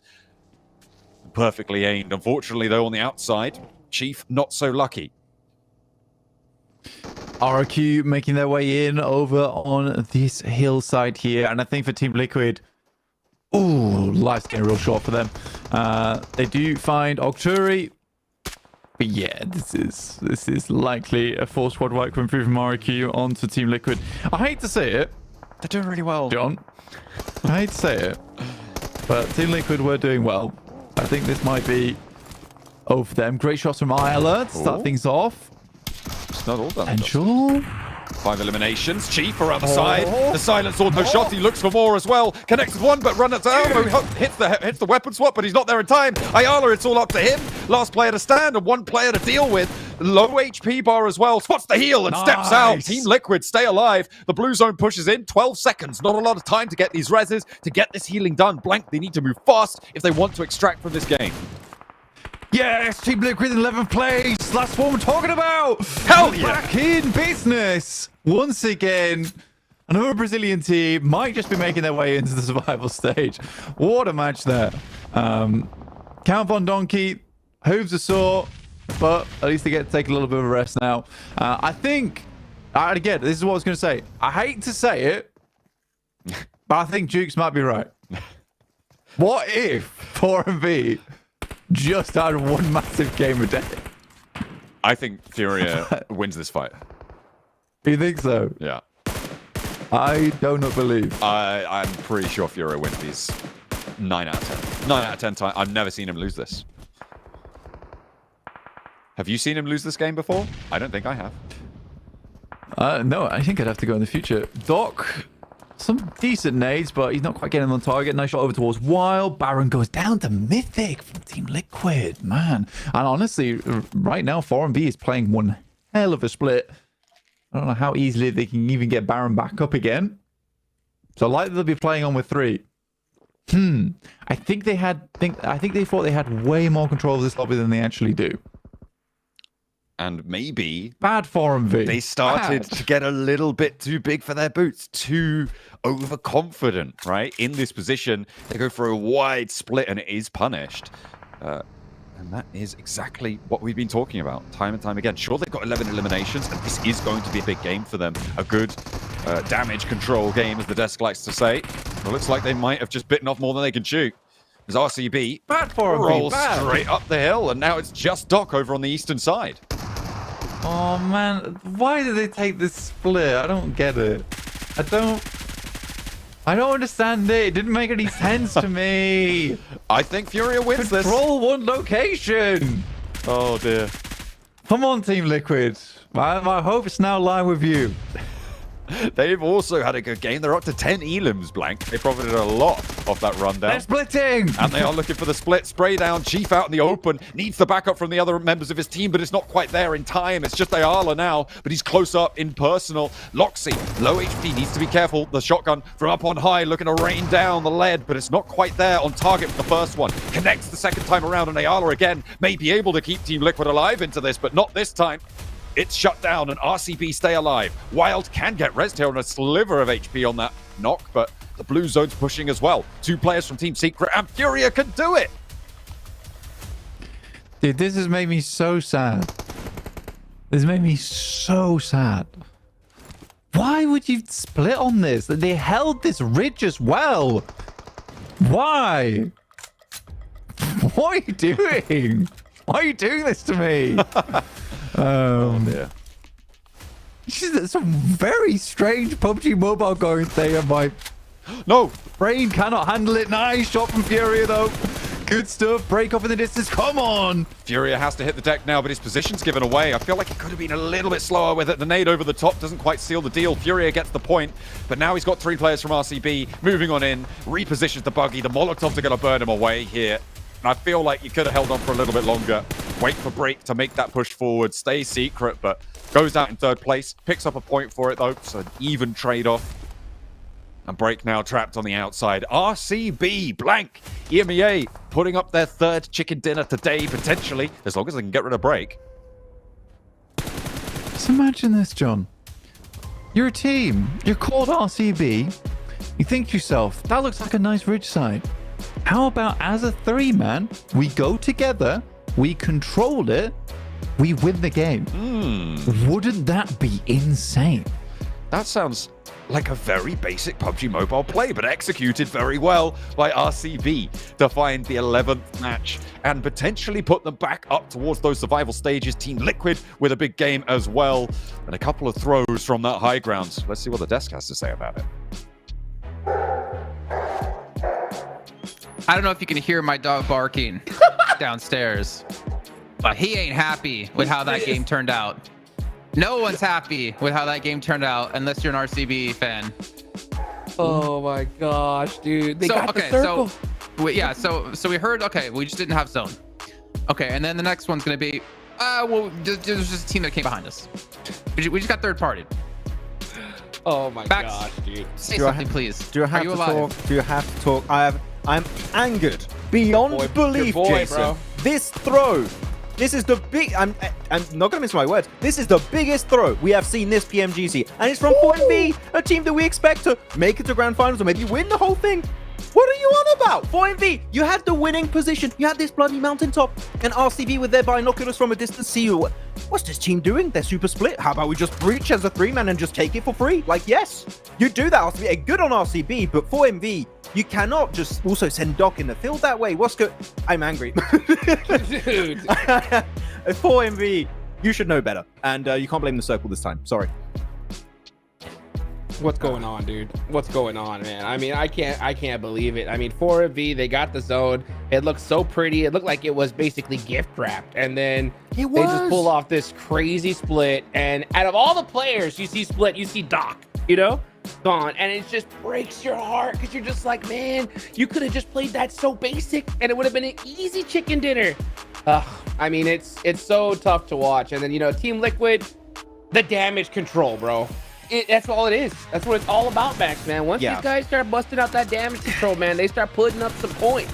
If only they would do this earlier on. Hot Juice, I have to be completely honest with you right now. If we're looking at this game, if they don't make it in top 3, this playstyle is not going to push them into the finals through survival stage. It is not going to cut it, man. It is not going to work out. Like, you need to fix these, like, I wanted to call them minor mistakes. They're major mistakes. You threw a free chicken dinner that was happening to come your way over on Miramar. So, yeah, anyways, let's move on to... Bro, the last time we saw a split like this, Max, last time we saw a split like this was in a PMGC, one of the very first PMGCs we had with Loops. That's a throwback. Yeah, that's a big throwback. A split like that. Dude, that split brought me to my knees, literally, dude. You know, it is so wild, you know, and I'll tell you I don't think you're the only one brought to your knees by that. I know it. That's a fact, you know, and I'll tell you what, you know who's standing up right now, though? Random Karya, you know? Let's go. It's about time these guys got a chicken dinner under their belt. Hey, you know what? Even if it was gift wrapped to them and given to them for free, we'll take it. Yeah, you're right. We obviously, I mean, for good reason, talk about 4MV here, but we have to give credit, of course, to Red and Karya, bro. A team that we have been talking about quite a few times, saying, hey, they're not doing so well. Hey, if you're gonna make I mean, they capitalized off the mistake of former Vibes. You have to give them credit for that. Whether it was a bad move out of 4MV, a horrible move, or the worst move we've ever seen in PUBG Mobile, doesn't matter. Red and Karya capitalized off of it, and they took the victory from it. That is the sign of a very smart team. Lord Von Donkey is very happy with RCB's push here. Right. Okay, no, it was good. You do a big mistake like this, you punish it, and clearly Hot Jukes, they saw the big split from 4MV. They saw some players, I think it was Baron on the rooftop, and on the rooftop on the hilltop getting knocked. Like, this is a free opportunity. We cleared our backside. We got rid of Von Donkey. We got rid of some of the players of Team Secret that were trying to leave the southern side. We got free reign to do pretty much whatever we want to try and get this win. Oh, wow, you're split and you're weakened in a weakened state. We're just going to full send it with our cars up to a mountaintop, claim the high ground, and get the win. This is a very good punishment that came out from RCB to finally get their first chicken dinner, Hot Jukes. And I know you were talking about them on the pre-show on day one, saying this is a team that can make it thanks to Silas. And here we go. We finally get the win. Yeah, and I think this is the start of just their reign here coming up towards the end, because I think they finally understand it now, right? I think they finally started to understand this lobby, and they were able to capitalize on the mistakes of others. And you know what? It's so crazy because if you're looking at it just purely from like a numerical standpoint, like last game 4MV, they put up some decent points, right, for a tough circle up north. And then in this one here, 14 points is a good game, right? But it's the reason why we're being so critical on them is because we have so much expectations for these teams. They set the bar so high early on, Max, right, with that crazy 30-point game, and then all of a sudden you see them just miss out on points just due to it just looks like simple mistakes. Like, what are you doing? I don't know. It's frustrating to watch. You know what? We can take it one further here, Max. Wait, again? Oh, let's go. We can take it even further. Stalwart. get crashed by Team Liquid. It was a little bit of a slow crash, but a crash. RRQ, keep in mind, Team Liquid and RRQ both came out of Los Leones on the west side, the northwest side of it, decides to crash them, which is, in theory, super smart play. But as we saw, it didn't work out for them. And Team Liquid, I think it was Ayala, was able to like hold on and decimate RRQ. But to earn their spot in top 11. But Shotgun exists, and Team Liquid have two of them hot jukes. But RRQ, again, as Jason said, really smart approach. You've seen this fight happening. You can sweep the northeastern edge. You can third party that fight, get an also good anchor point to move into the circle off the back of that. It is good from RRQ hot jukes, but they send it around the corner of the building in the open. One by one, you're just asking to get picked off by some kind of shotgun. If it's an S12K or DBS, it is going to happen. And here, they just got completely dismantled because of another really big throw. I'm going to say the RQ, that was a throw. And it makes sense. I mean, because they're at the bottom of the leaderboards right now. And it's a simple communication like fix that would have made them win that fight. You know, when you're in a situation like that, you want to be able to push very tightly together, right? And be able to find angles for each other. If you are in the front of that push, I mean, you don't have eyes in the back of your head, right? You just hear push, you hear the footsteps, you feel like your team's with you. It is your responsibility as the team behind that player, the teammate, to say, hey, man, like, slow down. Like, just, hey, pause for a second. Give me one half step so I can catch up to you. You know, if you don't make that communication to your teammate, you're going to be that step behind, and you're going to end up in a 1v1 situation over and over and over again. And RRQ got punished by that. And it makes sense, you know, like I said, because they're on the bottom of the leaderboards. They're nervous. They're trying to make something, you know, miraculous happen to make them have this, you know, comeback. And unfortunately, it just didn't work out for them. So hopefully they can tighten that up here in the future. You know, I feel like, gentlemen, that there's a lot of people at home watching, like, why are they being so mean? Why are they talking so bad about this team? What I'm going to say is, man, this is PMGC. This is the cream of the crop, the best teams in the world going head to head.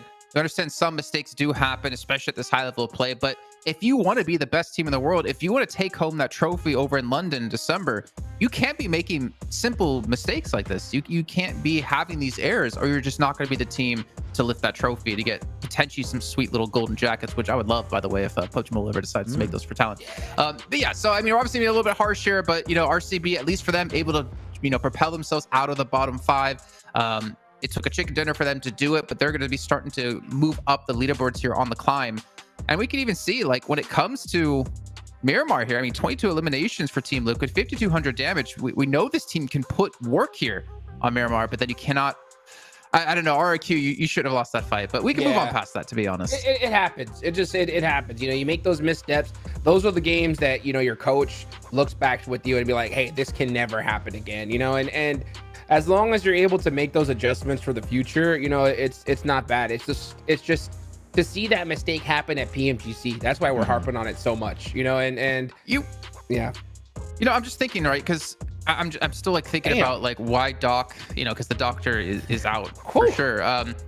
Like we have seen like D+ do this with Osal, thinking back to, I think it was our first angle of the day, Max, except Osal would be like the pivot point, the anchor point for them to rotate to. He would scout, get good information. Maybe there's a world in that last game where it's like Doc was saying, okay, I got us a good position, though I don't really understand that late in the game, that his team would rotate to him. But the thing is, we've seen Doc kind of do this a couple of times now over the course of these 2 days. Oh, I'm going to tell you, Jason, Osal's play early on our angle when he sent across the river, that's a good split. The reason why, it's a scouting split. The whole idea behind that play is to gather information, create an anchor point for your team to rotate into the circle to play later on into the game.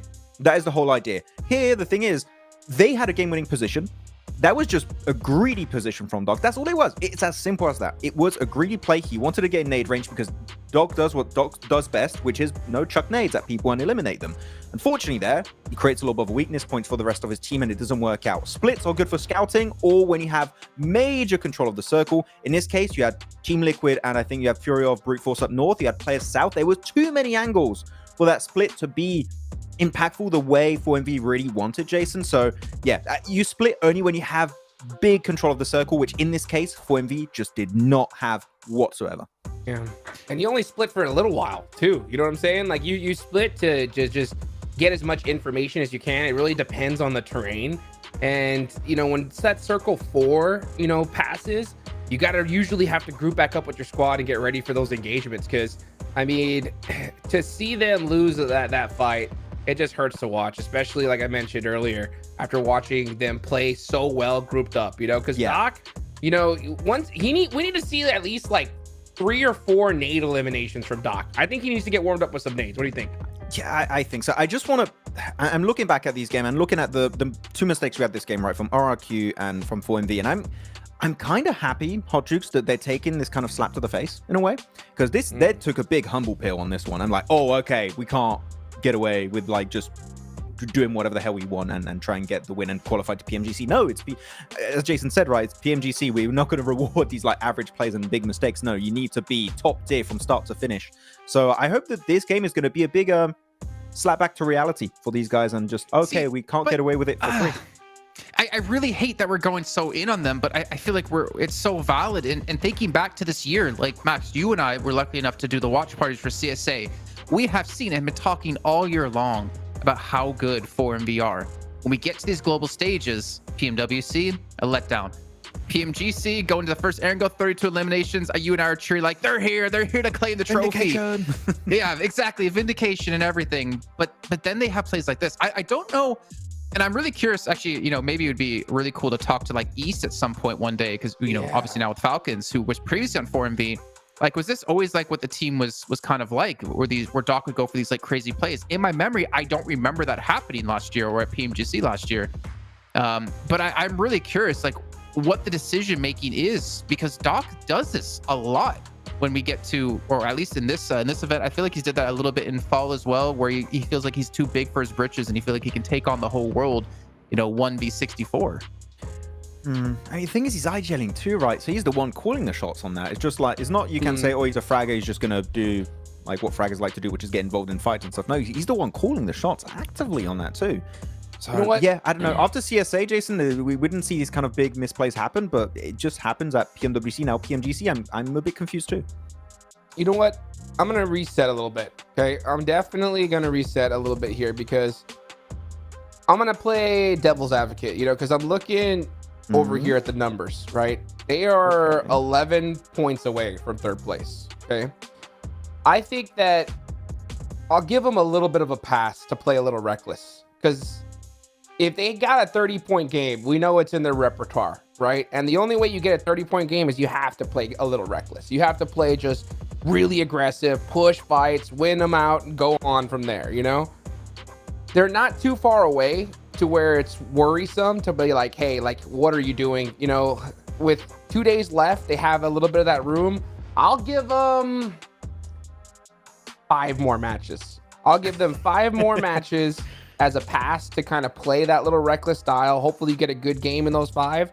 But after that, it's got to tighten up like tremendously. I think that's fair. I think that's fair. What do you think, I think we're definitely being harsher on them without taking consideration where they technically are on the leaderboard. Because you're right, like they are extremely high on the overalls right now. I mean, they still are in reach for sure of getting top 3, no doubt. I think, at least for me, and I'm not gonna speak for you in this sense, Max, why I'm so harsh on them is that we've seen throughout the year in CSA their potential, like how damn good this team can be. But then to see them play this kind of reckless style, it's not reflective necessarily of what they did in PMSL. Definitely, it is clearly not. We know this team can do better, can achieve better. I think we know that even in the PMGC they should be able to do better, right? But yeah, I'm still a bit confused. This feels like a complete opposite desk segment to match 2 of yesterday. Yeah, like, right? All like, oh yeah, what going to be the happened? best, and now like going to be biggest throw of PMGC, but. Okay, you know what? Again, I said it. I hope this is going to be a big reset for them mentally. Like, oh, okay, we got to stop messing around. Like, this might just cost us the top 3 spot. I'm sorry, Max. Take a look at this at the bottom of our screen. Top 4 opportunists, stolen eliminations. Oh, that's cool. actually a really that is cool stat sick. here. 16? Influence rate, 16 stolen elims. I like it, dude. I've been assuming that waiting not for comes this in from stat one team forever, and they confirm it. I like. Dude, I love that. That's a good stat. Yes. I mean, they have more of that. When please. you really look back, way more of that, please. When you look back, actually, Influence Rage has been very third-party oriented, like on sweeping edge playstyle, etc. To get position control. That's the way they do it. They tend to try and third-party and take shots from a distance and create space. that stat makes a lot of sense, but it's good to see it also highlighted in the numbers. So 16 points extra purely by snatching away some points of other teams. That really goes a long way over the course of 4 days. That is huge numbers. Yeah, really cool to see that. It'd actually be a really cool stat to keep an eye on throughout the rest of these days here. And of course, if you can potentially look back on the other groups and get some stats in there as well. But it is time to head into our final Miramar. That means the 4MV podcast is now closing for its very first episode. We'll see if there's going to be an episode 2 after this. Well, depending on how it goes, we might have episode 2 right now during the game, Jason. It's match number 12, our last game of the day, and we do need to decide the top spot. D+ will be going back and forth with Influence Rage, as Influence Rage have surpassed them now. Their pace unmatched in today's games. Both of them accelerating away from the competition now as well, with Brute Force struggling to keep up and maybe falling by the wayside if 4MV can humble themselves and play to the lobby. I think the 4MV, look, the last game, look, they got themselves into a strong position. It was a winnable position as well. They make a mistake, the call's not great, and they're able to take it down. But there definitely was a change from 4MV the last game. I think that's something that we have to certainly bring up, is that the rotations, the playstyle was a lot better up until those final moments. And I think that final moment is very important for 4MV to analyze. It's like, we were disciplined, we made strong rotations, we looked good, we scouted, we smoked, we naded, and then we got to the end game, we were like, oh, we're doing really well, guys. Let's do a 4-man split. That's exactly where the point goes wrong, because it was way too much confidence. But up until that point, it was actually very good gameplay. So I think for 4MV, again, it's a case of that testing, that limit testing, of being like, right, that there is our limit here in the PMGC. We can't go for crazy splits like that, which might have netted us 3 to 4 more eliminations in our PMSL, but it's going to net you a loss in PMGC. And we've got the Hot Jukes limiter on them as well. 5 more games to really start to show back up. We'll be counting those down. This is the first of that 5-match set. We'll be carrying over into tomorrow to see if they can pull their socks up and do better, because the schoolmasters are not pleased. Class is in session. Final exam just around the corner. Heading on into this match, though, they have a long road up towards the north side. The circle goes over towards La Cooperaria, and 4MV dropping in Chumacera. Thunder Talk, again, they have just kind of had the same deal, right? The start of today, it looked like maybe they were starting to gather momentum, try to brew that storm, but it just has dissipated over the course of today, and it hasn't been where it needs to be. Hopefully, they can put in a good last entry. Influence Rage, however, the opposite of all of that. 115 points now, and they are 11 points ahead. Yeah, it's good. It's very, very good for Influence Rage. They would not be ahead if not for all the stolen elims. 2 hours behind. Interesting. I don't know how many stolen elims D+ had. I don't think they had a huge amount. I think they were second on the tables, if I'm not mistaken. I think they, but it was a couple back. We'll have to go and double check the stats there, but I think they were on that table. That might have been another team, but I thought it was D+. Not sure. Either way, I agree with Jason that it's a very interesting stat to pay attention to, right? Because in general, a stolen elim is indicative of taking controlling positions in circles and having a lot of influence over the circle. And I think that that's exactly what Influence has been able to do. You can do that in 2 ways, right? You can be in a central location and taking shots out and around you, or you can be trying to sweep through on the edge. Both of these are influential point-picking positions on a circle, and both sort of play the same when it comes to those points totals, but they're almost like opposite play styles when you actually have to enact them. It's a really interesting stat to keep up to date with, and as I said, definitely agree with Jason. Would love to see more of that. It was very, very good. Enjoyed it. It was a nice little thing to be able to watch out for. We're back on board with this game, though, for the time being. Well, for the time being, for the next 25 minutes, because after that, we're done for the day. We'll be heading past that halfway mark, going into tomorrow. Massively northwest shift up towards La Cooperaria. So this is very much a different type of game, Miramar, that we've seen before. map in the north side. La Cobraria dropped on by Count Voin Donkey himself. Or it's Von Donkey, I suppose, in his count form. But Voin Donkey in La Cobraria going to be flexing out a little bit further to the south, trying to take the areas to the east of Crater Fields, and making sure that they have control over some of those rotational paths. And whenever we see this rotation, I'll always talk about it, there is a vulnerability to teams moving in from that east side, approaching towards La Cobraria, and actually cutting you off from the team, from the rest of your team who are a little bit split away from you. So definitely need to be a little bit careful. And I think that actually Voin Donkey have now moved themselves back in to be a little bit more regrouped. So I like that strat. They'll lose a bit of influence over the center of the circle, but they could gain longevity in the game. Team Secret, that's not healthy for him. Losing one, and a nice pickup for RRQ. Yeah, not sure what Transix was doing there. He's like, just offered up his life at the doorway to RRQ's building. Doorbell rang, had to quit the game. Yeah, urgent matter, must leave, sorry. I think that when you look at this circle though, actually it's pretty unforgiving. For a lot of times you can make that northern rotate, past Torre Armada and then break in through La Cobraria.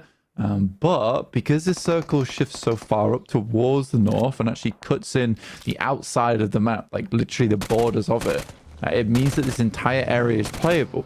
So you can get this lineup that goes all the way across, making it very difficult for our southeast teams to find their way in. Which is likely why we'll see a lot of teams actually cutting in past Power Grid, past San Martin, past Monte Nuevo, because they don't want to worry about those teams already all the way on that north side. So it creates this weird dynamic for this game going forward, which is always nice. It's a really interesting one, because I think I always talk about in the past how you can cut in past Al Zahar. Not as possible this game. Taking a look at this split from 77, they are 2-2. Currently, we're on board with the South duo of 77, losing Zadira, leaving one player alive. The other two, they're north of Ruins right now. They're all the way in the northwest side of this map, completely split. And on a circle like this, you've got to expect some pushes coming up that western road. So I would put, again, a question mark on that positioning from 77. They did not regroup fast enough, and unfortunately, we'll lose a player because of it. Yeah, damn. Unfortunate stuff for 77, who really have fell down quite a bit. Now in 12th place with 47 points. Not where you want to sit, John. It's not where you want to sit. A scary prospect going forward, especially because so many teams underneath them, 13, 14, 15, 16, all are quite close to laddering over the top of them. It's going to make for a very, very cutthroat final day, which is nice. But right now, a lot of our squads are worrying, sweating, cowering slightly. Timid, shivering, various other tremulous adjectives. But yeah, we still, as we will reach the halfway mark right at the end of today's games, there's still a little bit of opportunity to distinguish yourself. Woo-woo. As the sirens go past my window, there's I hope everyone's okay. But we're going to be going... What are you doing? I've got enough sirens in my ears without you wee-wooing about. What's going on? What the hell's John? Why you got some like wee-wooing going on in your background? Look, people need help. They're getting helped, and I'm glad about that. I think that there's so many sirens to go past your window that the only logical explanation is that you're the problem. I don't want to talk about it live on air. I'll tell you later. About all the problems I've been causing in suburbia. Wait, what, have you been thieving chickens from the Morrisons again? I've not been... Look. They would... Look, that was just a simple misunderstanding. Okay? You've been on the hot foods counter again. We talked about this. They just... Look, they just taste so good, you know? They're already cooked. Like, they're ready to go. You just go... Oh, it's KFC. Hand to mouth. Oh, I forgot to pay for it on the way out. You know, what are you going to do? What are you going to do? That's true. It is true. I'm a suburban terror. Yeah, man. I know. Heading down towards the south side, though. This is actually a crazy circle. We didn't get a chance to talk about too much because we're too busy talking about sirens and hot food counters and chicken, which means that I'm now hungry. Ooh. But I'm also hungry to talk about this circle because it is a good one. It's a really good one. It's a tasty morsel of a circle, which went far down towards that south side. So for, again, I will say D+, although, yeah, they're doing real, 104 points. There has been multiple times where the circles completely cut them out, only to do a full, like, 180 psych onto all our teams, then cut back down towards D+. So I think that has benefited them. All right, I'm throwing that out there now. Okay, a little bit beneficial, maybe. A little assistance towards teams at the top of the tables, but moving out for MV. Going to be playing now to the east side of El Pozo on the high ground. We've got Cellcom Digi Alliance as well, a lot more central on this circle, and potentially in with a good spot here. RCB to their northwest. You've got CAG Osaka out to their east. They have high ground over RCB. You can see that on your screens there, with Leon taking those angles and getting a little bit of control. Their southwest is a little bit more secure, given how the circle falls, because 4MV at a little bit too much distance to be a threat, but they will be able to take shots at and control teams who approach from that angle, which means that that angle is safer.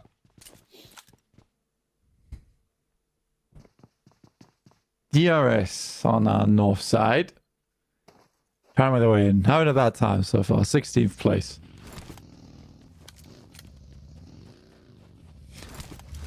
That's really sad. Me too, Seven. Me too. Oh dear. I'm also hungry, bro. Yeah, everyone's hungry. It's nearly the end of the day, so we can clock off for lunch soon. But we still got to dish out one chicken dinner first, Blank, and that is our duty here on this final Miramar of the day. It's reserved for it's not mine, then I don't care. Dear me. Well, yeah, this is an interesting turn to the show. You're in a bad way now. What's going on? Come on. We're all just hungry. Seven's texting me about Hawaiian pizza. He knows what he's doing. Stop it. What a devilish man he is. What a cruel... Oh, what a cruel shot, actually, from Prepod over towards Silas on the high ground as well. This is the danger always of these high ground positions, right? As the plane emerges from behind it. Thought that was a buggy, but no, it turned out to be just one of the planes going over, dropping off some loot packages. But now Brute Force can just go straight on up there. Well, I thought it was another player up there who was just grabbing Silas, putting him in the back and heading off, but no. Silas going down, super exposed, will just be an easy flush. And that is the danger of going for those high ground positions. Wouldn't that be awesome if you see someone like driving on the skybox to save their teammate? I must go. My people need me. Oh, dear. Certainly do, but Silas won't be available anymore. Can't call in.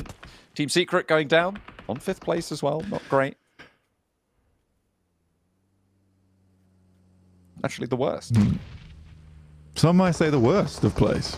Yeah. Going down 16th place with 0 elims. Yeah, absolutely. That's not great. But Team Liquid do get themselves a knock, but will take one in return. Here's RQ coming against 77 right now, battling them off quite handedly. Still 3 players up again. Koryu, as well as Sniper U and SRU still alive. Fnatic, the only one escaping the strange naming scheme. Hitting them with the Kamehameha and at the end of that one from Ryu. And on through for the spray downs. This is Team Liquid as we hop over to a different fight. Tries to catch him on the cross there. As Count Von Donkey tries to stand up against the approaching forces of Team Liquid, who have 4 players alive, but I think it's just Vexy now left standing. A medkit coming on in. I think he's still on the inside here. Could get caught, but spots them on the reload. One spray is good. Vexy can't quite find the second. Doesn't get the flush either, and Team Liquid can continue their campaign to march up the tables. Yeah, it's good stuff from Team Liquid. Up to 4 elims so far. Genuinely an improvement. Yes, there have been mistakes, as Max is saying, over on the desk, but there has also been a lot of improvements from Team Liquid. Going from, what was it, 3 points over 3 games yesterday to now a total of 52. It's what you would call a turnaround, 100%. Yeah. Good shots right now from CAG over towards Stalwart, but they're giving it back just as good as they get. Good pop out from the party bus. There's 2 party buses, but neither is as safe as the other. That is really good pickups there for CAG Osaka. Losing Garnet, not ideal, but Stalwart taking 2 out of their roster. far from favorable as well on the southeast side. Next circle going to come on in. It heads up north. RCB in the middle of it. The Crater Fields East Side Ridge is also going to be a major factor on this one, Blank. And I'm expecting one of those teams on the northwest to try and take control of it. That's DRS versus RRQ out that way.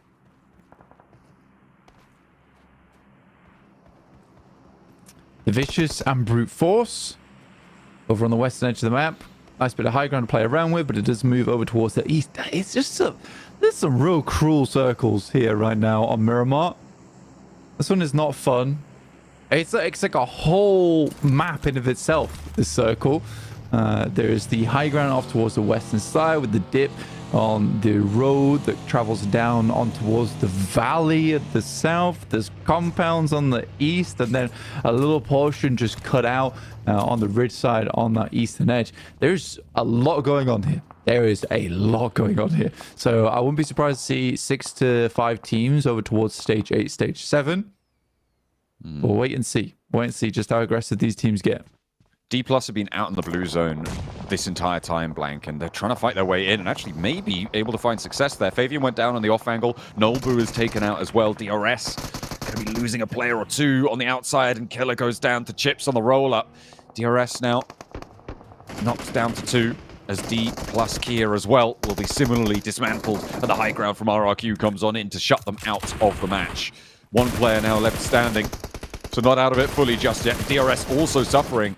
This third party from D+ spelled the demise of DRS, a really difficult approach, and both of the teams will take heavy casualties. DRS more so, D+, one player alive. It looks like we might be locking in our top spot at the end of day 2.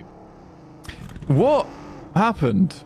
But RRQs decide they're a good team now? Is that just the case? They always were. They were just hiding it from us. They were doing the influence rage strat of like, oh no, we're just little RRQ. Oh, we're just little RRQ. Do not pay attention to us. Bam, bam, bam, bam, bam, bam, bam. MG3 strat. Oh, is it? Oh, someone hurt you? Who could that be? Not little RRQ, that's for sure. Could not be us. What, these 8 points are not... I don't know where these came from. I have no idea. We've gone somewhat insane towards the end of the day. Oh, here. yeah. 17 minutes into this match, roughly around about 13 more minutes before we start to close on our zone 9. So that's 13 more minutes of looting, shooting, and getting strapped into this game as much as possible. Critter, make some nasty shots from CAG. Actually, it's Selcom Digi Alliance to take those shots from Cluck. I know you call him K-Look. The guys on the desk do too. Do they? Yeah. It's just me who calls him Cluck. Yeah, he ain't no chicken. He's not clucking. I think I'm just going to do it out of rebellion. I like it. Yeah. Keeping the suppression, though, going over towards Stalwart. And with the blue zone pushing in towards stage 5, that's going to start to hurt. You want to be getting out of that as soon as possible, but it's easier said than done. Next circle, up north, Team Liquid. Maybe Influence Rage. It's Brazil Circle. I hope so. I hope Team Liquid can get more points. For the mere fact that I will be deeply, deeply saddened if Team Liquid do not go to survival stage or even just the grand finals. I feel like that nade just made that vehicle fly so far. That's 4MV. Baron's already down and out, but the Baron may have lived longer alongside this team than Count Von Donkey. That's my favorite headcanon that's come out of these games so far. Count Von Donkey. He's an excellent character. I really wish that we could show you the image that Jukes is. I feel like there would be all sorts of issues with that. It's a normal no, because he did it in but... paint. He did it in paint. Oh yeah. Yeah, and it looks really good. Yeah, I believe like the little bow tie arm and everything. Hell yeah. The Sprayers caught on the cross. The spray downs from 4MV playing on as 3 players. Their last chance to push back into the top 3 at the end of day 2.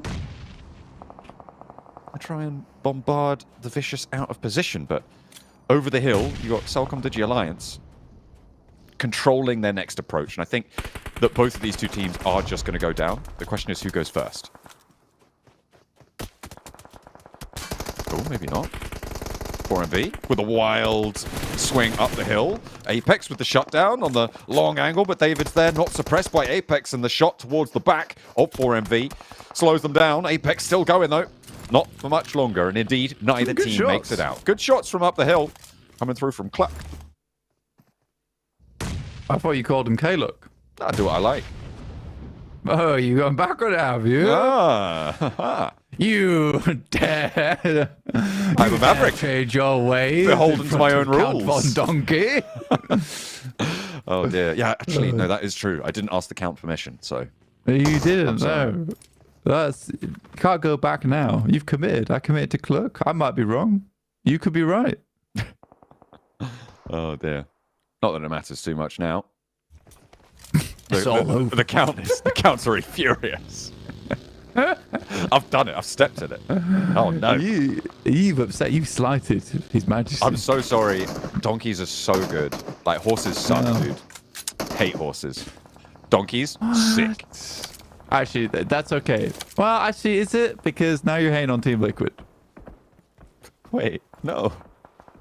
That's right. No. I didn't mean it. The horses are sick. Zebras suck. Yeah, that's more like it. That's right. I hate the stripy guy, those stripy guys. It would have been worse if Kanina Power were also in this lobby, in which case you really would have made an enemy of two teams. Yeah, that is true. Or Unicorns of Love. I could have gone that way. Although they haven't picked up their this month's roster yet, so we'll see. No, I actually refuse to go in on Unicorns of Love. I think they propped up our scene for such a long time. Nothing but love for the Unicorns of Love. That is very true. RCB Council can't even continue like this. Oh dear. Stop choosing horses as your logos, guys. Come on. Team Liquid, let's talk about Team Liquid, because Team Liquid actually are on set for a big game. RRQ, I think people realize that they are not just tiny little RRQ, they're quite formidable. Pre-pod, damn. Some good shots with the Mini 14. Less than good shots, just more good control. Surprising how quickly he's rattling those bad boys off.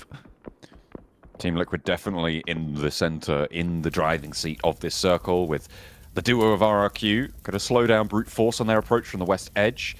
That Crater Fields east side ridge, I thought it was going to be more pivotal than it has been so far, but not really as much impact as maybe they would have liked. They have cleared out a lot of that angle, but Shifu is still there for 77 as a solo, the last player to stand for them. And brute force struggling to get down the hillside. Freezer does get that healing. You can see the rest of them trying to move in pre-pod, breaking forwards in the vehicles. The shot's not ringing out. It's all on RCB, actually, on the southeast side. And Cellcom Digi Alliance trying to make their way on forwards, but there's so much open ground. I have a minute and 53 before I'm correct. But one team has to not go down in that 1 minute and 53. What was your prediction? 8 teams in stage 7. Okay. But I don't know if I think I'm wrong. I think I'm hella wrong, dude. Oh, this rollout. This might be the end of that prediction, but you're close enough in my book. I'll give you that one. K-Luck or Cluck is going to be found to be pretty chicken on that far side. He's all out of luck. And his goose is cooked. That's right. Unfortunate for him. Cellcom Digi Alliance down. I'm wrong, but it's okay. We're all having a good time here. Brute Force, though, on for a fairly decent game off the back of this one. But it's Influence Rage who are putting up some strong points again. I think they're... So the difference between Influence Rage and a lot of other teams inside this lobby right now is that they're the one team, I would say so far, that isn't afraid to fight for position and is terrifying enough to send teams away from those positions, which means that they're able to get consistent spots like this. It's not because they're getting the circle all the time, it's just because they're willing to fight for strong spots. I don't think a lot of our squads are doing this right now. Spray down to Wild, not connecting, but the vehicle taking heavy punishment there. Remove that one from Action Furia, cooking the nade. RCB trying to flex on out over, and this high ground still under control. Furia Yeah, they don't quite get that on target towards Wild. Smoking off his teammate as well. Loxy towards the back lines of this circle. And make it pretty tough there. A nice little crossfire found, and Influence Rage lose a player, but that's actually picked up by Thunder Talk, who have been a little bit quiet. But they've got 2 elims now, and on the north side, they want to close the day with a strong performance, try and move up to challenge third place, but Brute Force, they're still in it. Can they move past RCB? Because Wild on the outpost finds Furia, gets that flush as well. This nade won't find the flush though at the top of it. Brute Force up to 10 eliminations now. A very good game for them. Unfortunately, they do lose a player, which isn't great, but they're still playing on a lovely split. Wait, have they lost a player? Yes, yeah, they have. Lost Furia. No, I was curious for a second then. Does go down. Influence Rage. Diego is knocked. This could be a Brute Force game. Equally, though, Team Liquid haven't really done all that much. That is a massive Molotov. They're both of the 2 RRQ players, and that actually gives Thunder Talk a position up the top of the hill to play into this next circle blank. They can transition. They've got 4 players alive. I mean, this could be pretty big for them. The team from China, who has had 1 pop-off game so far, could convert with a second on the day and do pretty well for themselves. But Brute Force have 10 points, and they're up to 99. Could a third team break that 100-point barrier? I think with the placement they're guaranteed, they already have. Yeah, now that is wild, right? That is absolutely wild. 3 teams breaking 100 points in the second day. Albeit, Brute Force will not break the record, seeing as it's happening on the same game as our 2 previous groups. But having 3 teams at that 100 points this early on is somewhat staggering. It is incredible to see. I think what's less incredible right now is probably the 30 points that D+ have been able to pick up today. It's really not been quite a lot, and they've been very much propped up by their previous day. Influence Rage, on the other hand, though, they had a pretty strong day 1 into a very strong day 2. And they're still pushing. They managed to get 60 points in day 1. They're looking to match that with the placement they've already got. They have done so. So how much further can they exceed that as 77 go out there? The last player to fall, Shifu, caught on the off angle. Brute Force wanted to try and catch on up to it. Influence Rage on 2 players. Unlikely they can get too much further. 75 points was the biggest day we've seen so far from D+ Kia. And if they want to match that, they need, from this point, I think it's something like 12 more points on this game, which is going to be pretty difficult to achieve. And that's already factoring in placements. Nice nade from Niels.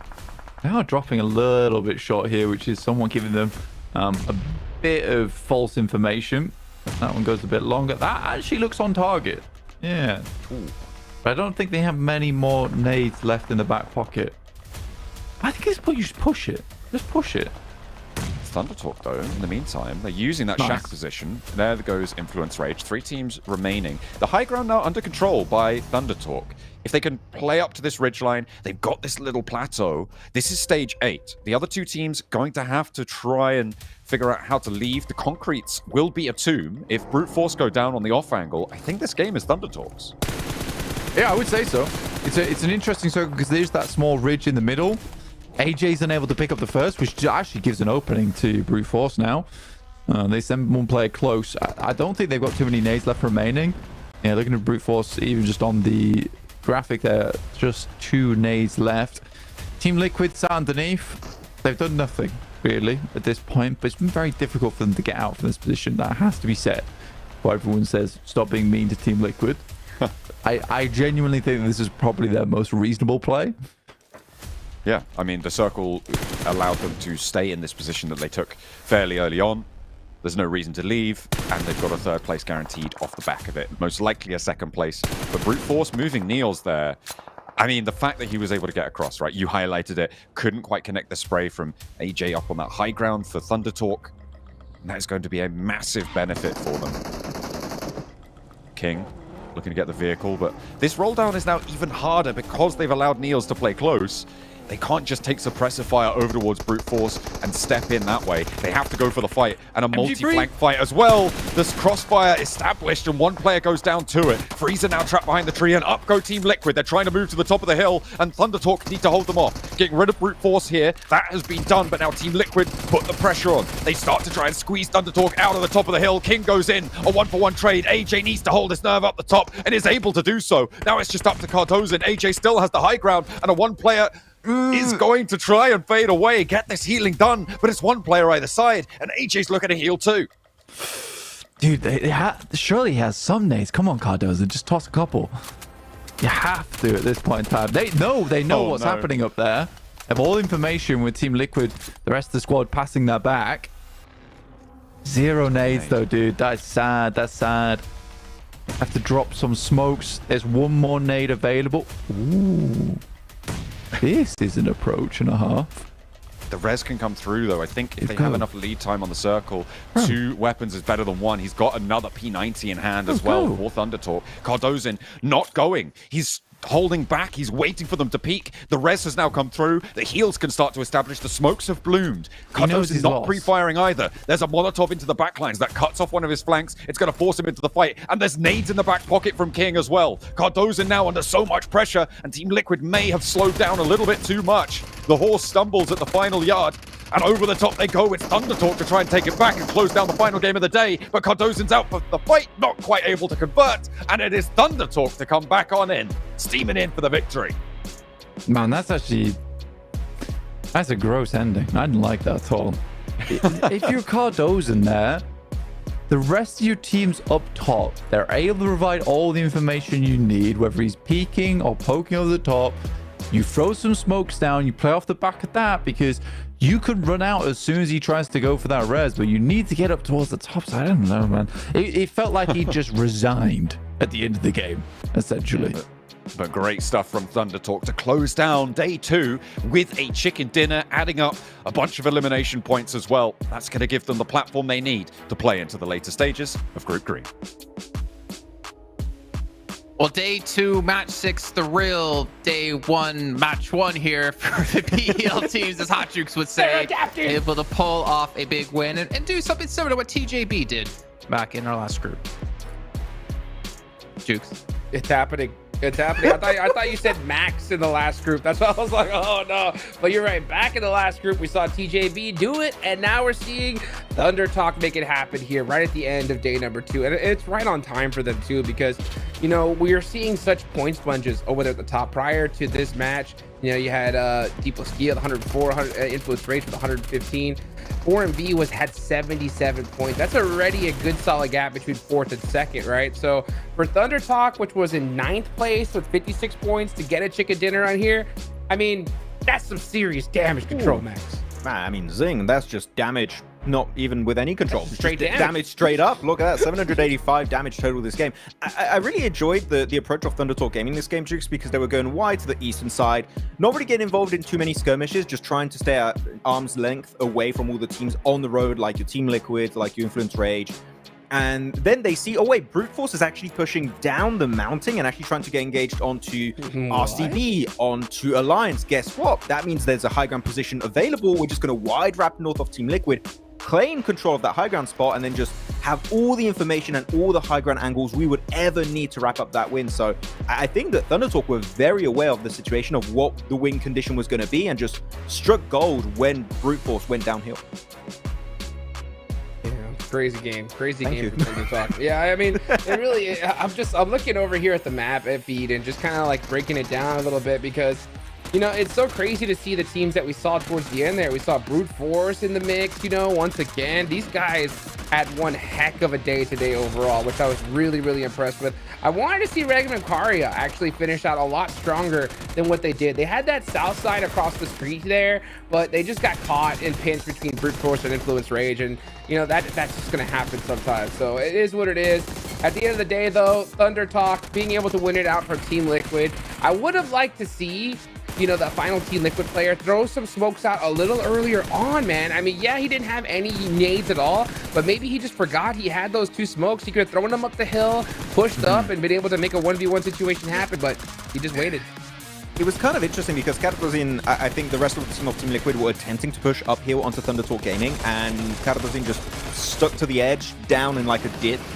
I think he was trying to give some kind of support from the angle, but unfortunately, as your team is pushing uphill, you're going to be losing sight of them pretty quickly, and then Thunder Talk was just holding the high ground, and thanks to the third-person perspective in particular, we're just going to completely obliterate all of the Team Liquid players. So, yeah, I think that Karatozin maybe was a little bit too slow on the approach, and then the amount of time it took for him to push, it gave an easy opportunity for Thunder Talk to go for the res onto Zing. So, I mean, good for them to finally get the res. I was surprised, Jukes, that it took him so long to initiate the res, but they got it. They had 2 players, and most importantly, they had the P90, which, if you're on a one-on-one fight, the P90 is definitely going to give you a big advantage.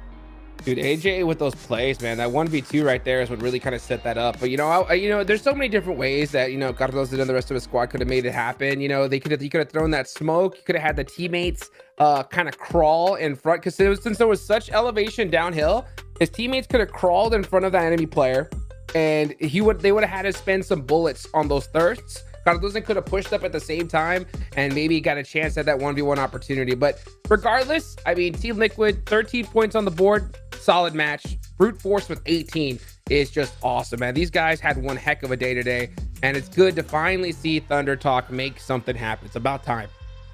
Yeah, and the question for us is, are they going to be able to do it again tomorrow? But also one team, I mean, Influence Rage has had a great day, as you guys have mentioned, Brute Force as well. You know, Team Liquid, the damage control in the last game of the day, it's not going to be good enough to get you top 3.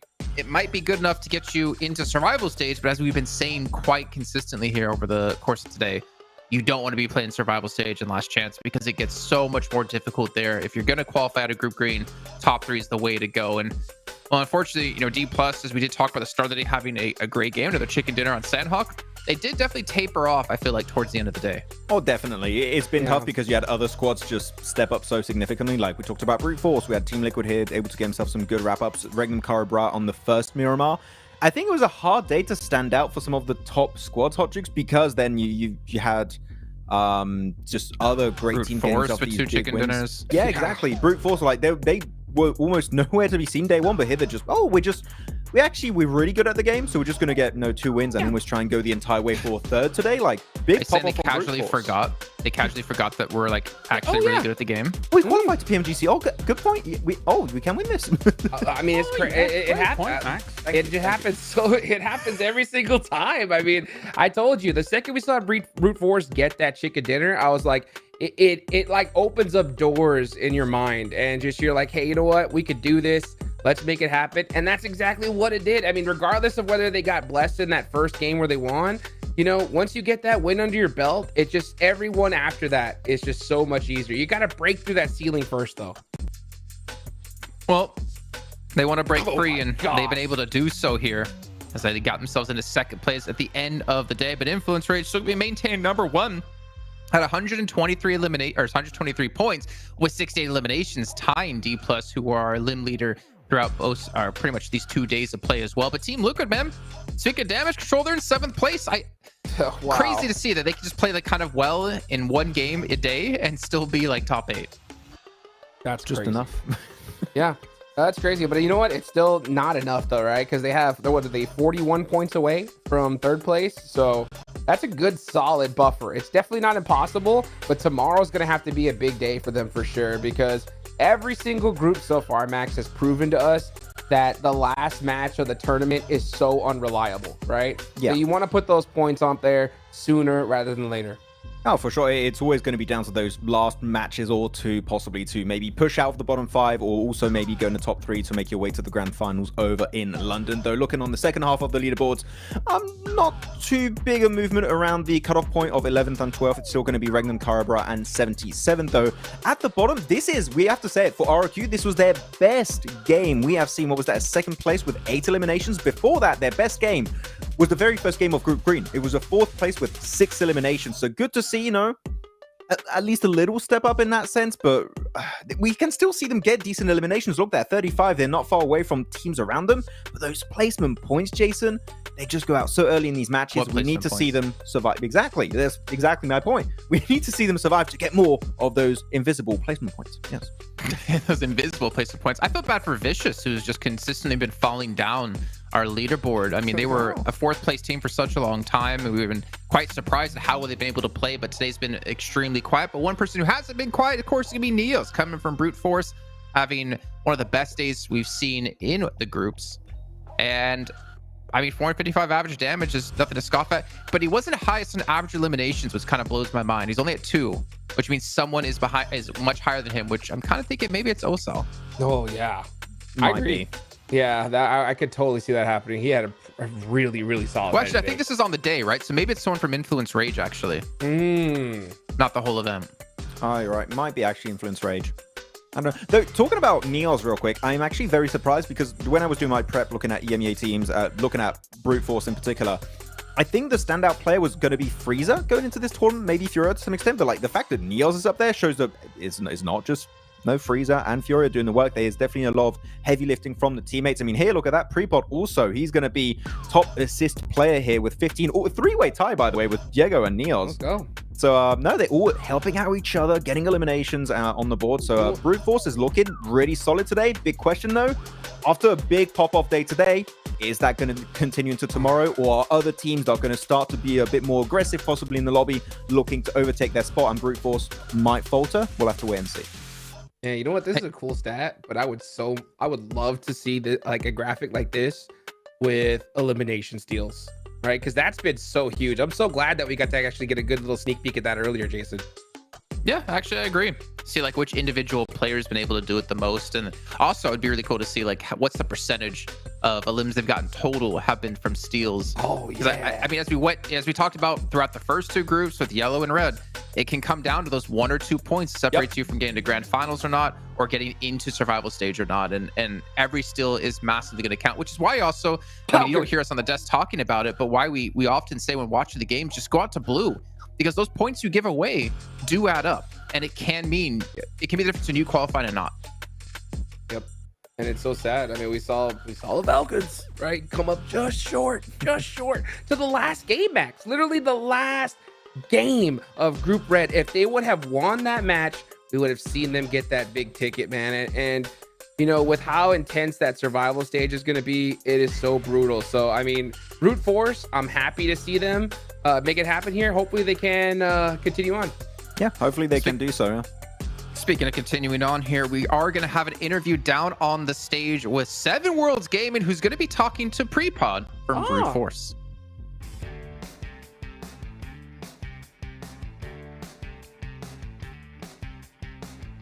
And just like that, day 2 for Group Green has ended, and I have none other than Prepod and Freezer from Brute Force. Honestly, before those back-to-back wins that you guys had in Erangel, it propelled you from 11th place to 3rd place. What were the adjustments or the in-game decisions that allow for you guys to win those back-to-back Erangel matches? После первого игрового дня мы поняли, что допускали большое количество ошибок и боялись рисковать. Соответственно, сегодня было после командного обсуждения было принято играть более агрессивно, и это у нас получилось. So after the first day, we realized that we were a little bit scared to play, and we decided with the team that we will play a little bit more aggressive, and that's worked for us. Yeah. I mean, it definitely worked out. You're currently in 2nd place, finishing off day 2. Now, we have already played 12 matches. Which team has been the most challenging for you guys? По моему мнению, самая сильная команда — это FOMV. Причем они сильны со всех сторон, как командно, как механически, так как по пониманию. То есть, по моему мнению, это самая сильная команда здесь сейчас. In my opinion, the most challenging and strongest team for us is a 4MV because they strongest in all terms, like, you know, in understanding the game, in mechanical, and like in general as a team, they're really strong. So yeah, I would say it's a 4MV. Right on. Well, hey, there's been a lot of debates about 4MV today, but we're not going to get into that. And Freezer, I can't just have you standing here all cute. How confident are you feeling for PMGC this year? Насколько ты уверен? 100. Oh, there you go. Just one number, 100. Thank you so much, guys. I appreciate it. Back to you guys.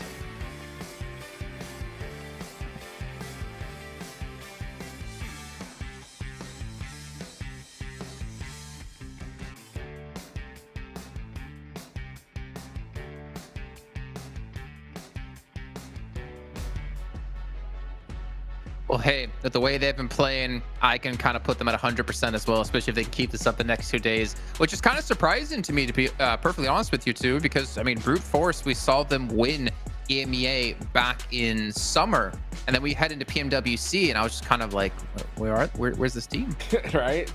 Yeah, you know Where what? are they at? Where are they? Where are they? But I'll tell you what, it's so crazy that I am not surprised. And I'm only not surprised just due to how we saw the previous groups, right? I knew there was going to be one squad that we didn't expect that would perform real good, and or at least to that level, right? And it was Brute Force this time. So it's good to see them do it.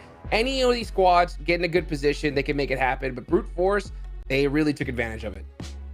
Well, gentlemen, before we do end things off here, I got to remind you, and more importantly, make Hotjukes really sad at the fact that Max and I both have an Infinix G220 Pro. Where is yours, Hotjukes? You were a pro.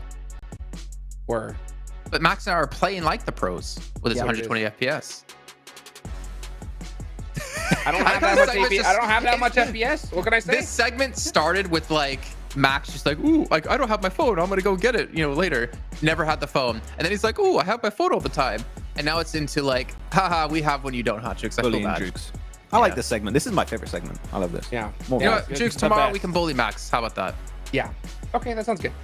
We can bully Max by talking about how we're going to be going to PMGC Grand Finals. We don't need to buy our tickets, but you guys at home are going to have to buy yours between the 6th and 8th of December. You guys can join some activities, meet your favorite players, meet some talent potentially. Not to mention you get some free draws in-game as well for some 2024 PMGC skins and have the opportunity to eat some delicious food in London. I'm actually looking forward to curry, to be honest, in Italy. Oh. Don't know why. They don't have curry here. Kind of surprised me. But Max, in the interview, just completely changed topics back to what we're supposed to be talking about. Hearing Prepod say 4V's a team that they're watching out for. Kind of surprising, but kind of not. I think that, okay, despite the big throw and the segment where we just completely ripped them to shreds, Jason, we know that this is still a team that has the potential to go really far, to go to the grand finals, maybe win the whole thing. We'll have to wait and see. Hopefully they took a bit of that humble pill after that big L they took earlier. But no, I think that a lot of teams look up to them, saw what they were able to bring to the table in CSN. Like, yeah, this is a team that knows what the hell they're doing. They've got such a good understanding of the game. So they're a threat. But as of right now, I mean, Brute Force are just playing better, so they're not a threat currently. I'm a little bit scared, Jukes. If 4MV go on to win, Doc runs over to us on the desk and he gets on the mic. He's like, "Screw you guys," and that's it. That's the only English he says. But no, Alpha 7's overrated, also. You guys are overrated. Well, ladies and gentlemen, thank you again for joining us for another day of action here in Group Green of the PUBG Mobile Global Championship 2024 League Stage. We, of course, have to end things off today, but we'll be back tomorrow for day 3, the penultimate day, to find out which teams will be heading to the grand finals, and of course, which teams will be heading to the survival stage. We'll see you then. Have a great night, and we'll see you tomorrow for some more PUBG Mobile action.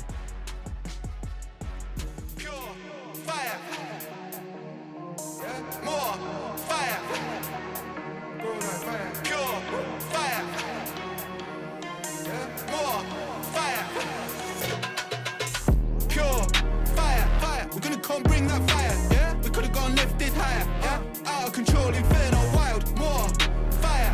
We're gonna come bring that fire, yeah? Waves up, lift that higher, yeah? Out of control, inferno, wild, fire. More fire. Grow that fire, pure fire. Yeah, pure fire. Grow that fire. We've been getting real lit with the way we ride. Make a move and we dip, we can meet west side. In the dark as a bitch with the flame ignite, yeah. It's a bag full of bricks getting switched tonight. Pure fire, ripping the drill, bringing the heat and you know that the deal. Getting the door, babe, you know that the real. I'm gonna confirm that I'm laying the field, yeah. We're taking the block, breaking the inferno, we're breaking the lock. Selling our beats and we're selling the lot. Burning the heat and we're ready to talk. Pure fire, we're gonna come bring that fire, yeah? We could've gone lifted higher, yeah? Out of control, inferno, wild, more fire. We're gonna come bring that fire, yeah? Waves up, lift that higher, yeah? Out of control, inferno, wild, fire. Yeah, more fire. Grow that fire, yeah, pure fire. Grow that fire, pure fire. Ripping the drill, bringing the heat, and you know that the deal. Getting the goal, baby, know that the real. Gonna confirm that we're lit in the field, fam. Taking the block, bringing inferno, we're breaking the locks. Bringing the heat, like we're bringing the heart. Pure fire. Yeah, more fire. Throw that fire. Pure fire. Yeah, pure fire. Throw that fire. Pure fire. Fire. We're gonna come bring that fire. Yeah, we could've gone lifted higher. Yeah, out of control, inferno, wild. More fire. Fire. We're gonna come bring that fire. Yeah, waves up, lift that higher. Yeah, out of control, inferno, wild. Pure fire. Pure fire. Yeah, more fire. Throw that fire. Pure fire. Yeah, more fire. Pure fire. Fire. We're gonna come bring that fire. Yeah, we could've gone lifted higher. Yeah, out of control, inferno, wild. More fire. Fire. We're gonna come bring that fire. Yeah, waves up, lift that higher. Yeah, out of control, inferno, wild, wild. Fire. More fire. Throw that fire. Pure fire. Yeah, pure fire. Throw that fire. We've been getting real lit with the way we ride. Make a move, we can dip, we can meet west side. In the dark as a bitch with the flame ignite, yeah. It's a bag full of bricks getting switched tonight. Pure fire, ripping the drill, bringing the heat, and you know that the deal. Getting the goal, babe, you know that the real. I'm gonna confirm that I'm lit in the field, yeah. We're taking the block, breaking inferno, we're breaking the lock. Selling our beats and we're selling the lot. Burning the heat and we're ready to talk. Pure fire, fire, we're gonna come bring that fire, yeah. We could've gone lifted higher, yeah. Out of control, inferno, wild, more fire, fire. We're gonna come bring that fire, yeah. Waves up, lift that higher, yeah. Out of control, inferno, wild, wild.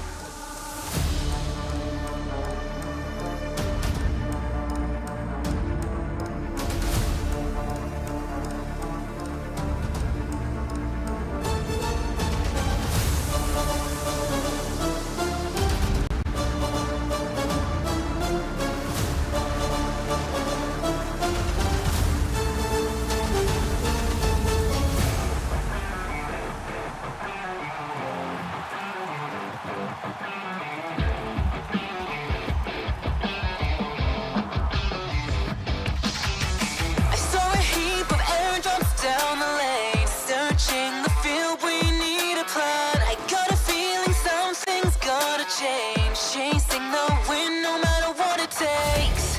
You be the one, I'll be the next. Where do we go? Clickety clack, firing up like wind blown. You don't wanna lose, neither do I. Hearing the siren that has never changed. Out in the world, run from the low. I got your back, you're not alone.